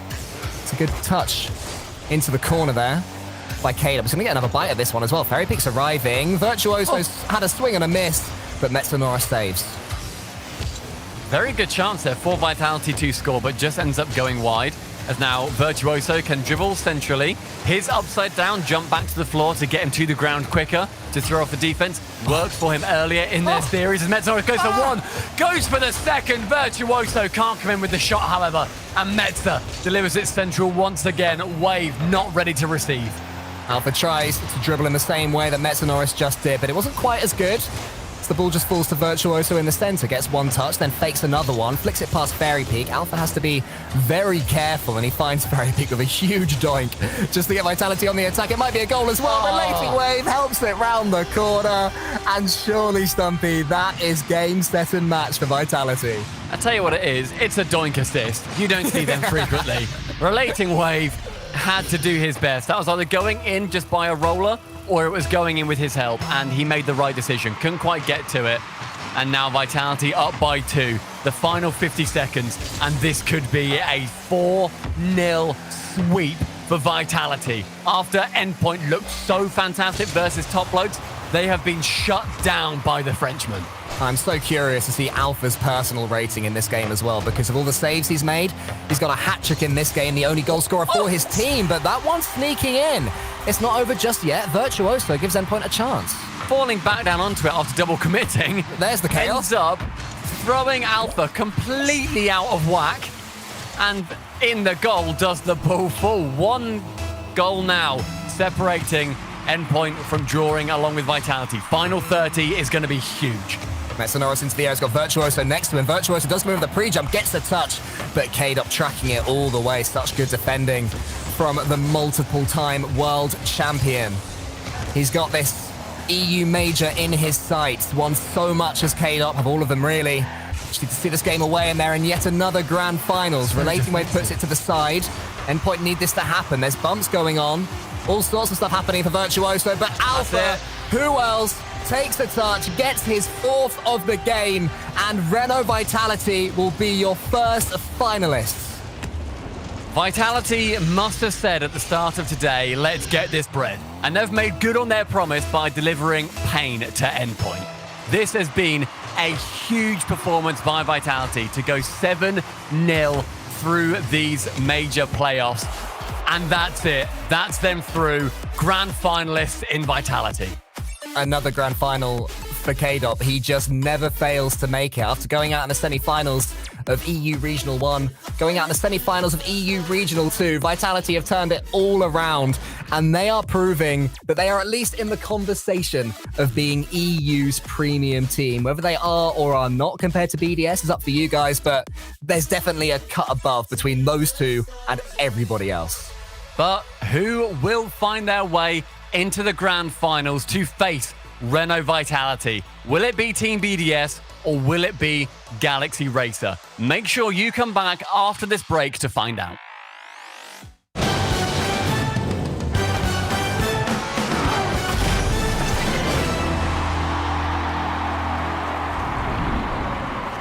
Knows how to build unlimited right. Start with America's most awarded network. I'm on my phone 24/7. Then, for the first time ever, give families more entertainment with Disney Plus, Hulu, and ESPN Plus, now all included. We're a big soccer family. Handmaid's Tale. I love Frozen. Then give families plans to mix and match, so you only pay for what you need. You get so much more than this, a great network. With plans starting at just $35, the network more people rely on gives you more. This is unlimited built right. Only on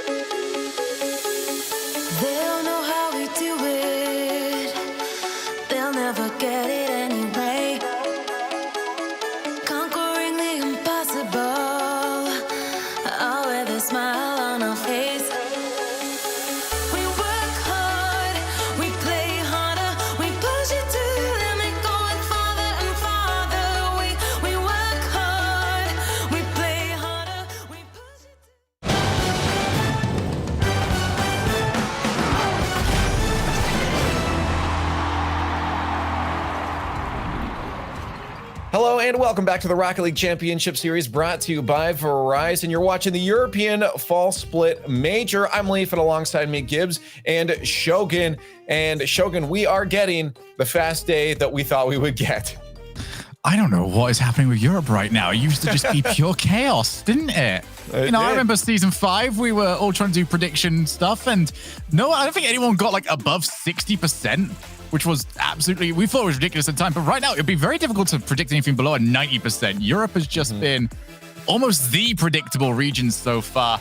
We finally have a hierarchy, and at almost the peak of that hierarchy is Renault Vitality. Endpoint will not be making a second grand final in a row, but this is a fantastic sign for them. Yes, but at the same time, for Vitality, how clean this was. Alpha is playing out of his mind. When he is carrying that team, they do so well. Fairy Peak and K-Dop can kind of just watch and let Alpha do his thing, and then once in a while do something great. And that's all they needed versus Endpoint. It wasn't even close. We know they are a class above Endpoint. They really showed it here, and now we're one step away from the perfect grand final. Before we get there, let's take a look at the bracket and see our journey so far today. We have one more semifinal to go in just a few moments here. But again, I said that fast day. We've had a 3-0, 3-0, 3-1, 3-1s. It's just across the board. Just been super quick matches. Shogun, you just talked about it too. We're finding that hierarchy. I don't know if it's as much a hierarchy as it is just BDS and Renault Vitality are just starting to get away from these other teams. Yeah, they are the ceiling. You know, they always talk about that glass ceiling you got to try and break through, but this glass ceiling is pretty reinforced at the moment. You are not getting through there. Galaxy Racer, the team with the final chance to do so. But I do want to talk about Endpoint's day right now. This is a fantastic result for them. I came in during the pre-show talking about how, you know, they were close with Vodafone Giants and Barca in terms of points. They were all been either exact same points or 10 points of each other. This gets them a lot further ahead. It also means that now for Galaxy Racer, huge opportunity here, because whilst they will catch up to those teams, a win here might even help them surpass. Well, speaking of Galaxy Racer, they're our next match. They're going to face off against BDS, one of those other final bosses. Is it a final boss if there's two of them? But it was one of the other final bosses here, BDS. So Galaxy Racer has a big match on their hands, just like Endpoint did. And I'm wondering if we think this one's going to go a little bit differently here. BDS is just taking over Europe for the past little while, with Vitality kind of a thorn in their side here. But Galaxy Racer is starting to look pretty good, Gibbs. Yeah, normally, like as a casual fan would say, like you root for the underdog, right? Most of the times that's what you do. Galaxy Racer coming in against BDS. People are going to be like, oh yeah, let's root for that underdog. Not this time, I'm sorry. But BDS has to win this match. We need that perfect grand final of BDS versus Vitality. Now, of course, if Galaxy Racer, they can somehow do this, it'll be crazy because it's also a best of 7, so it's even harder. But they played 4 times so far this season. BDS has won all 4. It's pretty simple that we know it's BDS and Vitality. We just don't know the order yet, and we could decide that later. But Galaxy Racer, watch out for them. They've been climbing the charts over this last month and a half. And if anyone's going to do it with a big surprise, it could be Galaxy Racer. Well, let us know if you guys are cheering for the underdog with the Verizon fan vote. Get your votes in chat right now, whether you think BDS or Galaxy Racer will take this one. Galaxy Racer is going to need the energy. While you're doing that, let's get our predictions out here. We all pretty much know which way this is going to go. I'll just get mine out there right away. I'm going to go with BDS, and I'm wondering if you guys think differently. Shogun. Not a chance. I'm going to have to go BDS on this one. Okay. You guys, Gibbs especially likes to talk about Vitality as the final boss. Well, BDS is the team that the community complained that, oh, you know, it's not difficult enough. Let's get a DLC boss. That's even more ridiculous. It's just that difficult. Galaxy Racer, full respect. This is where it comes to an end. Yep, and we are just looking at a speed run of a day, and I believe BDS will help that along here, and I'm thinking 4-0. Thinking 4-0 as well on that one. Chat likely in favor of BDS on this one. Ooh. And it is a little bit of friends behind Galaxy Racers right now. They believe in them. Although chat was on the side of Nay just barely for that whole Arju Cookser argument before. I can't believe you've done that, Shogun. I'm not gonna let you host a thing again. You're out of here. Why would you do this? But look, I only did it because I knew you would be very upset with that question, and you were not around. Okay. He did it to target me. Yeah, okay. Team BDS and Galaxy Racer are about to fight, but you guys are going to get on Twitter at RL Esports hashtag RLCS to let us know your full thoughts. But we have one more team to go to the grand finals. The question, is it BDS or Galaxy Racer? We're going to find out in a minute, but not before we hear from Extra about their season.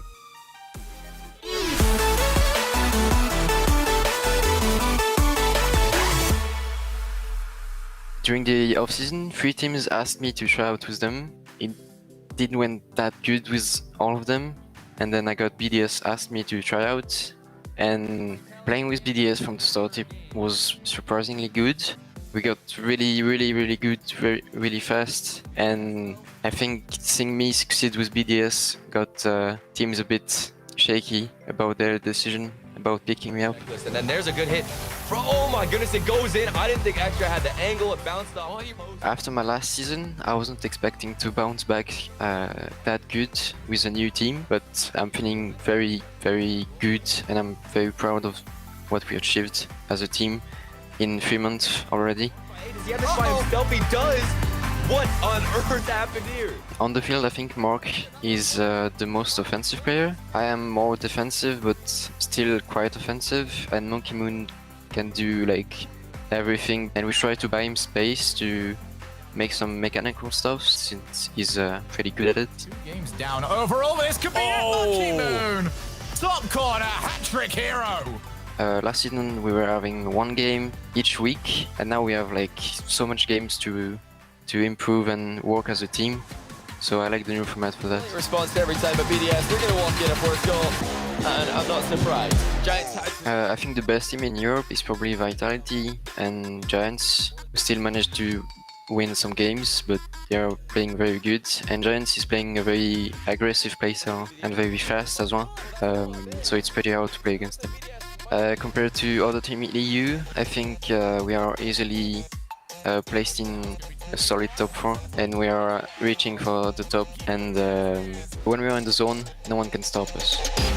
Team BDS, 2-time back-to-back regional champions. And my goodness, Johnny. Well, we've got a banger of a semifinal about to come to us. Extra there, we heard his thoughts, and he feels pretty confident about his team, but Vitality waits in the finals, Stumpy, and Extra thought that is the best team in Europe right now. We'll see if they can win this match, get to face off against them in the grand finals.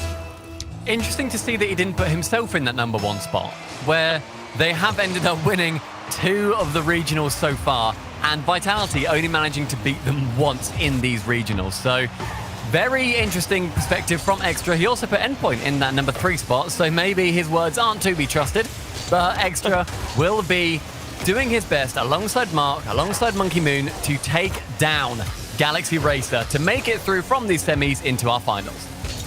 Whether we can trust his words or not, we can definitely trust his gameplay. This team so strong in this region, now playing in a best of 7. First to get 4 wins in this match, advance to the grand finals to face off against Vitality. We've got Galaxy Racer in the blue with BDS in the orange. Monkey Moon across the midfield. Ixo gets bumped off the ball, and Extra's up for it. Neutral 50-50 in the sky, goes lateral, and Marky will pick it up. Now Monkey Moon. Long touch. Ixo in the opposite direction. Extra's there, puts it into the corner. And we'll see Arju get the clear while Mitten gets demoed in goal. Ixo with a long touch. Arju to stretch for this one. Pass to back down to the corner and off the wall. Here comes Ixo in to put pressure on. It's onto the backboard. Mitane's up for it. Looks for the shot and scores. First goal of the series. Mitane had a top 3 highlight play we identified earlier on in the pre-show, and that's another fantastic shot. Extra whiffing on it, and so Mitane can send it in the net. Monkey Moon gets a touch, but it's not enough to get away. How forceful that shot ended up being. The lead falling to Galaxy Racer, looking to not shy away from what many would consider to be the best team in Europe, if not the world. Galaxy Racer worked hard to get here. It would be quite the Cinderella story. They were able to make it to the finals. Mitane now with a long clear. He'll chase it himself. He's up against Extra. Extra's there first and onto the wall. Now Arju just dumps it into the box, and the clear comes through off to the corner. And Mark will now try to chase this one down. Extra's up for it as well, looking for the goal. Gets it off of his nose, but now just barely wide of the net. Monkey will try to keep the pressure on. Arju and Ixo both up for this. Here comes Mark trying to put pressure on, but Ixo carries it over the top of him. So far, the Galaxy Racer defense is holding on just fine. Those double commits cannot become more frequent because if you let two players go for a ball over and over again, you will not survive to get too many games under your belt. It's a dangerous position. You don't need to let them up. Galaxy Racer can't let themselves fall. But Matane here, chance for a double. Triple, in fact, and he gets it. Matane takes the team on his back. Double commits be damned. He'll chase this down off the ceiling. Oh my goodness. And dunks 2 defenders in. 2-0 now, Galaxy Racer. Matane, who are you? That performance in Regional 3 to get here and into the playoffs. Absolutely smashed Triple Trouble earlier and is doing his best to make his name even more known against BDS. Wow. Here at halftime, BDS, you have to get on the board. Excellent pressure throughout the game, but only one real meaningful opportunity, if I remember correctly. Monkey and, oh my goodness, the extra Monkey kind of tangled up on top of each other. They have to both fall back, and neither one touches the ball in the blue. So Galaxy Racer will pick this one up, and here comes Matane looking for a third one. Monkey Moon will get in the way of that goal, but Arju now to the sky. Lots of boost to work with, trying to flip reset extra. Extra gets the nice block, and Monkey Moon will look for a clear. Bunksy so off the ball. Here comes Mark, the clear over Matane. Extra now up against Arju. Extra will descend it long ways. Arju has to fall back. There's so many confident plays coming out from Galaxy Racer when they can go for a pass. Sometimes they do, sometimes they don't, and they realize they've got options. Not many teams do have options against BDS, so it's really nice to see Galaxy Racer taking their chances, evaluating what they think will work in the moment, and keeping BDS on their toes. Arju in the corner. Matane looking for a clear. Through one player, Extra's got a response onto the backboard. Here's Mark. Both defenders a little bit slow, but we'll see Galaxy Racer stretch just enough to reach it. Now killed at the midfield. Here's Mark. Onto the backboard. Challenged by Arju. Out of his corner. Extra trying in the midfield, but the ball goes just neutral and crosses into the orange. Now, here comes Galaxy Racer looking for the third goal. With the helicopter. No way. 3-0 Galaxy Racer. Ixo showing off those 1v1 skills. Arju taps it over the top. He fakes high, goes low, and then the dunk on Monkey Moon.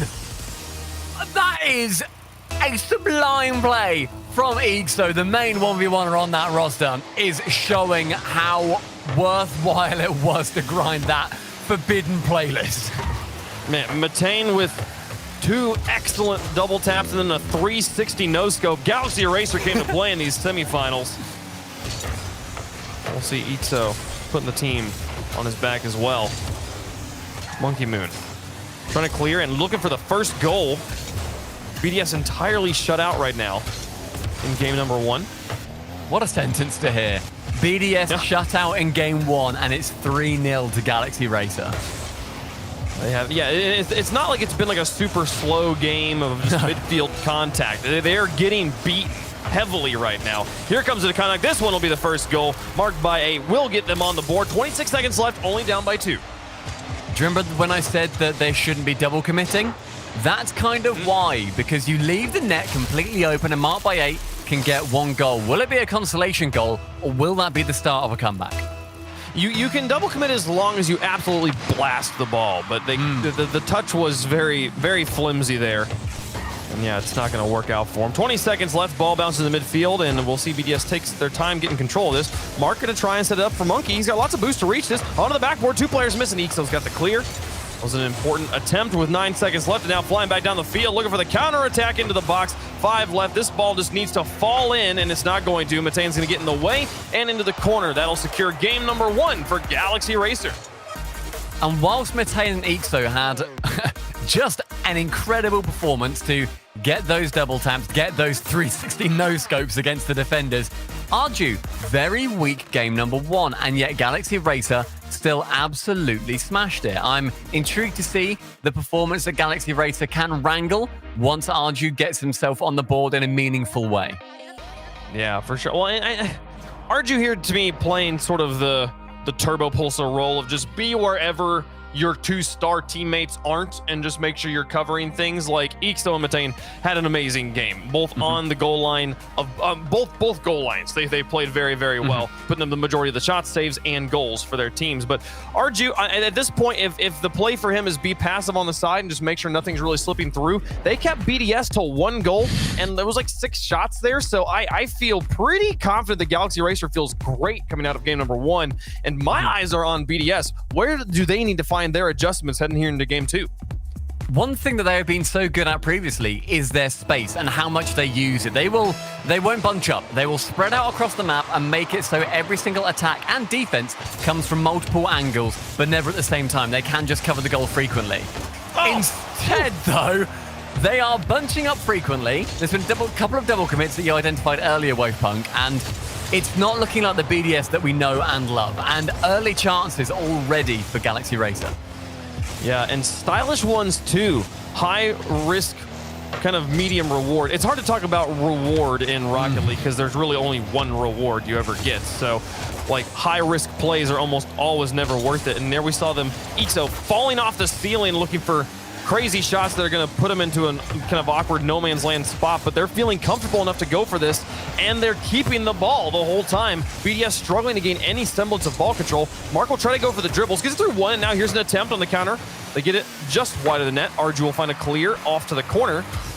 And Ixo and Matane hanging back. We'll give a little bit of space. Moon bumped off the ball. Ixo waits for a second touch. It makes it out of the corner.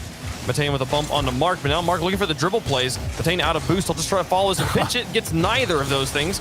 And now Ixo going to lose control to Extra. Following this one down, Arju's got the contact out of the corner and a nice dunk to get it to midfield. Stretches it to the back line. Mark by Ace gets a clear. Extra back onto the board, and Mark will try to turn this one back around and see if he can reverse this direction, get it going towards the Galaxy Racer goal.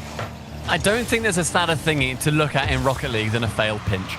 It just, you sandwich the ball against the wall, you've got a little boost, and you go, well, that didn't work. You just have to leave the ball drive away and let a teammate come in to pick up where the broken pieces end up laying. It's the equivalent of going for a high five and it making like just that wet, like dead fish sound and be like, no, we have to do this again. I'm sorry. No, yeah, I simply won't allow that to be the legacy this high five leaves. No, Monkey Moon looking for the double tap. Ixo's got it clear. Excellent. The backboard positioning from Galaxy Racer has been strong. Broken up many opportunities from BDS so far. Extra now to try and control this one back in front of the box. Very different game here in game 2. Already BDS really tightening things up on defense. We saw a little bit of that early bunching that you were talking about, but other than that, they have not left the obvious shooting lanes open or left the backboard open for the Matane's double taps. We were already up 2 goals for Galaxy Racer at this point in game number 1. Scoreless here as we cross halftime in game 2. Certainly a better looking outlook for BDS here, as, like you said, they haven't dropped any early goals. 2, in fact, that it was when you in that first game. So BDS looking much more confident, using that space a lot better. Certainly their biggest weak point in that first match, because the double taps Matane was getting, whilst they're incredible, he should never have had the opportunity to get them. And Matane at the back, disrupting Monkey Moon and Mark by Arju, trying to hunt out Extra for that triple kill. Extra does a good job dodging the demo and holding onto the ball, keeping it high in the air and giving his teammates time to respawn behind him. Monkey Moon into the corner. Now Matane through 1 Extra. Keeps it high. Just waited. Ixo knew he didn't have many touches there and was like, use all your boost, let the ball come down to me. I've just picked up the 100. If I wait, the ball falls to me and I can get it out of my own half. And that's exactly what he did. That 1v1 skill coming back in and having a proper 3v3 application.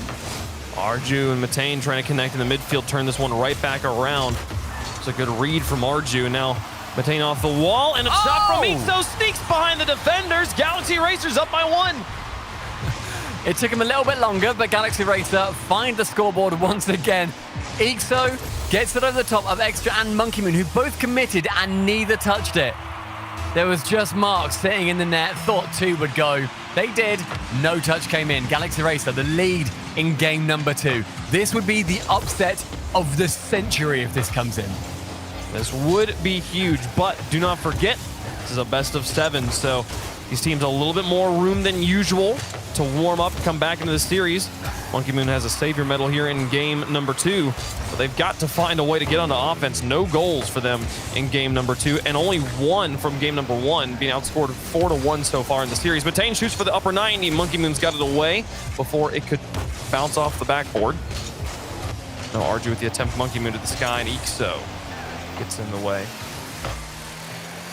Clears a little bit of the struggle bus for BDS. They've been trying just to get it across this midfield line. Finally, they will break through. Matane plays it to the corner. Monkey Moon back into the box. Matane to the other corner. Arju with the chase. And he'll clear it across midfield into no man's land. Extra will be the first one to collapse onto this. Get a little bit crowded by Monkey Moon, so he's going to have to take it onto the wall. It limited some of his options for just a long booming clear. But with 18 seconds left, they do need to hold on to control, and now here they'll push across the midfield line, blocked in the sky, and Extra will try to hold on to it. He's got just enough boost to maybe get it over the top of Ixo here. 10 seconds left. Monkey Moon now up against Arju. Goes for the delayed flick. Gets a demolition onto one. Extra's just got to nail the shot. Ixo gets up in front of the box. 1 second left. Mark by 8 takes it, and Ixo blocks it again. Ixo completely denies him on the goal line. Galaxy's up by 2. Galaxy Racer at the end just finding save after save after save and keeps that lead alive. Only 1 goal did it this time, but Galaxy Racer, as you said, Wave, they're up by 2. What a performance again. And something that I loved seeing from Arju in that matchup was the fact that he was taking the defense to any attack that BDS was starting to establish. There were so few chances for proper threatening shots to come out, despite the fact BDS had 9 and there was only 5 for Galaxy Racer. They were being shut out a lot more frequently in the midfield, so shots didn't even register. And yet BDS still had that many. And yet Galaxy Racer come out on top with 1 goal. The performance from these guys has been huge. There were 3 saves a person for Team BDS, but 2 saves a person for Galaxy Racer. And the 2 saves from Ixo came at the very end when they needed them absolutely the most. We would have been tied up in overtime if it wasn't for Ixo there. Ixo absolutely the MVP of game number 2, getting the goal and getting the saves. And now going into game 3, we are in a situation we did not expect. BDS down 2 games yet to pick up a win. Only 1 goal to their name. And if Galaxy Racer is able to do it again here, they're on match point. And BDS has to reverse sweep it a best of 7 to make it to the finals. But they'll start things off hot here. Extra finally gets a lead for BDS. That's a great start for Extra as well. Sent into the corner by Monkey Moon, Matane and Arju being very polite, neither of them committing, but one of them had to. Going a little bit too far on the scale of double commits or no commits. And instead Extra can come in 8 seconds, already the BDS lead. Galaxy Racer, will they let that shake them? This is the first time we've seen BDS with the lead in the series. How does Galaxy Racer play up against this Titan when they're trailing? Extra takes it to the sky, looking for confidence off the crossbar. Follow-up shot blocked in front of the box, and Arju will keep it high. Ixo now onto the backboard. He'll play it over the top of Mark. Extra's had time to rotate back around, look for a double tap. Matane's got the clear. Monkey Moon into an empty net. Should be able to get Matane off the backboard. The Spiders save away, and Arju's got the clear. What is this defense? I cannot believe Matane even had the audacity to go for that save. Keeps it at just a 1-goal lead for BDS. Will have a shot himself, saved away by Monkey Moon. Caught by Arju. Time for a counter-attack for Galaxy Racer. Now we're trying. Ixo into the sky. Mark by 8's got it responded. Matane in the midfield. Infield pass blocked by Extra. Back across the midfield line. Extra bumped off the ball. Mark by 8 will try to cover it up.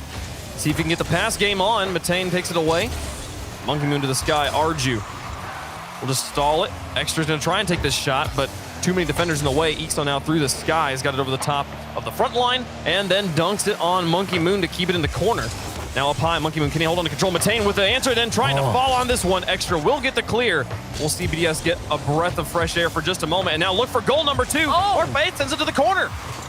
Mark Bay maybe not anticipating the fact that he might have that hit, but regardless, he needs to be positioning. If you're not going for the shot there, then why are you up at all? Mark Bay now harassing Matane in there. What? But he can turn back, and this shot is not good enough.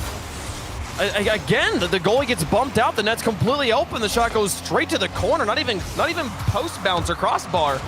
the accuracy from BDS a little bit lacking here in the last 30 seconds, and Ixo now trying to advance onto offense. He went for a very long-range aggressive dunk and missed, but Matane will pick up control, gets it back to the blue corner. Mark Bay with a slow touch. Arju kills it to the side, and now here's Matane versus Monkey Moon. Lateral again, back into the midfield once more. Ixo sends it just above the goal, and Mark Bay covered up by Matane. The 50-50s continuing to be neutral or just slightly in Galaxy Racer's favor as they get shot after shot here. Ixo with a free one onto the backboard, uncontested, but he's not going to have the boost or velocity to go for it. Extra gets the follow-up shot blocked, and now Arju keeping it in front of the box, down to Ixo, and off to the corner. He's going to look for the double tap, but Monkey Moon will break it up and get it back into the blue. Mark Bay looking to extend the lead, won't make contact. Arju sends it to the corner. Arju, good positioning there to make sure that if the touch did come in from Mark, he could save it. Obviously, depending on how fast that shot ends up going. And he was also there in case Mark ends up whiffing it. And that offensive play by Galaxy Racer a minute ago was incredible, wasting boost so much. But Monkey Moon now, chance, near post is not going, extra shot on, saved by Matane. Monkey Moon can get it central, saved away from Ixo. Defensive masterclass again from Galaxy Racer. Constantly turning it off, and note very few of these touches are just going straight up. Almost every one of their saves also going to the corner, functioning as a clear. This efficiency on defense, they get a little bit of a triple commit out of there, but they return with ball control, and now into the orange. Can he find a teammate? Ixo off the ceiling. Does he hold on to the flip? He tried, fell a little bit too fast. Arju with a win. Extra out of the backfield will have the response and plays it into the corner. Matane now, only 32 boost. Right now, Galaxy Racer's a little bit low in the tank, and that might be the thing that gets BDS through into a win. But right now, no mincing words here. Galaxy Racer just looks like the better team. Oh, that's another shot from Arju, saved away on the line. Monkey Moon chance to send it in. Doesn't manage to, as Mark Bay again has a shot. 60 seconds left, and I'd agree with you so much, Wave. The better team is Galaxy Racer, yet BDS lead, and it's a game that BDS need. They absolutely have to hold on to this. And so far, it's really been the defense of Galaxy Racer here in Game 3 that has impressed. They've had a few good offensive opportunities, a few good looks, but none of them into the back of the net. 40 seconds left, only down by 1. They've got an opportunity to tie it up here. They can just gain control. Right now, BDS doing an excellent job keeping the pressure on. Ixo out of the top of the goal, gets the save, back to midfield. Extra uncontested, gets it right back into the blue. And 30 seconds remaining. Monkey Moon trying to get it down. Ixo into the midfield. Mark Bates got a response. Matane was nowhere to be seen. Now trying to get up onto the backboard to block the goal security. 15 seconds left. A second goal for BDS would clinch the game. Ixo, though, gonna come over the top. Arju looking for goalies. Extra with a miss. Matane not trusting that one. He expected Extra to make that touch, so the whiff's as good as the touch. And now Ixo into the corner. Arju with no clock left. Matane keeps it up. Ixo doesn't have the boost to reach this. Here comes Matane onto the backboard. Arju, can he get there and keep it alive? It's just bounced up. Ixo into the corner. 2 boosts for Matane. Not enough to go high, and he's dead on the ground. Will spawn back in the corner, and it will go down. BDS take Game 3, and they needed this one so much. That is going to be the savior for BDS. Coming into that game, they were the worst team. Throughout that game, in all honesty, the brutal truth, they were still the worst team. Extra had 8 shots himself. There was, what's that, 10 saves on the side of Galaxy Racer, and it ends up being, oh my god, caster math, 16 shots for BDS, and only 1 of them goes in. That's an unbelievable defensive performance by Galaxy Racer. They end up losing, and BDS, they will be counting their lucky stars that they held out for that long.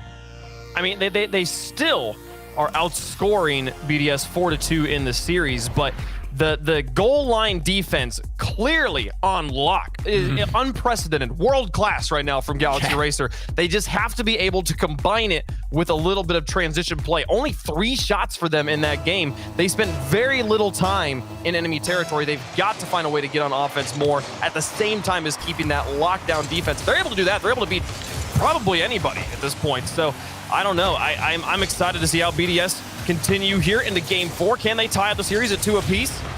Or do Galaxy run away with this one?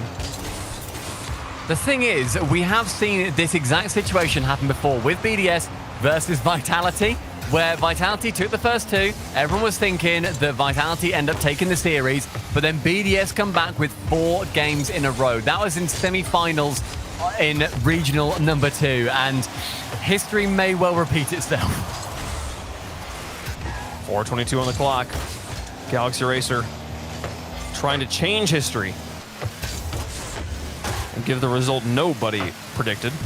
Ixo down the line, marked by it in the midfield. Lays it high now. Matane. Through 1, marked by 8. Nice long clear, kept it glued to the ceiling. Ixo trying to respond, gets demolished right as he leaves the ground, actually. And now marked by 8 looking for a pass back. No, plays it off to the edge. Marked by 8's touches. A little bit sus here in game 2. And now a double commit from Monkey Moon and marked by 8. Luckily, Extra will have this one for free. And they'll be able to sort themselves out on the back line. But a little bit, BDS still with a little bit of just trigger happiness. Matane now through the sky, into the corner. Arju off the bounce and down into Ixo. The goalie just slightly misreads, and that's Galaxy back on top. Within 90 seconds, Galaxy Racer take that first goal, and Monkey Moon not respecting how quick Ixo would be. In fact, Monkey Moon had the opportunity to get to that ball first. He ended up missing, and Ixo can put in the goal himself. That is Galaxy Racer, as you said, Wave, just starting to rewrite history. And Arju now with a chance. Oh, trying to small ball it in. Ixo with the back pass to Matane. Takes it to the sky, full tank of boost off the ceiling. 2 touches towards the goal. Blocked by the defenders and marked by it's got a nice clear to midfield. Arjun has to move back on the awkward bounce. Marked by it's gonna look for the shot himself. Arjun with a response. Now Monkey Moon. Flip reset. Looking for the pass, Ixo intercepts. Arjun now. Across the midfield line, marked by 8 with a pass to Monkey Moon. Actually takes it himself, looks for the pinch possibly. Extra extends it onto the backboard, and Ixo will play to the far side. 2 players in this corner for BDS. Here comes the third, looking for the shot. Nobody's there on the backup as 2 had overcommitted in enemy territory. Ixo just cranks it on the counterattack, and Extra gets there, covers it up on the retreating defense. Extra's nose can just about tip that ball into the corner, and it will keep BDS safe from the 2-0 scoreline rather, for now. But Galaxy Racer looking like they can take more chances and very effectively. Arju just trying to get a pop shot off there, send that defense scrambling back for BDS, and the team pinch rockets into the blue half. Close one there. They're lucky it wasn't on target. Marked by 8 off the back wall. To Monkey Moon. Now to Extra. Takes it high. Arju. Get it off of his backboard. And here's a shot from Extra, blocked by Ixo. Matane over the top of 1. Matane now onto the backboard and is looking to cause chaos. Extra not able to find anything. Arju came in for the shot. Now the pass out to marked by 8 onto the backboard. 1:47 left in BDS, still trailing by 1. Arju over that 1 and into the goal. No, Monkey Moon comes out of the corner, gets the stop. Matane keeps the pressure on. Ixo's up for it and blocked by Mark. Mark will chase this down. He's got Extra behind him. Off the wall. Extra collapses in on it. Ixo keeps it high before Extra could take the shot. And now Mark Bate pass back to Monkey Moon towards the goal. Cleared by Matane. Extra's trying to fall back and hold on to it. Ixo gonna hound him down. Take it out of the corner. Mark Bate off the wall and back to Monkey Moon. Now across and back into the blue to the enemy corner. Arju takes it to the sky. 1:13 left to go. Back and forth play. Neither team really able to hold on to control for more than 3 touches. Repeatedly, one player from Galaxy Racer dribbling it down the other side of the field, just holding it close to their chest, not just booming it away, having a controlled demolition of the offense that is trying to form for BDS. Monkey Moon leaves early there with 50 seconds left. They need a goal sooner rather than later, unless they want to risk it going into overtime. If they score one, chance for Monkey Moon, saved by Arju. Oh, Ixo chasing this. Mark by 8's in the back. Arju's going to chase him down as well. Now Monkey Moon out of the sky. 34 seconds left. Matane on the backboard, and Arju's going to help him out as well. This one behind the back line. Extra hits the reverse, catches it on his hood, and pushes it forward. Now through the sky. To the corner. Extra was chasing. Marked by 8. Lurking in the midfield, waiting for the pass from Monkey Moon. Arju will take it away from him and now push it back to midfield. Extra with a miss, and now this is the shot. Monkey Moon, does he get there in time? He will beat. The shot was just slow enough. The security doesn't go in. 8 seconds left. Matane, the shot off the ceiling. Ixo to clean it up. Can't make contact. 3 seconds left. Arju up for it towards the goal. Still at 0 seconds. They've got to get the full court carry in. It's down and into the ground. Arju will kill it. Should bounce. No, Extra gets underneath it. Now off the wall. Killed by Matane. Back into the ground. Galaxy Racer on match point. match point, series point, semi-final point. They could be going through to face Vitality over BDS. The result that nobody anticipated. If BDS lose here, they will have just conceded their third loss. And you're thinking, oh, third loss, okay, that's not bad in this regional. No. Third loss in the entirety of RLCS X. The only other teams to beat BDS so far have been Magnifico all the way back in Regional 1 Stage 2 and in the last Regional 3 playoffs. The only one that they did not end up winning. Vitality took them down 4-1. Galaxy Racer looking to make history here. And they are looking like the better team, Wave. I mean, being one of 3 teams to do something is either horrible or amazing. There's no in between there. So this point, this is obviously in the spectacular category. BDS trying to avoid disaster here, but they have run into their match with Galaxy Racer as they try to put the pressure on here into game 5.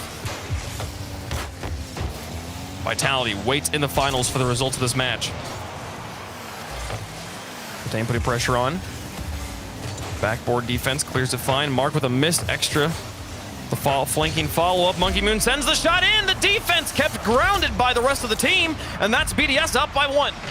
The first time and the only time that BDS have won a game in this series is when they went ahead to begin with, and it was won by that single goal. This time not within 8 seconds like happened in game 3, but within 29. So BDS, statistically, looking to be the ones to take this. But Galaxy Racer, they are evidently not playing by the rules. Attain through the sky. Looking to break some more here as he drops on the Ixo. Arju with not the best of touches. Ixo will try to catch this one. Monkey Moon tries to just bump him off of it, bulldoze the ball through him. But instead it ends up in the Galaxy Racer corner. Extra with the bounce. Ixo out to the corner. Arju chasing this down, demolished. Mark by 8 suddenly has lots of space, and he'll just take it straight downtown. He's out of boost now, but Matane also running low in the tank. Won't be able to do too much with it. Ixo across the field to Arju. Galaxy Racer putting the pressure on. Arju, this one over the top and behind Matane. He had to fall back quickly to gain control. So he was the third man. Extra. Long touch here, and Monkey Moon now. Passing into the midfield, Matane up first and gets dunked by Extra on the second touch. Now Ixo, uncontested. Looking for Arju.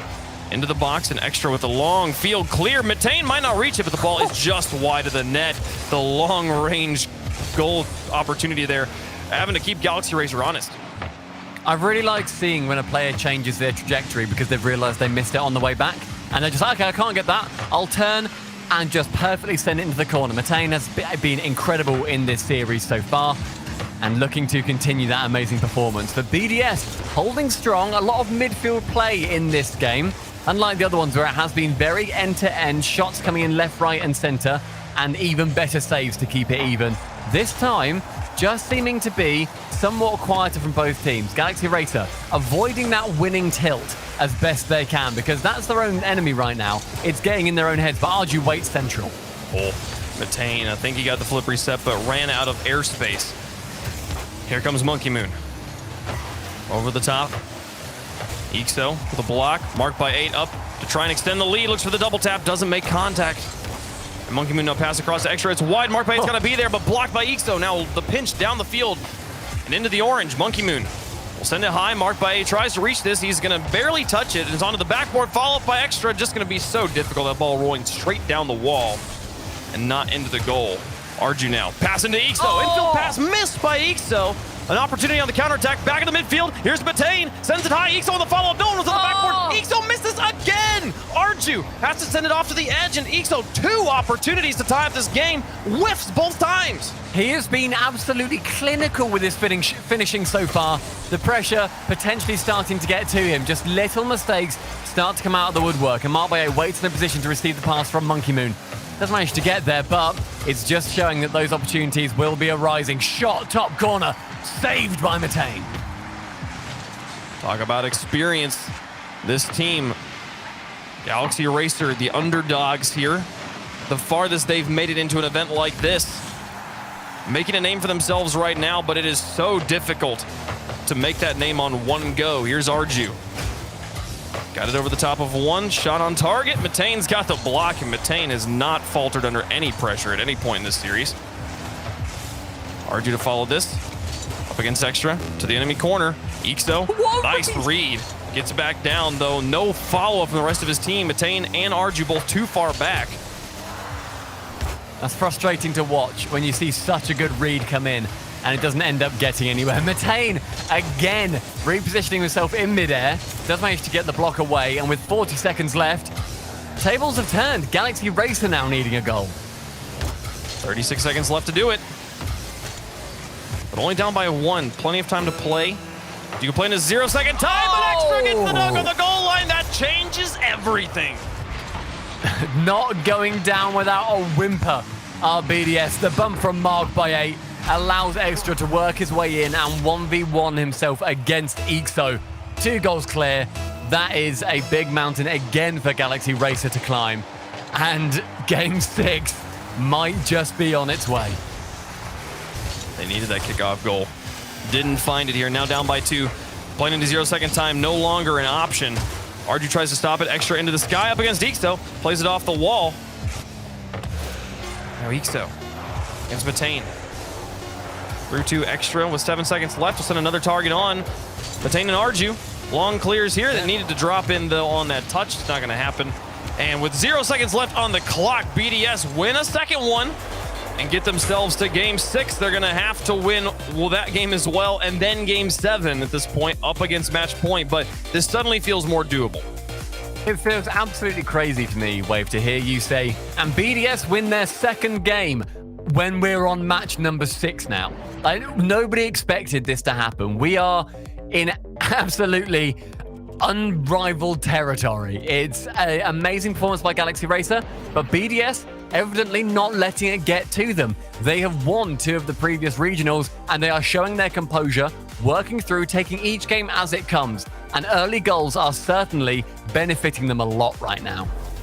Yeah, this has been BDS's game for sure in this one here. They put up, again, a number, it was like 12 shots I think they were able to put up there in game number 5. So going into game 6, they can keep up that same level of pressure, especially, and here's the thing, they've won the games where they've scored early and they have held the lead the entire time.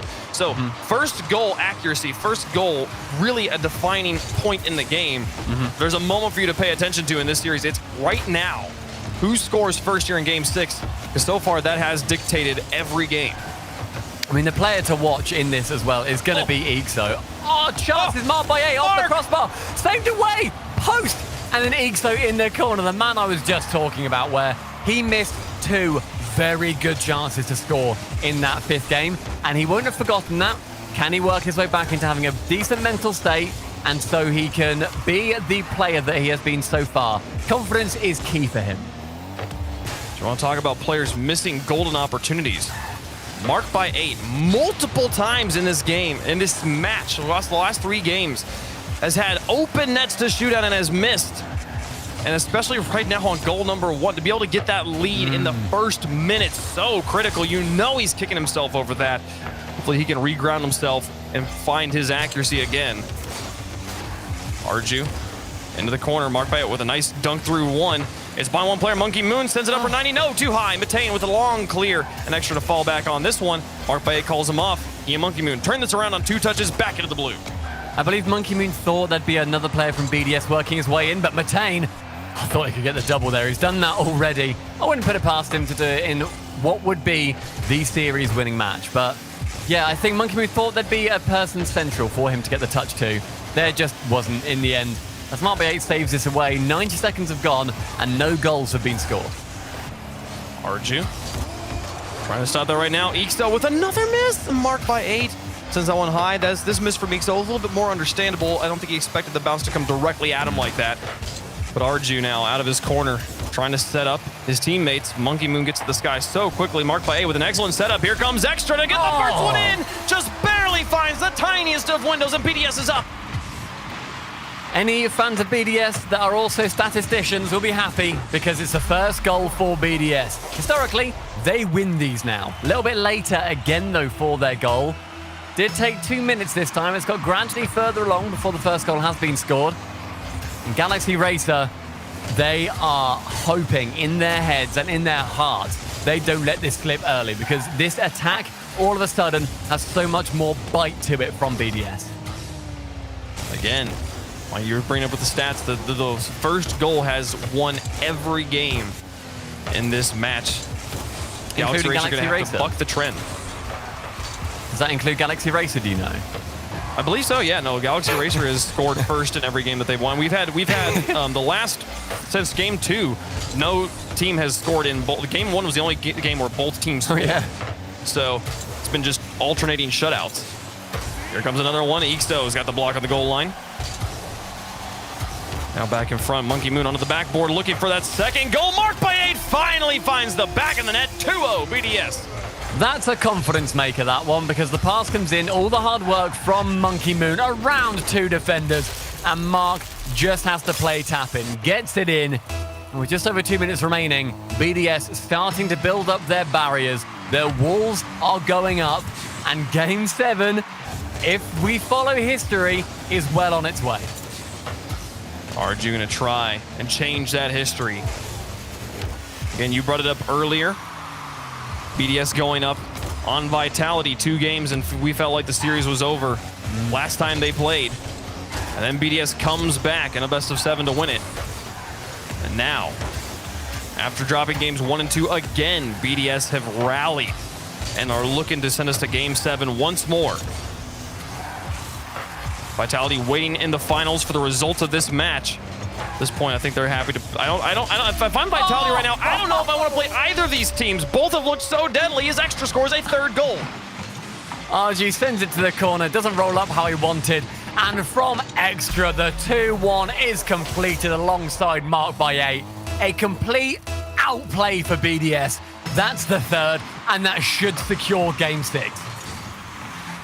Minute and a half left. Down by 3. Things looking bad for Galaxy Racer in Game 6. Game 7 starting to loom on the horizon, and if there's a team I favor in a Game 7, the veteran roster that has won so many events and only lost 3 times in all of RLCS X versus a new coming underdog story.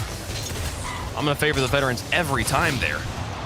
I think it's the mentality that's the biggest difference between these two, because Galaxy Racer, they have got in their head somewhat. I mentioned it earlier, the winning tilt, where you think, oh, wait a minute, we shouldn't be winning this one. And so all of a sudden you start playing differently because you think, okay, now we'll try and secure it. But actually the reason why you've been winning is because of how you've been playing, and you have taken it to BDS. BDS, however, you can tell they've been around the block a couple of times and they know what's up. If they have a chance to score some goals, they're going to take them, and they are not going to let a previous game affect their mentality whatsoever. Truly a battle of newcomers versus experience. Ixo and Batain double commit in the midfield, down by 3 with 30 seconds left. The game is all but over at this point, especially with the 1 or 2 opportunities they just had into an empty enemy territory, not going good. And now Monkey Moon gonna look for the dribbles on the other end, gets a flick over 1. Ixo onto the backboard is the follow-up there for a 4th goal. Extra down to Mark by Ed. He sends it high, but at this point, it doesn't matter. 5 seconds left, down by 3. Impossible to come back. Galaxy Racer gonna get beat once more, and we're gonna go to Game 7, Stumpy. What we thought might be a relatively simple win for Galaxy Racer has ended up being the series that everybody desperately hoped it would be. A Game 7 in the semi-finals, winner faces Vitality, and their chance to take away the maximum number of the RLCS X points, as well as a cheeky bit of pocket change while you're at it. $40,000 going to the winner. But before we get their wave, BDS win Game 6. Who do you have taking Game 7? Because there's clearly been a momentum shift. I mean, I have to go A with the momentum shift, and B with experience. BDS have been here so many times. Galaxy Racer, this is the most clutch, most critical Game 7 of their careers, and you know the pressure is going to start to get to them. So how do they perform under that pressure? The pressure is going to be there. It's, does that turn them into diamonds, or do they crumble? That's the only 2 options here. So, man, going into Game 7, I can't wait to see how this one goes out. And just knowing we got this far in the series, it's already been a banger. This Game 7 is not going to disappoint. This is history. right here, right now. Galaxy Racer have the chance to deal the third RLCS X defeat to BDS, a team that is currently rocking a 28-win, 2-loss ratio. Absolutely incredible performance so far. Can they shut it out? Game 7 has begun. Champions Field, all the names of world champions hang in the rosters. Every one of these players trying to get their name hung in the rafters here. It's Arju to the corner. Ixto went for the bumps. Arju's paved the way now. Defense was able to rally back around, circle the wagons, get back behind the ball. It's not really what circling the wagons means, but you guys know what I'm talking about. Ixto over the top of one. He's going to chase this down himself, but gets beaten by Monkey Moon into the air. And Matane tried to challenge him high. Arju will pick up this ball. Extra to the edge. And again, goal number 1 has been the defining goal every single game. This is the one that matters most right now, if the stats are to be believed. Monkey Moon over to Extra, blocked in the goal line. Arju up in the sky, gets it away. Mark Baek to try and turn this one back around, getting challenged by Matane. It's back down into the box, and Ixto's got a nice clear down the midfield line, but Monkey Moon right there. The ball came straight to him. He's happy to push this right back into Galaxy Racer territory.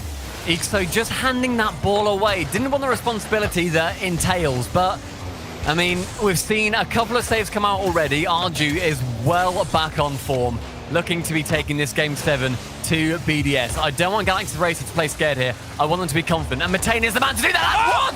And the second time doesn't end up coming in. We stay even. Am I watching Johnny Boy's perpetual spinning ball stream? Like, that ball was just on the goal line for 4 months, and it didn't go in. 0-0 still, 3:19 on the clock. In Game 7, Ixto, he's got 3 players in front of him. Extra will win the challenge off the edge, and Arju now to get it at the ceiling. He's out of boost and won't win the challenge he tried to fall onto with Monkey Moon. And now Matane coming back down. You know, oh man, Matane has played nearly perfect Rocket League this entire series. And in the most critical moment, the shot is a pixel off. I'm still thinking about that ball bouncing on the goal line. I'd love to see a picture of that afterwards on Twitter. Anywhere it ends up, I want to see how close that was, because that could be the decider. BDS have shut out Galaxy Racer in the last 2 matches. It's been over 10 minutes of gameplay where Galaxy Racer have not scored. And that is going to be a sore moment if it ends up being a 1-0 loss. But BDS yet scoring this until Mark Baek has a chance for the double. Hits Ixto, but Ixto still with the touch. Mark Baek has the wild shots right now. That one off the ceiling. A demolition from Monkey Moon paves the way. Arju closes the gap, slams the door on him, keeps out 2 shots. And we'll stay scoreless across halftime in game number 7. Extra onto the backboard. No one's there to shoot. Matane knows it, keeps his wits about him. Gets it back to midfield. He's trying to chase this one down, but he's out of boost. Won't be able to chase it off the wall. Ixto out of his corner on the counter touch from Monkey Moon. This one pinches high. Arju to go up against it. Mark by 8's got it. Matane will find the clear, and Extra will have this one for free in the midfield. He's got 30 boost to work with, but loses control of that ball as it bounces off of his nose. Now Arju and Monkey Moon. Neutral challenge to midfield.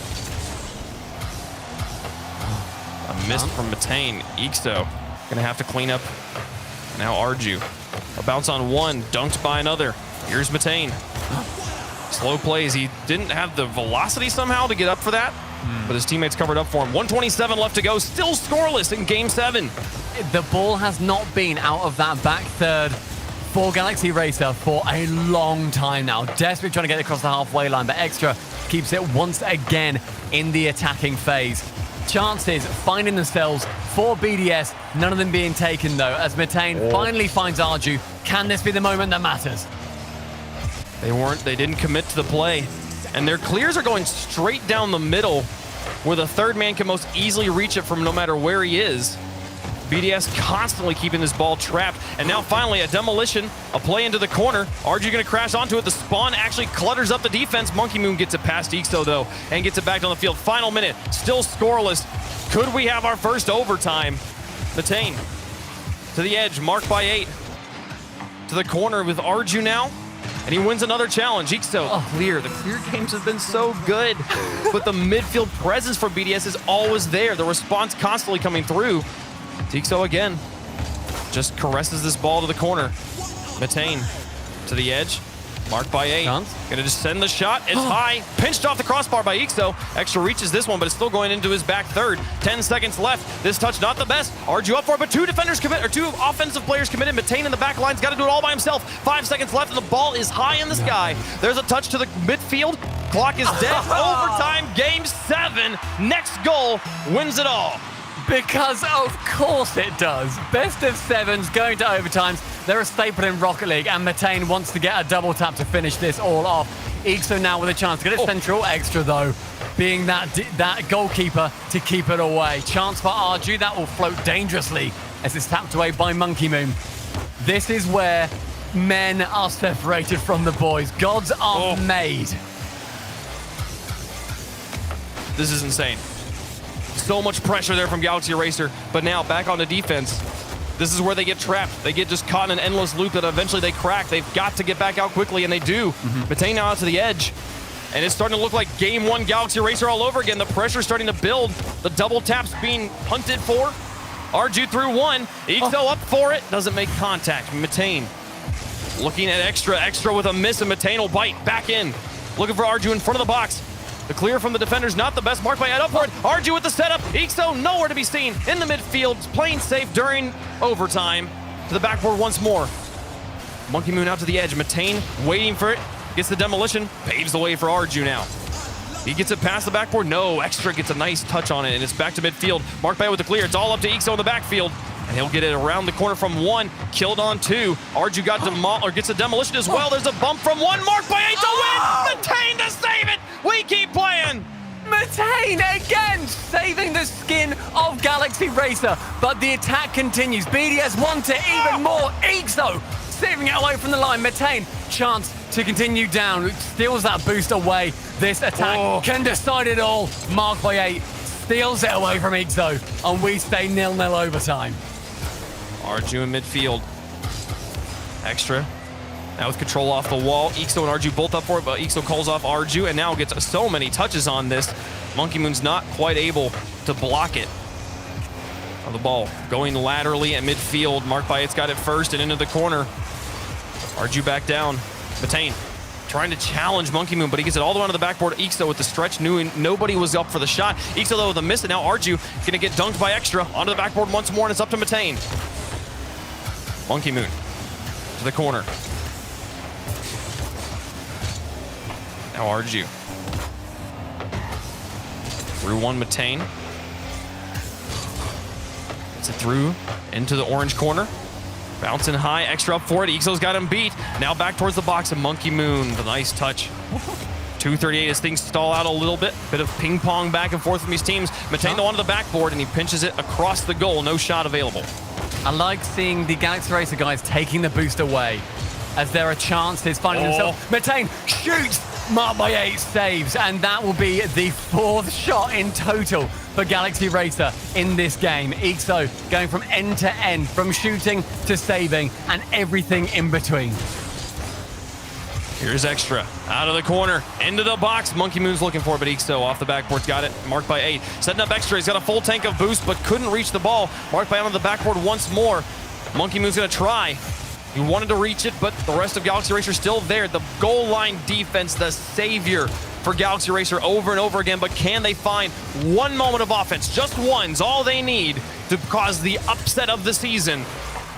Extra onto the backboard. Ixo over the top of 1. Follows this one off the wall. Gets a bump on the goalie, or onto the frontline defender anyways. And now onto the back line. Extra puts it high. Arju up for it with a miss, though. Here's Matane up against 2 defenders into an empty backfield. Ixo's there with the quick turn on it and turns it back into the box. Chases it himself. Monkey Moon out of the backfield will clean it up.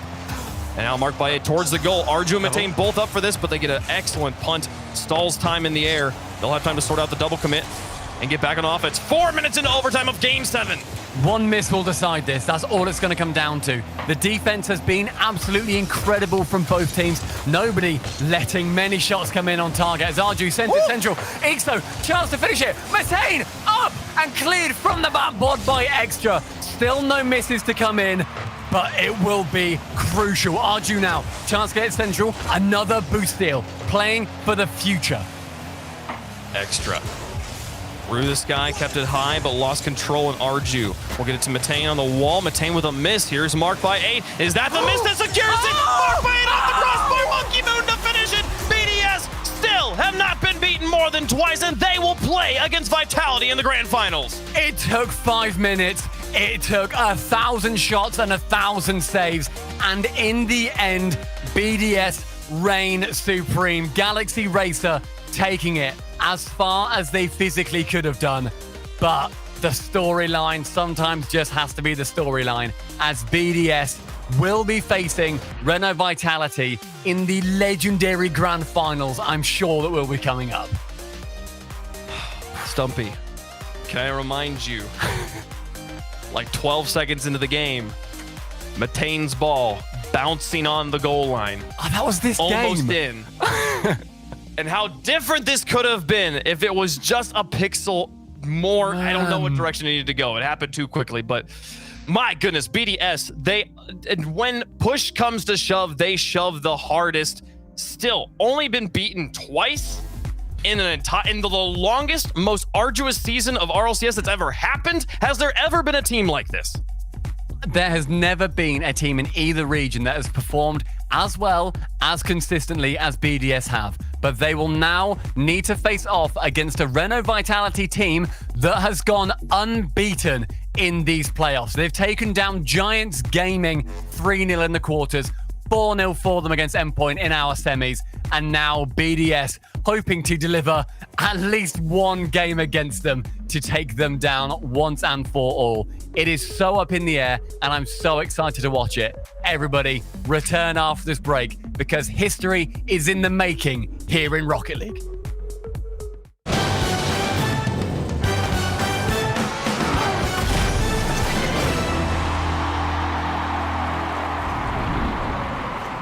Knows how to build unlimited right. Start with America's most awarded network. I'm on my phone 24/7. Then, for the first time ever, give families more entertainment with Disney Plus, Hulu, and ESPN Plus, now all included. We're a big soccer family. Handmaid's Tale. I love Frozen. Then give families plans to mix and match, so you only pay for what you need. You get so much more than this, a great network. With plans starting at just $35, the network more people rely on gives you more. This is unlimited built right, only on Verizon.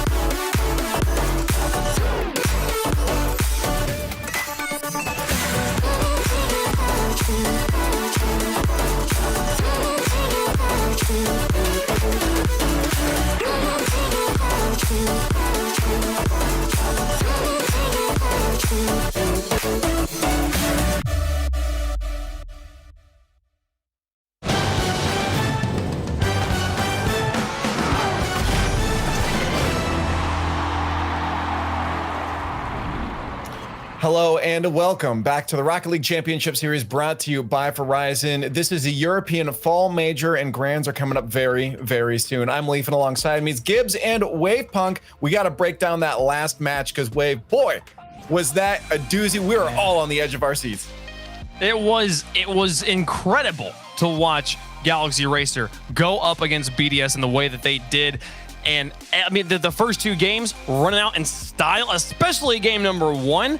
Clearly, BDS just needed to get a little bit warmed up, get up to speed. And then once they did, we had a neck and neck series of just alternating shutouts, neither team allowing the other to score once they had the lead. And then, man, that bouncing ball on the goal line in game 7 is still the heartbreaker of the season for me. Now, for Galaxy Racer, you're feeling terrible right now, but tomorrow when you wake up, you'll be happy about this performance. You battled against the very best from Europe. You brought it to game 7 overtime. And sure, you blew a 3-1 lead. It happens to teams when you're playing against the very best in Europe. BDS showed up when it mattered most. And Galaxy Racer, you got to hold your head high. I know it's going to take a bit. You know, like wait 24 hours, but you'll be happy with this performance. Take it into Split 2. But now BDS face off against Renault Vitality in the grand finals. And before we get into that, we're going to take some time and talk to the coach from Renault Vitality. It's one of the greatest players in the world. Here's Mout. Get your Mout gangs out. What's up? Welcome to the show, man. What's up, guys? I want to ask you about that last match we just watched there. BDS Galaxy Racer. How on the edge of the seat were you? And were you like worried knowing both those teams are playing so good and one of them is going to face off against you guys? Not really worried, but that was a very interesting match to watch for sure. So, for Vitality, would you rather be a team that has a 4-0 and then has to wait for 45 minutes and watch that game 7? Or would you rather be BDS right now with that momentum, with that game 7 win? I think we definitely like our spot because coming from a game 7 overtime 5 minutes, you're definitely stressed out. And we just swept every team, so we're feeling pretty confident right now.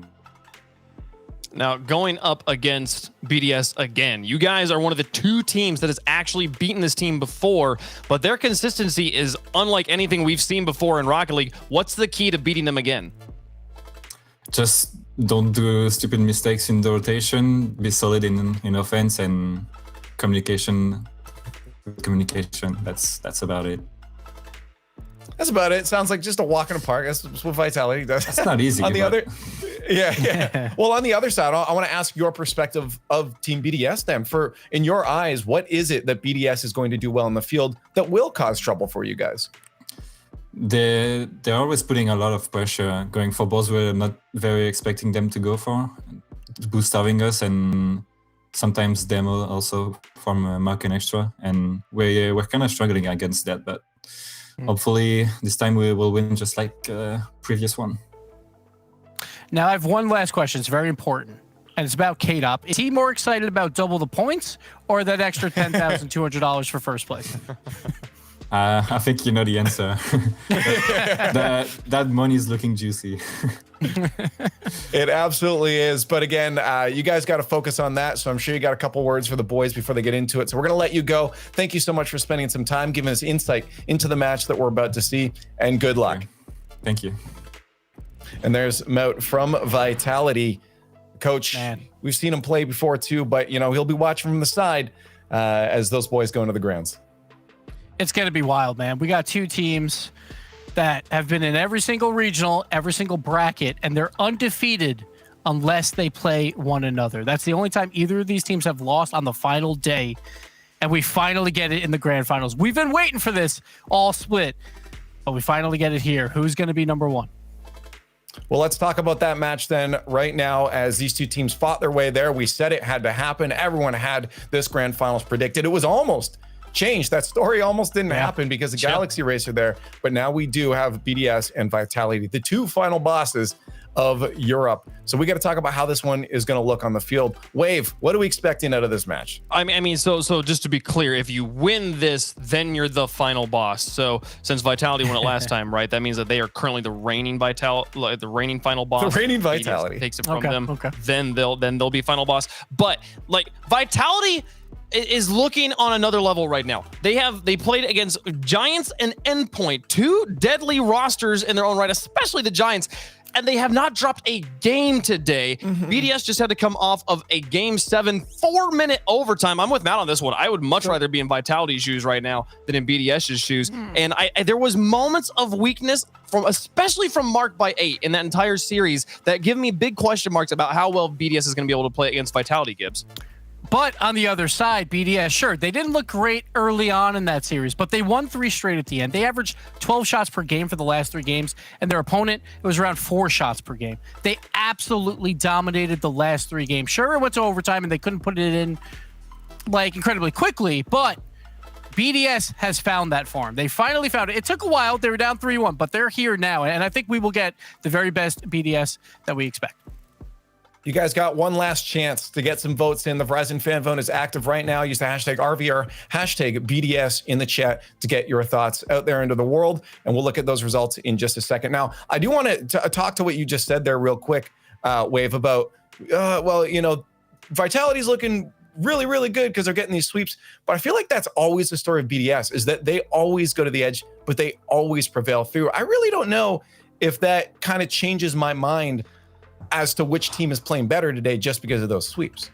Yeah, I mean, BDS definitely has a lot of experience playing close series. It reminds me of flip side of season 2 of like, no, let's always go to lower bracket, let's always go to game 7, but we always win, and ultimately winning that last game is all that matters. But still, I have questions, especially around the like 4 or 5 opportunities we saw from Mark by 8, completely beaning the ball to the corner when he has a wide open net to shoot at. Those sorts of mistakes are the sorts of mistakes that make you lose games against teams like Vitality. A team like Galaxy Racer maybe is going to give you the breathing room to make those sorts of mistakes.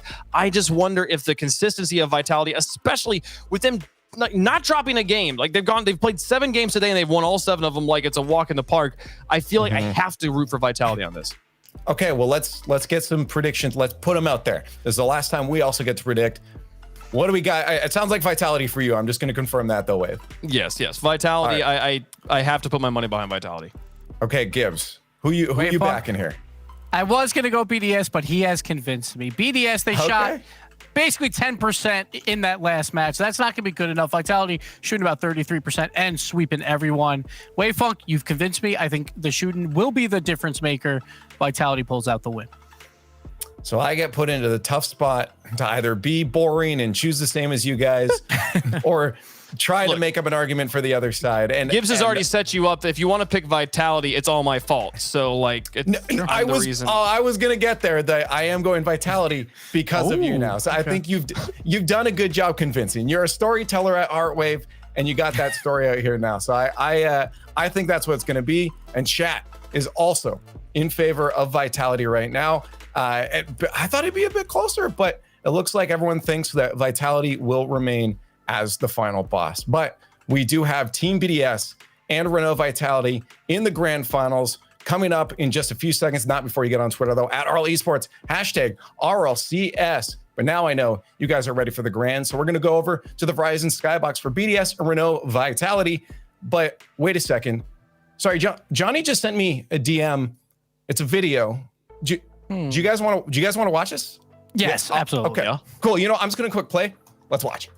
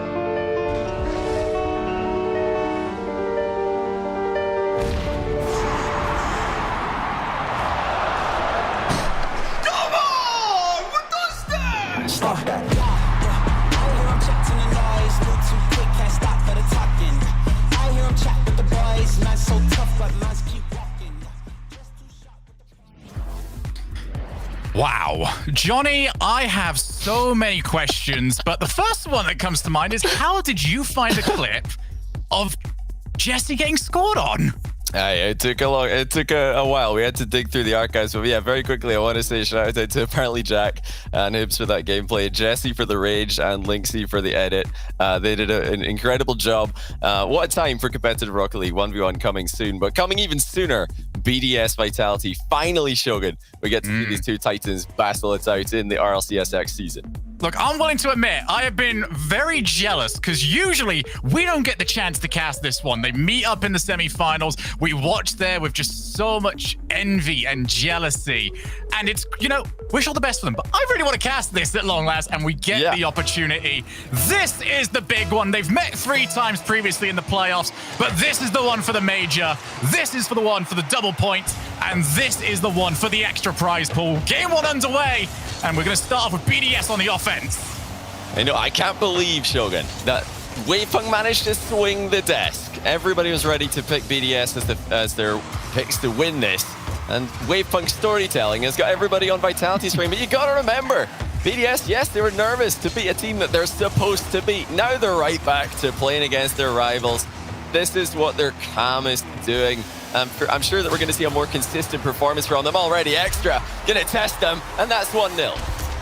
There were arguments to be made either side about who would feel better coming into this. Vitality, according to Mal, happy with the fact that they got just chill out. You know, they've been just destroying teams all day. But BDS, they are on form now. They have seen out the storm from Galaxy Racers. And here we go, 1-0 up here in game 1. Best of 7. It's a long way to go here. Fairy Peak just over the top. You know, there's a lot of questions still from BDS regarding how they will perform when the pressure is truly on. We've seen just how good they can do in the regionals. The major adds that little bit of extra pressure. We also saw that, you know, we'll never really have an answer to how they do on LAN for the longest time. But this will go a bit of the way of telling us how they can deal with those sort of situations.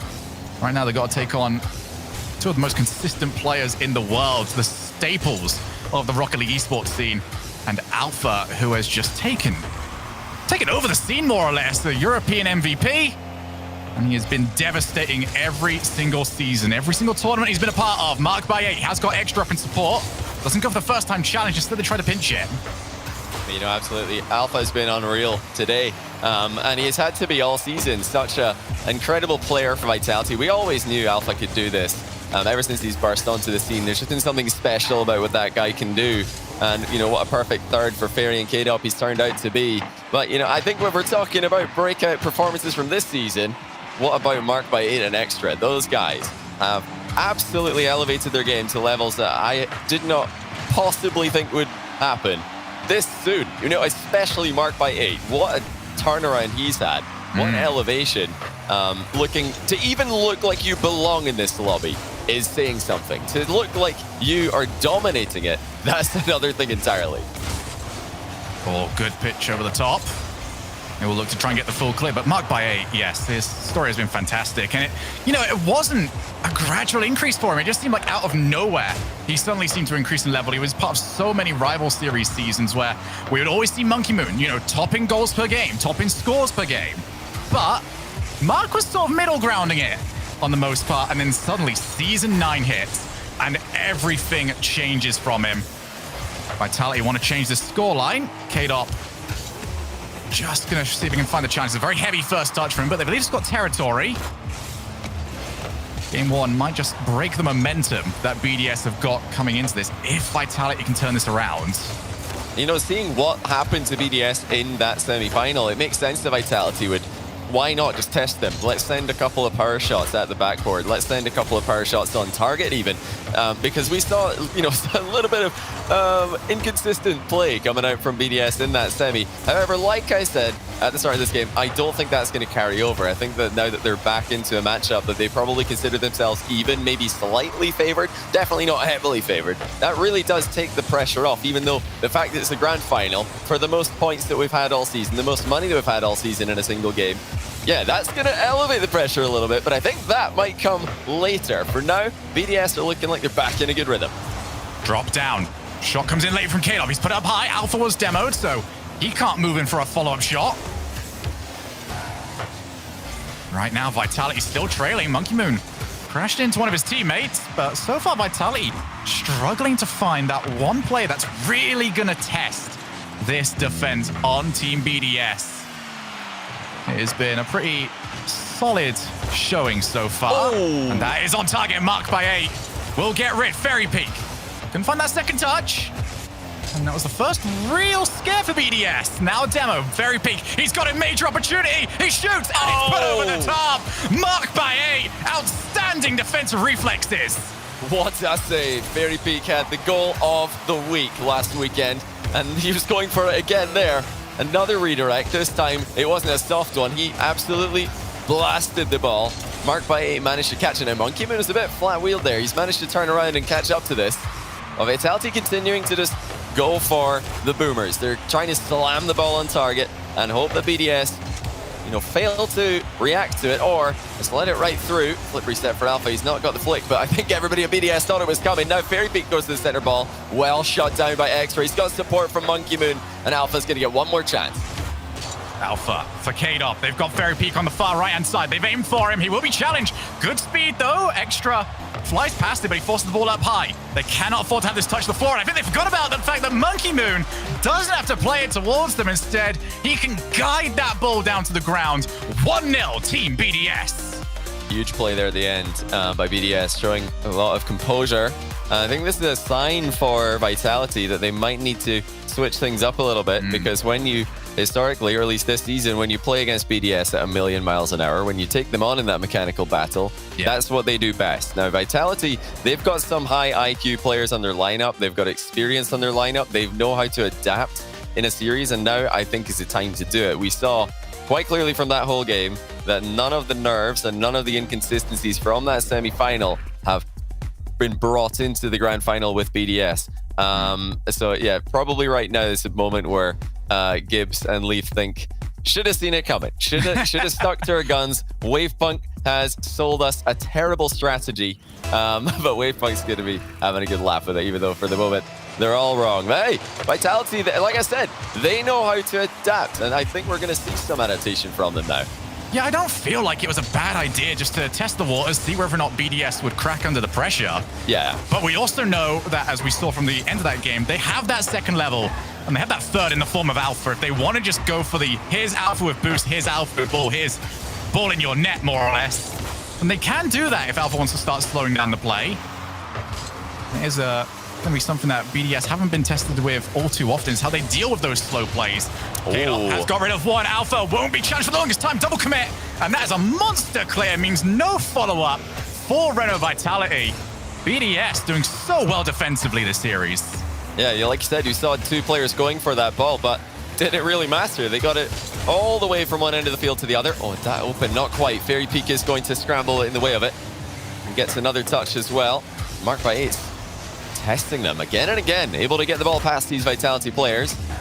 You have to be so quick against these against these guys. They're always getting an extra touch on the ball. They're always able to recover so quickly. It's almost like you're playing against 4 players when you play BDS.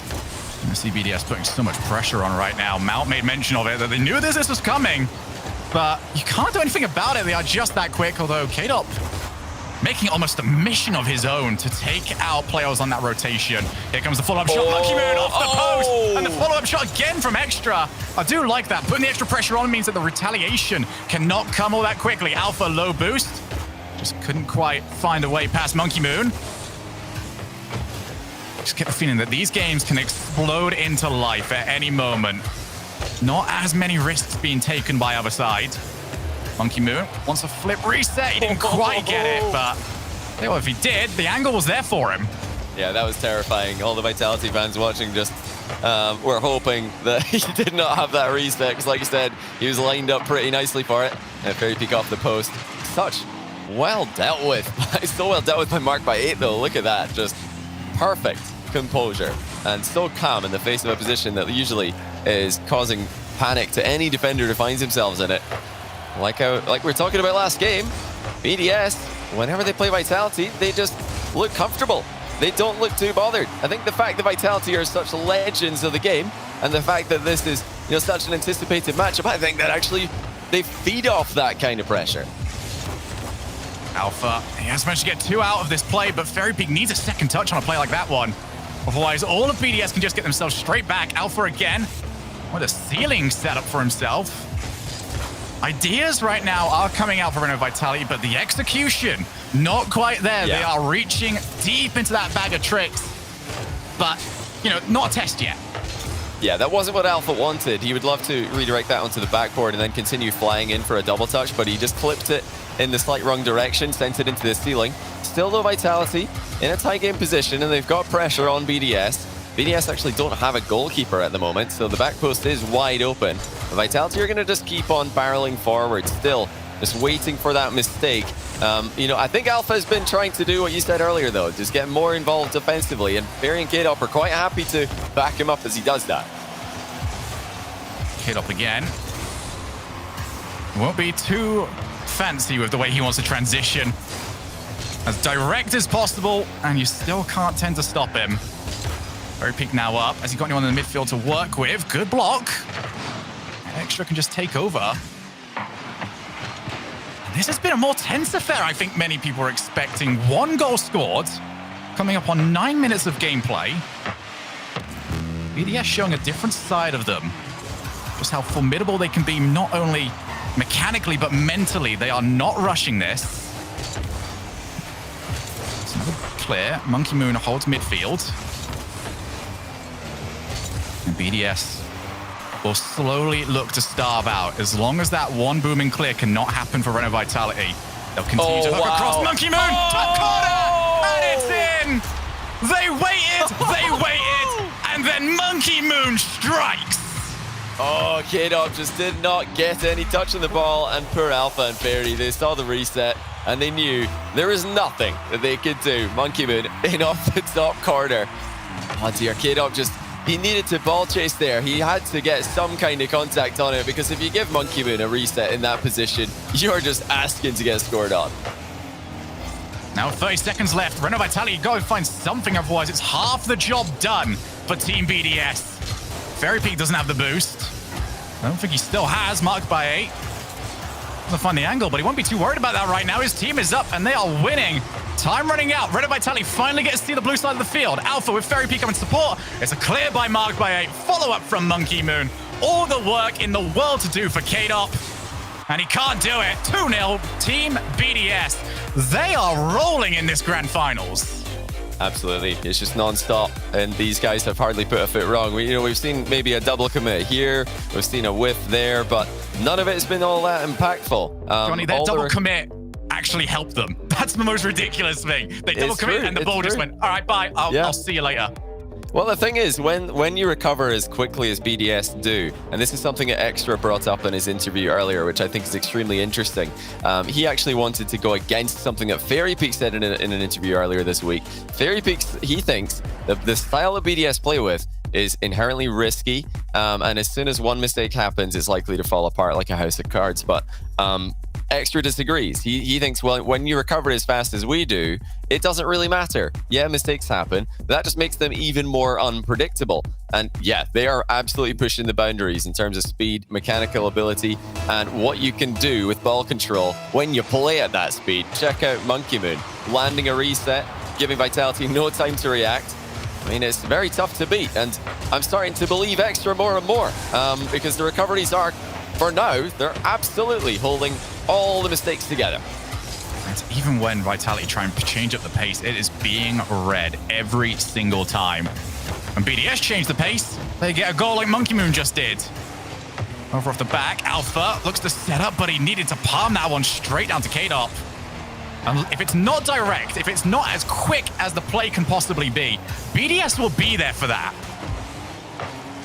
Yeah, BDS, it just feels like they're more likely to connect with those special plays that, like we saw from Monkey Moon in the last game. We mentioned Alpha went for a few, but none of them were even close to threatening the BDS goal. There was always at least somebody ready to get in the way of him.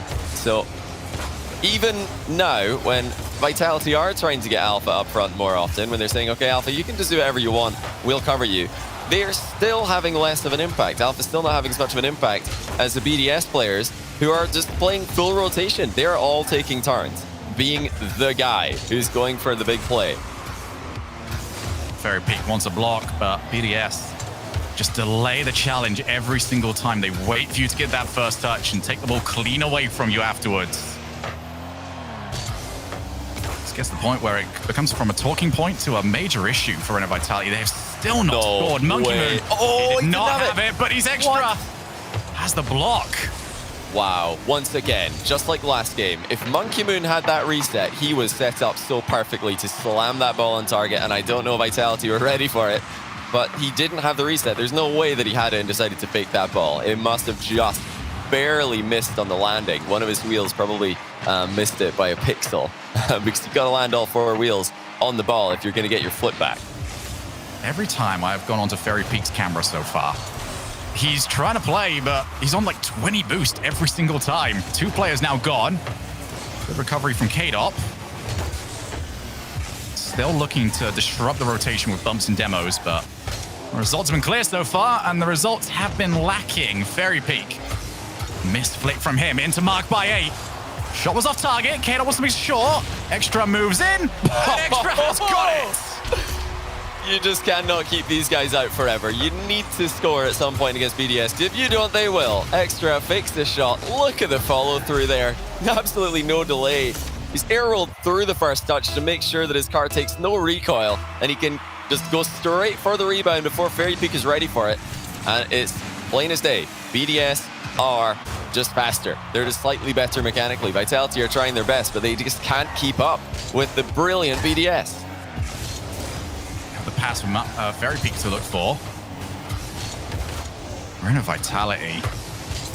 Yeah, it feels like they are supposed to be in another level compared to Top Blokes and to Vodafone Giants, but this is looking for BDS exactly what they did to those teams, and that was dismantle them. In comes Mark Bayer. He's not missing that one. BDS. Outstanding performance so far. Reno Vitality, if they are to have a chance in this, they have got to figure this out, and they've got to figure it out soon. That's just a nightmare scenario for Fairy Peak. The demo at the near post put him on the complete opposite side of the explosion from where the ball was. He had to just dive into the explosion and hope that he made contact with the ball because he knew a shot was coming in. What he didn't know is that there was actually a pass, and you know, it happens. The demo was perfect. It didn't just remove a player from the game. It also provided a smoke screen to prevent Fairy Peak from seeing what he's supposed to be doing in the play. BDS pressure is just mounting, it's building, and Vitality have been completely unable to stop it. K-Dop with Alpha. They've got to get this, and Alpha misses it. Pass just not quite able to connect. And BDS with every passing minute grow more and more confident. Alpha with a bouncing shot. Just no venom on this right now for Reno Vitality. No. Toothless attack after toothless attack. Extra lays it out to Monkey Moon over off the backboard. Fairy Peak won't be able to reach it. Alpha can. Game's not done just yet, but Reno Vitality have got to find that first goal soon. They've got to find boost, Shogun. They can't find a boost pad. Anywhere they go, it's just all taken. I mean, that's what happens when you play against BDS, and per Fairy Peak, he just spawned and he's getting bumped out of the way. But there you go. Oh, he fights fire with fire. You bumped me off spawn. I'm going to go for your goalkeeper. Fairy Peak, from one end of the field to the other, takes Extra out of the game. K-Dop puts it in the open net. And with 45 seconds left, maybe a lifeline for Reno Vitality. They've got to try and mount some sort of a comeback here. Otherwise, they need 4 games in a row. A reverse sweep of the dominant Team BDS. Here comes the shot. Maffei can't keep it out. And we've got ourselves a real game. What a response from K-Dop. You asked for it. Look at that pass by Fairy. How did he get that much power on the ball? It was just barely moving past him, and suddenly he kicks it up onto the backboard. That is a comeback. Now, the real fight begins. We've got a shout here from Stacks as well. Oh, we're second. Marked by 8. Well, now look to transition. It was 37 minutes and 32 seconds in-game since BDS had conceded. Oh, wow. That is ridiculous. Yeah, that is truly astonishing. When you consider how fast-paced and chaotic Rocket League is, though they might be scoring one now, actually double commit from Vitality. was, I think, a good one as well. I'm going to call that a necessary double commit. Just somebody get the ball clear was probably the comm, except it's more likely in French, and I'm not sure how to say that. But now a chance for Vitality to steal this one. 0-second play. They didn't get this thing to work out in game 1. Now it will be for the win rather than for the tie. Extra. Can't quite find a teammate. We go to overtime. And this is massive. Renault Vitality need to find this goal. Over to the wall. Alpha with his chance. BDS shutting it down every single time. Very peak. The rebound that comes up to him is off the post. Oh. And there's nobody around to finish off the play. We continue on, but a great start for Renault Vitality. Yeah, K-Dop, he had some boost, but if he went for that ball, he would need to use all of it. And he didn't want to commit that far as third man in the play. So, I think that's fair enough. It was a really risky one to go for. When you're having to invest all your boost just to get into the shooting position, you're gone. You're not recovering anytime soon. So K-Dop decides to play it safe here. Alpha off the crossbar. Now K-Dop, he's just not able to get around the ball with the angle shot. Marked by 8, playing for the 50-50. That's a really smart play in that position when you have no boost. It looks like BDS even know how to play the economical game as well. Mark with the demo, with the double touch. The BDS take game 3. Mark by 8 with an analogy of his entire career this season explodes onto the scene and gives his team a 3-game advantage. 4 match points for Team BDS to become regional champions and to become major champions on top of that. Well, we started off today asking if BDS are the best team in online Rocket League right now. I stand by my answer, and I think you do too at this point, Shogun. Yes, they really do look like the best team in online Rocket League. This is just crazy. They even lose their 2-goal lead, and they still don't look bothered at all. They just get right back into action, and Vitality down 3-0 after sweeping their way into the final. Now they get to feel what it's like to be any of their opponents on the day. My goodness. BDS have somehow improved on an already unbelievable season. Team BDS have taken their loss in the 3rd regional personally. They are not happy with the idea that this is still an argument between them and Renault Vitality. They thought they'd put it behind them. And now Renault Vitality, a sweep in the grand finals. Imagine saying that at the start of the season. Yeah. BDS, we were expecting good things from them. They have outperformed even that. They've been outstanding. Yeah, they're showing experience well beyond their years, well more than they should have. Oh, hold on. Alpha's actually dunked this on target extra. You want to be careful there, buddy. Alpha's always going to be looking for that extra touch on the ball at any cost.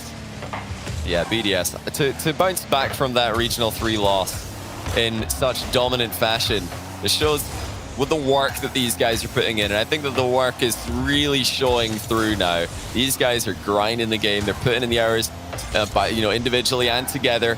And Vitality can't say the same, really. They are completely second best today. They have still got one more chance to prove that they can compete with BDS, but it has to be absolute perfection from here on out. Not allowed to drop a game. K-Dop for Fairy Peak. Just doesn't seem like Vitality know what the follow-up, but Alpha knows what he wants. Can't hit the double tap, and whilst expectations might sound a bit high on this, but that's the sort of play Alpha should be hitting. Yeah, usually we'd expect to see Alpha putting together, we're into game 4 now. You think, okay, on the Alpha insane plays counter, you got to be on at least 2 by now, but it's still just a big 0. He's been impactful. I think everybody on Vitality's played at a pretty reasonable level. Clearly they're performing well today, sweeping their way into the final, but BDS are just on another level, and Vitality need to step up. They need to start making their plays happen. They need to just start either dealing with the BDS pressure more effectively or completely turning the game around on its head and bringing the game permanently to the blue half. Pop up, but Fairy Peak realizes he hasn't got a teammate to follow up for him. Extra on the other hand, he will be the teammate to follow this one up. Drops down, Fairy Peak can't pre-flip into the ball. Back to that tense gameplay that we were at not too long ago. Fairy Peak with K-Dop around. They're just looking for a mistake right now from Team BDS, a team that is not forthcoming. Ooh. Very Peak did have him covered. Yeah, thank goodness for that, because Alpha was nowhere near that one. But that's really the playstyle that Vitality are going for right now. Alpha press up a little bit more aggressively. Fairy Peak and K-Dop are trying to hold everything together in defense. And this is a formula that has worked time and time again for Vitality, so you can't really blame them for going for this. And it's just today, Alpha has been completely neutralized by this BDS lineup, who continues to impress more and more with every passing minute. You know, with that said, this is easily the best game territorially for Vitality. They get to see what the blue half of the field looks like without binoculars, unlike the previous 3 games. Now they need to try and make something of that, though. Monkey Moon just tries to find the challenge. That could be the goal that takes it. Marked by Ace, Wow. sees an opportunity, and he's never going to let that one go crying. Just clinical. Clinical by Mark. K-Dop left that for the goalkeeper, and it either wasn't communicated fast enough or it wasn't responded to, because clearly goalie wasn't ready as early as Mark was. You know, compare this to the follow-up timing that Vitality have on their center balls. There's definitely an obvious increase, but that's a lot better. K-Dop, once again, the goal scorer for Vitality. He equalizes just like he did in Game 3. K-Dop, with his shooting accuracy, always a sure bet in these sort of positions. Levers it just below the crossbar, and it's so crucial that Renault Vitality turned that rally as quickly as they did, because we've seen BDS and how good they are at maintaining leads. Do not give it away for free. And we've seen teams, you know, struggle to even get the ball into the BDS side of the field when they're looking for these final goals in the last 30 seconds. Get it this quick. Resets the field quite well. Alpha. Wow. Drop for Fairy Peak, who Fairy Peak just wants to get rid of that as quickly as he can. Alpha already up. Doesn't make good contact. Fairy Peak wants to keep that pressure going. It's time for the pace right now from Renault Vitality. Monkey Moon up. Will it be a double tap? Oh, wow. My. Almost landed on it. Yeah, Vitality had bodies in the way, but none of them made contact. That was pretty scary, but for once, BDS were expecting Vitality to clear that ball, so no one was there to follow up on the center, which did arrive effectively. This one has also. Monkey Moon opts for the backboard, but Mark is still rotating. He needs to take the scenic route to that rebound. Monkey Moon with another knock past Fairy Peak. Vitality starting to get beat into the ball again. That is exactly what's been happening every other game that's been before this in the series. They need to make sure it doesn't happen now. Fairy Peak can't get enough on this. He's got to try and work well. Just hasn't got the pace to get there on time. Alpha will follow up. Here comes K-Dop. He's been their savior so far, but it was not a good shot. Alpha gets one more opportunity. Monkey Moon was colliding with his teammate. Renault Vitality looking for their chance, and they simply cannot take it. Are we going to overtime? Yes, we are. One goal separates BDS from the major championship. Wow, for a moment there, Monkey Moon actually landed on top of Mark by 8, so there was 2 BDS players out of the game, but Vitality couldn't get a shot on net while that was happening. Once again, the recoveries of BDS arrive just in time, but Vitality, easily their best game yet. They have been equaling BDS for pressure, and I think that is the first time this series that we've seen that. Extra. Doesn't get a good challenge against K-Dop. Huge demo as well. Massive opportunity for Renault Vitality, but there's no Fairy Peak to be seen. Don't know if he was demoed in the background or just no boost. Well, yeah, I feel no like that is just part of Fairy Peak's playstyle now, if he likes it or not. Yeah, it's probably one of the attributes he'd like to have people forget about. Oh, great save. Alpha might have actually confused K-Dop with that one. I'm not sure how he managed to pull that off. Still having his dodge for so long now. Fairy Peak. 1v1 to Monkey. What a challenge by Monkey Moon. He's come away with possession as well. That is massive. Not only to shut down Fairy Peak in a 1v1, but to take the ball from him. Monkey Moon looks to see if there's a mistake from K-Dop. He had to find some way to angle that aerial to make sure he didn't hit with the crossbar. Fairy Peak against Monkey Moon. Monkey Moon backs down. He read it well. Renault Vitality getting better here. They're slowly finding their way, but is it too little, too late? Off the backboard. Follow-up shot and a huge save. Alpha keeps us going. coming, but marked by 8. He's taking his time, brings in extra. Alpha will clear one more time. It's now chased for Alpha. He's taking on everybody right now. Follow up, and it's off the backboard. K-Dot will be by himself, and he times his challenge so well. It might actually duck down in time. And Monkey Moon over to the wall. You know, Monkey Moon pre-jumped that rebound, and it wasn't even a late pre-jump. He was up so early for that, long before the pass came in. I think you said it well just moments ago. Monkey Moon reads it. You know, that's been the story of this game. Monkey Moon reading everything. Apparently before, well before it happens, that would have been easily the best goal that we've seen all weekend. And you know, with how well Monkey's playing, he could go better. I need to check if Monkey Moon is just clairvoyant. At this point, it really would not surprise me if he is. It's going to be in field, nobody around for Reno Vitality. Need to be that little bit braver because these chances are not being fully set up by full-out planned plays off the backboard. And again, it's extra first. Reno Vitality, I don't know if they just can't find the rotation timing or if they just don't have any boost. Either way, they're getting the ball to settle in good spots. Here comes the shot, and it's off the crossbar. Reno Vitality looking for their lifeline. Booming clear to mark by 8 off the backboard. Should be covered from K-Dot, and it is. 3 minutes of overtime played. Vitality still hanging on to their tournament lives. Yeah, some moments for Vitality to actually strike the ball off their own passes. Another one coming in here, but Alpha has to go around the defense who are right up in his face. And there's no denying, BDS have been connecting their passes together in that final third more effectively than Vitality have today. The synergy's lacking for the EU legends. They've still got an opportunity to take a game here. Extra with the backboard covered. Monkey Moon had the net once again. Everything blocked and secure. But will they keep K-Dop out? No, they won't. K-Dop just can't stop scoring. K-Dop was the one player with the most questions on him on this Reno Vitality team. I think everyone forgot when it is a big occasion, he always steps up to the plate. And that was needed. Reno Vitality stay in the matchup. 3 more times, though, they've got to do it. If it's as difficult as that every single time, I'd be a bit tired.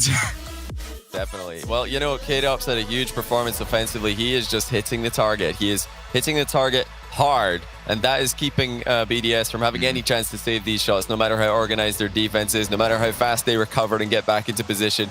If K-Dop shoots the ball with that amount of power into the top shelf of your goal, not really a lot you could do about it. History is pretty clear on that fact. But we're still waiting for Alpha to show up in offense. He actually had a really good defensive showing there, making 4 saves for Vitality, and perhaps this was an adaptation that Vitality have made. We can't be sure until we hear from them post-match or in a post-event interview. But yeah, that was more of a full rotation type of gameplay rather than Alpha ball chasing and Fairy and K-Dot playing behind him. I think there has to come a point where you just realize that it's not working, and it's not like they don't have follow-up options, and they are already down. A sucker punch after Reno Vitality looks to be getting going again. Yeah, it was just one of those moments where both K-Dop and Fairy Peak were back and in the net, and K-Dop thought that Fairy had that bottom left corner covered. Fairy Peak didn't quite have enough momentum though, so again, the communication not quite coming together for Vitality. With K-Dop covering the back post like he was, Fairy Peak could have advanced just a little bit more and entirely covered that. But with the speed that BDS connect these passes and shots together, you can't really blame Vitality too much. That's so far in the forced error category that you can't even see the unforced error margins. K-Dop with a good save there. He had to scramble for it. Now Alpha will take over, unable to get the ball past an Extra who is very quick to, but the whole team's gone. BDS, well, they're, in some way they're on the same page there, but not the right book. Too much synergy, if anything. Trying to add a little bit of synchronized gymnastics to their gameplay. K-Dop can't quite. Oh, he's managed to recover. Extra for Mark. Huge credit to Mark so far this series. I don't think it'll be possible to over-compliment him when it comes to his offensive play.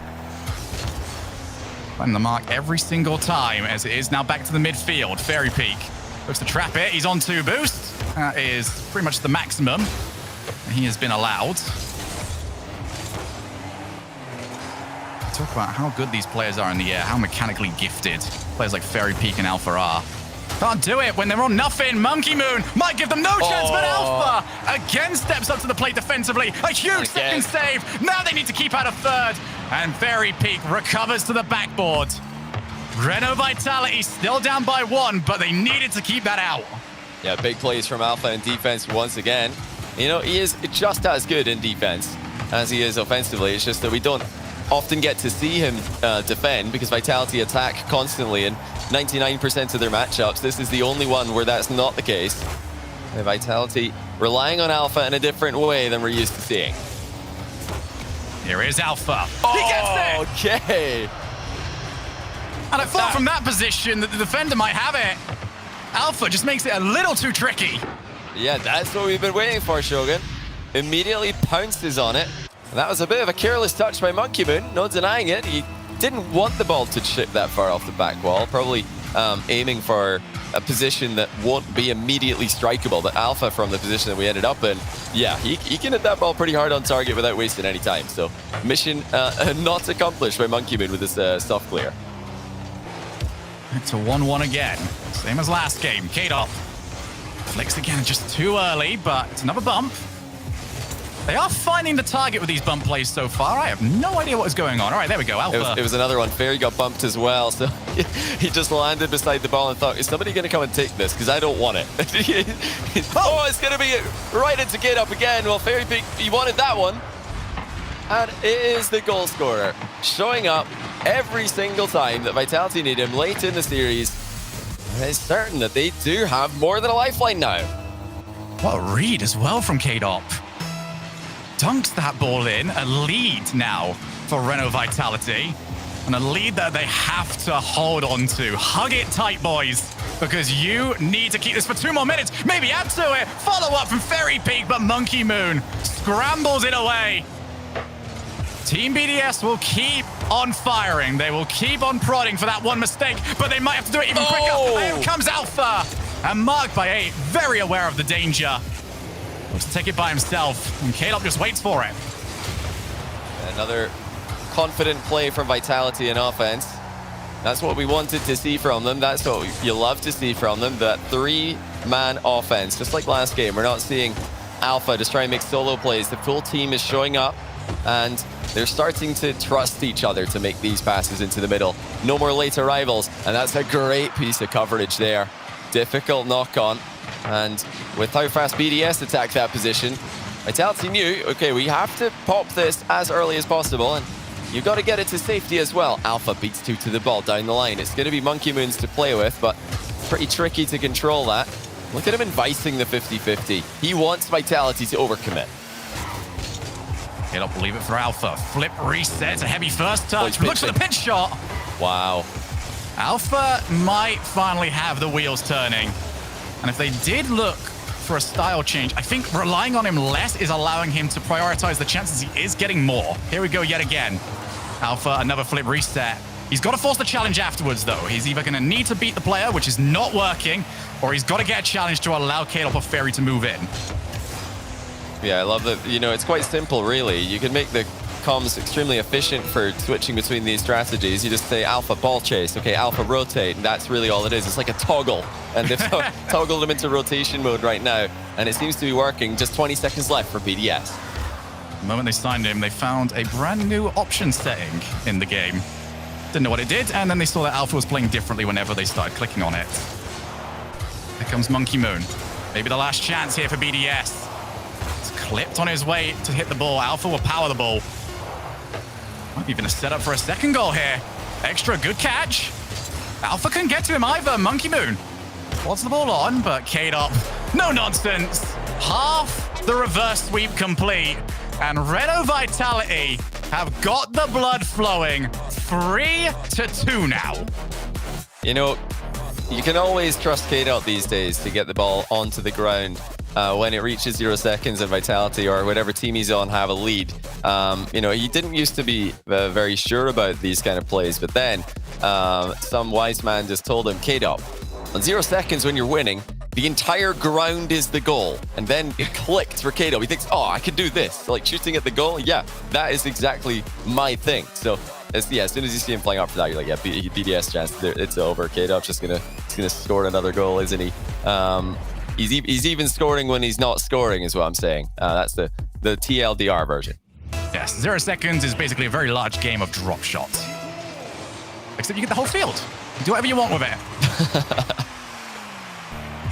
So, over to Neo Tokyo. Bruno Vitali can get this. We head to Champions Field. It's BDS, tournament over. And they secure their spot as the team to beat in the region. Extra. Maybe likes Monkey Moon to move in, but BDS not willing to take that risk. Now the pass to Mark. Oh, it's the first time that he scuffed a shot. Yeah, that was a weak one and off target. And like you said, it was just all about that contact. He didn't catch the ball cleanly, and Vitality will take plenty more of those. They're asking, Mark, have you got any more of those weak shots? Just send them our way. We've had plenty of boomers and lasers already this series. I'm liking what I'm seeing from Vitality, and mentally as well. This is really impressive to bounce back against a team who have been their kryptonite this season, and to come back from a 3-game deficit, but they've got to do it all over again as Extra hits the top corner. I feel like we've seen this one so far. Extra puts BDS up by 1. Reno Vitality got to now go on the hunt. They've got to find that goal. Plenty of time to do it, though. 4 minutes and 4 seconds remaining.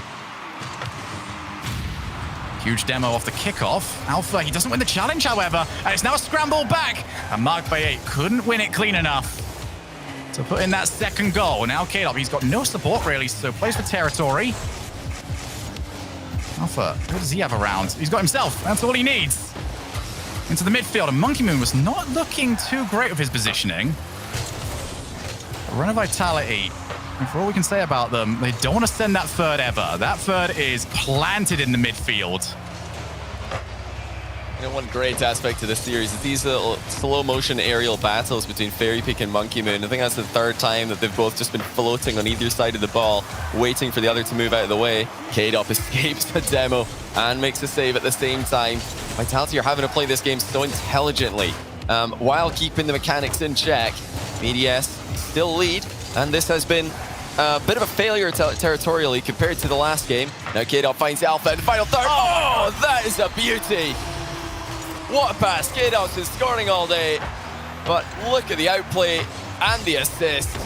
Alpha finally putting 2 and 2 together in offense. And that's such a short pass as well. There is no time for Alpha to set up. He's just got to jump and hope that the pass was good enough and that he can get it on target. Any slight margin in difference of pass there from K-Dop, and that play does not work. And Alpha probably has to pop it up to try and go for a follow-up air dribble. Reno Vitality making a habit of this. It's a habit that's worked out for them so far in their hunt for the reverse sweep. K-Dop. Past 1. Alpha up again. It's a drop down. Here comes Fairy Peak. The 3rd man rotation in. And finally, we saw Reno Vitality go for it. It didn't work. K-Dop tries to escape demos. And it's become a sort of game where we've got one eye on what's happening on the ball and another eye to see who's trying to currently attack the 3rd man. Yeah, you've got to be a spider to see everything that's happening in this game. Monkey Man actually just challenged the ball midair, got a reset on it, just so he could challenge it again, blocking 2 shots with 1 jump. What a player. This is turning out to be an incredible match as well. All the neutral spectators were thinking we wanted more from this when it was one-sided, but Vitality, as always, they show up. 2 minutes remaining. BDS still on the hunt for that championship point. Vitality want to send us into a game 7. K-Dop did not get the 100 boost. He tried to path for it to see if it would come up as he went over the top. No such luck. Monkey Moon only as far as Alpha. Good recovery, flip reset. Wow. Here's Fairy Peak, puts it to the left-hand side. Monkey Moon managed to catch that. K-Dop might have been in trouble. Series is on a knife edge right now, Johnny. Looking to see who can break it. To K-Dop! Oh my goodness, marked by 8. Huge save. We stay at 1-1. It was save. You know, It's just such an impressive performance from both teams. Vitality are having to dodge demos everywhere they go, but there have not been many demos this game. So Vitality's evasion stats are maxed right now. BDS are really, really going for it, though. That is their main strategy for this game. Every single time that they have an option to demo or stay upfield a little bit longer and go for these cheeky angles in the Vitality blind spots, they are going for it. Vitality's awareness absolutely holding it together. Oh, K-Up went up late. His extra! Oh! And with 50 seconds left, Extra might have just secured the major for BDS. Both K-Dot and Alpha had plenty boost in that position, but they didn't have any momentum. The timing of the arrival for BDS was too much to keep up with. 50 seconds for Vitality now. K-Dop, he's won the challenge. Monkey Moon might not have the boost, but Alpha did have the angle. Fairy Peak tried to make something for it. K-Dop takes a first-time shot. And just off target. K-Dop wants to see if there's going to be a mistake. Marked by 8 does not oblige. Here's Alpha, 23 boost, but he's got a ceiling. Goes low. And Monkey Moon will keep it out. It was a flurry of offense that took 20 seconds off the clock for Reno Vitality, and they're still on the prowl. Off the backboard one more time, marked by 8, looks to follow, and that's a huge sigh of the relief for Team BDS. Yeah, BDS are going to be happy Fairy Peak pulled out the offensive fakes because the shots looked more scary. Final few seconds for Vitality. They just want to keep this alive. They just want to keep it away from BDS, but Extra's got his hands on the ball. It's back to Alpha. That was the last bounce that they've got to play with. Into the middle, but away from Monkey Moon. And BDS take it. Vitality fought back bravely, but it just was not enough. And there will be no more argument. Team BDS in playoffs 3. And it will be Reno Vitality 1. Team BDS are your European regional major champions.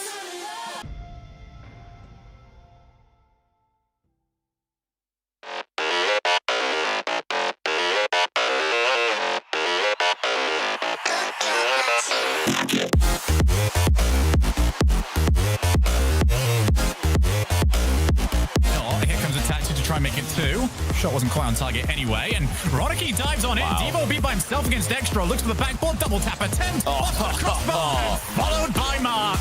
But Barca are really innovating defense at the moment, showing double commits can be effective. That's the crossbar from BDS, and another one marks up the double! Oh my goodness! Their third man positioning is quite well reserved, and it has to be. Oh, that's just bounced in. 1-1, Monkey Moon gets the credit. Against BDS, and I wouldn't be too surprised if the next goal comes a lot quicker than the first one did. This could be it for Monkey Moon bulldozing his way in. A flanking follow-up, Monkey Moon sends the shot in. The defense kept grounded by the rest of the team, but only down by 1. Plenty of time to play. You can play in a 0-second time, but Extra gets the dunk on the goal line. That changes everything. Ju now out of his corner, trying to set up his teammates. Monkey Moon gets to the sky so quickly. Marked by 8 with an excellent setup. Here comes Extra to get the first one in. Through the sky, kept it high, but lost control in Arju. We'll get it to Matane on the wall. Matane with a miss. Here's Marked by 8. Is that the miss that secures it? Marked by 8 off the crossbar. Monkey Moon to finish it.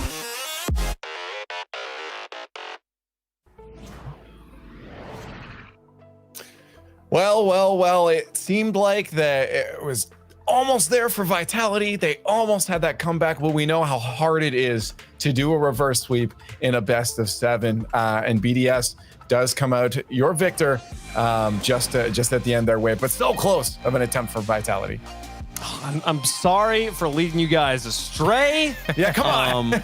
I don't know why anyone listens to me around here, but at the same time, I don't know. It's a grand finals between 2 extremely good teams. Yeah. One looked like it was having a great day. One looked like it was maybe starting to struggle a little bit. And then the team that has only lost twice continued to not lose. Who would have thought, It was just wild because BDS looked so strong. So many double taps and flip resets. They even had a few more that could have went their way. But then K-Dop showed up. He was one of those players that you could never count him out when it comes to a grand final. He starts scoring some goals and you're like, all right, Vitality's got life. But again, BDS, man, 31-2 on this entire split in matches. Absolutely insane. Just crazy from them. It's going to be very hard to beat them 4 straight, and Vitality could not do it.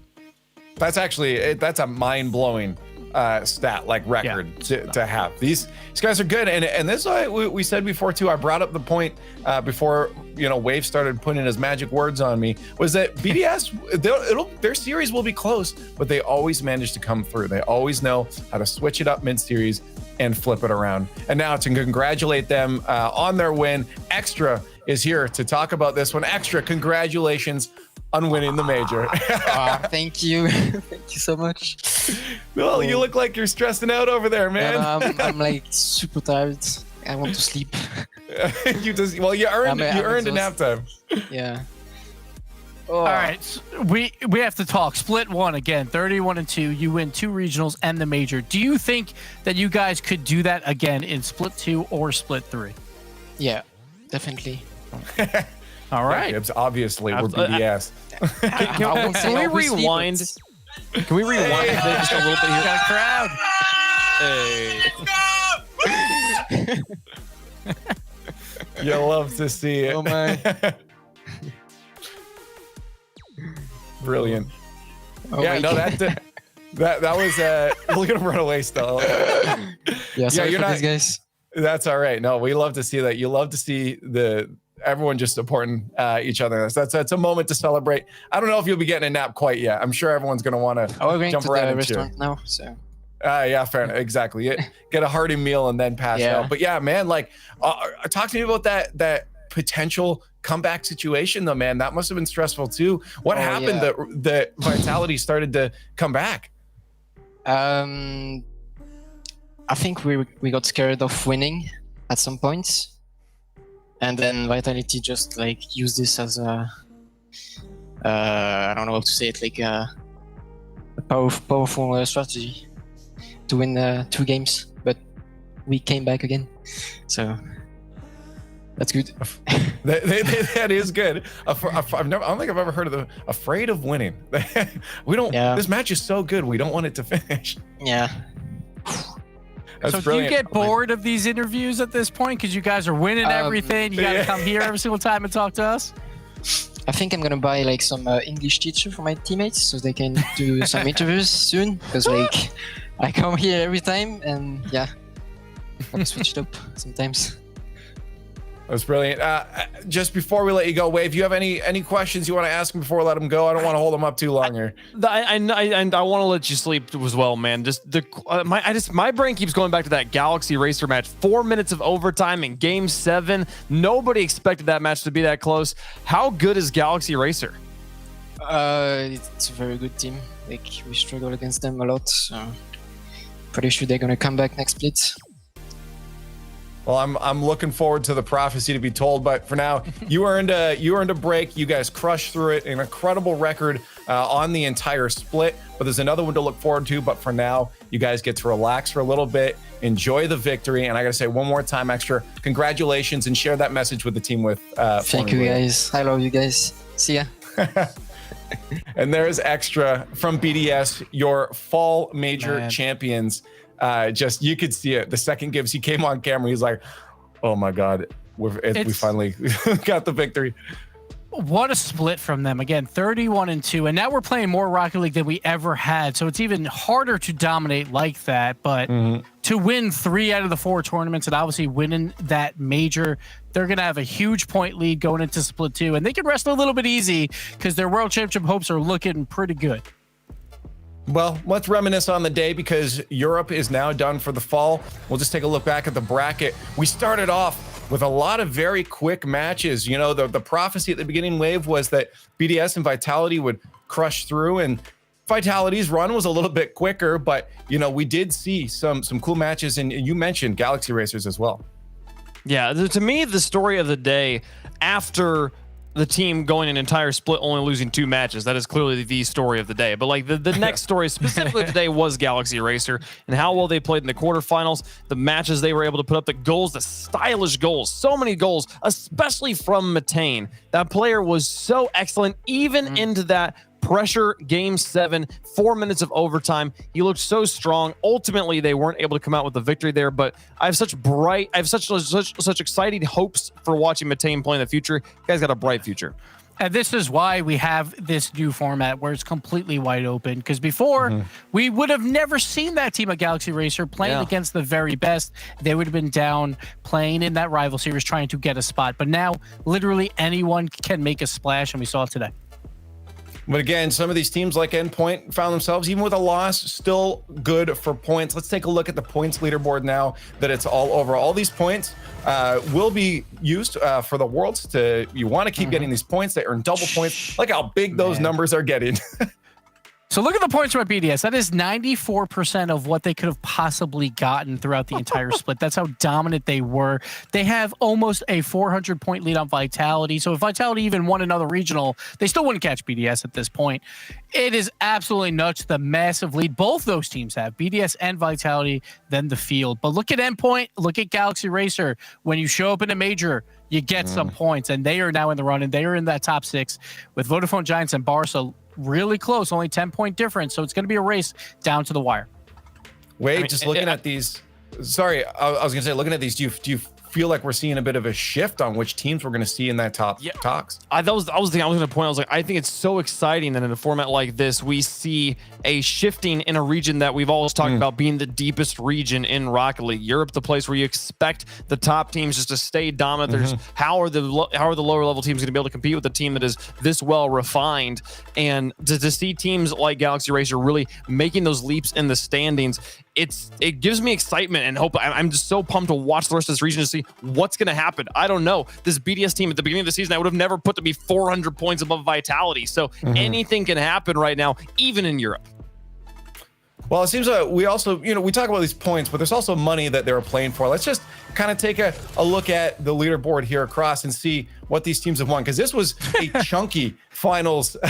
Yeah, Gibbs. This was a chunky prize for winning this. We have never seen a team dominate like this outside of like Dignitas in season 5 and season 6 for an entire region. BDS, they're doing that and they're getting paid for it. Like you combine their money versus like the bottom 8 for this list, like they've made more than all of them combined. BDS is cashing it in and once again, this is only split 1. We're only 33% of the way through.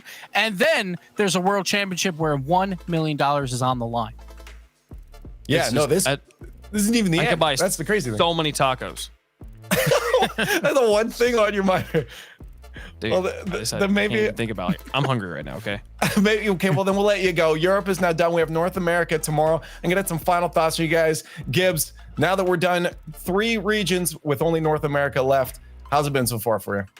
Oh, it's been great. It's been juicy, and I expect the same from North America. We've had basically the perfect grand final 2 days in a row. So we'll see what that perfect grand final is for North America. We'll see if we get it, and we'll see what people think it is. But it's been a blast this entire weekend, and I cannot wait to tell you guys about Split 2. Well, actually, Wave, I've been meaning to ask you, how do you hear us right now? Yeah, what's going on? Well, wait. He's got some stealth tech. Wave, are you there? Oh, no. I broke the immersion. He was using magic. It's all done. Well, we got to let Wave sort that out and go get some tacos. North America is hitting the field tomorrow, and we'll crown a champion for North America then. So you better be there. Thanks for watching, and we'll see you tomorrow.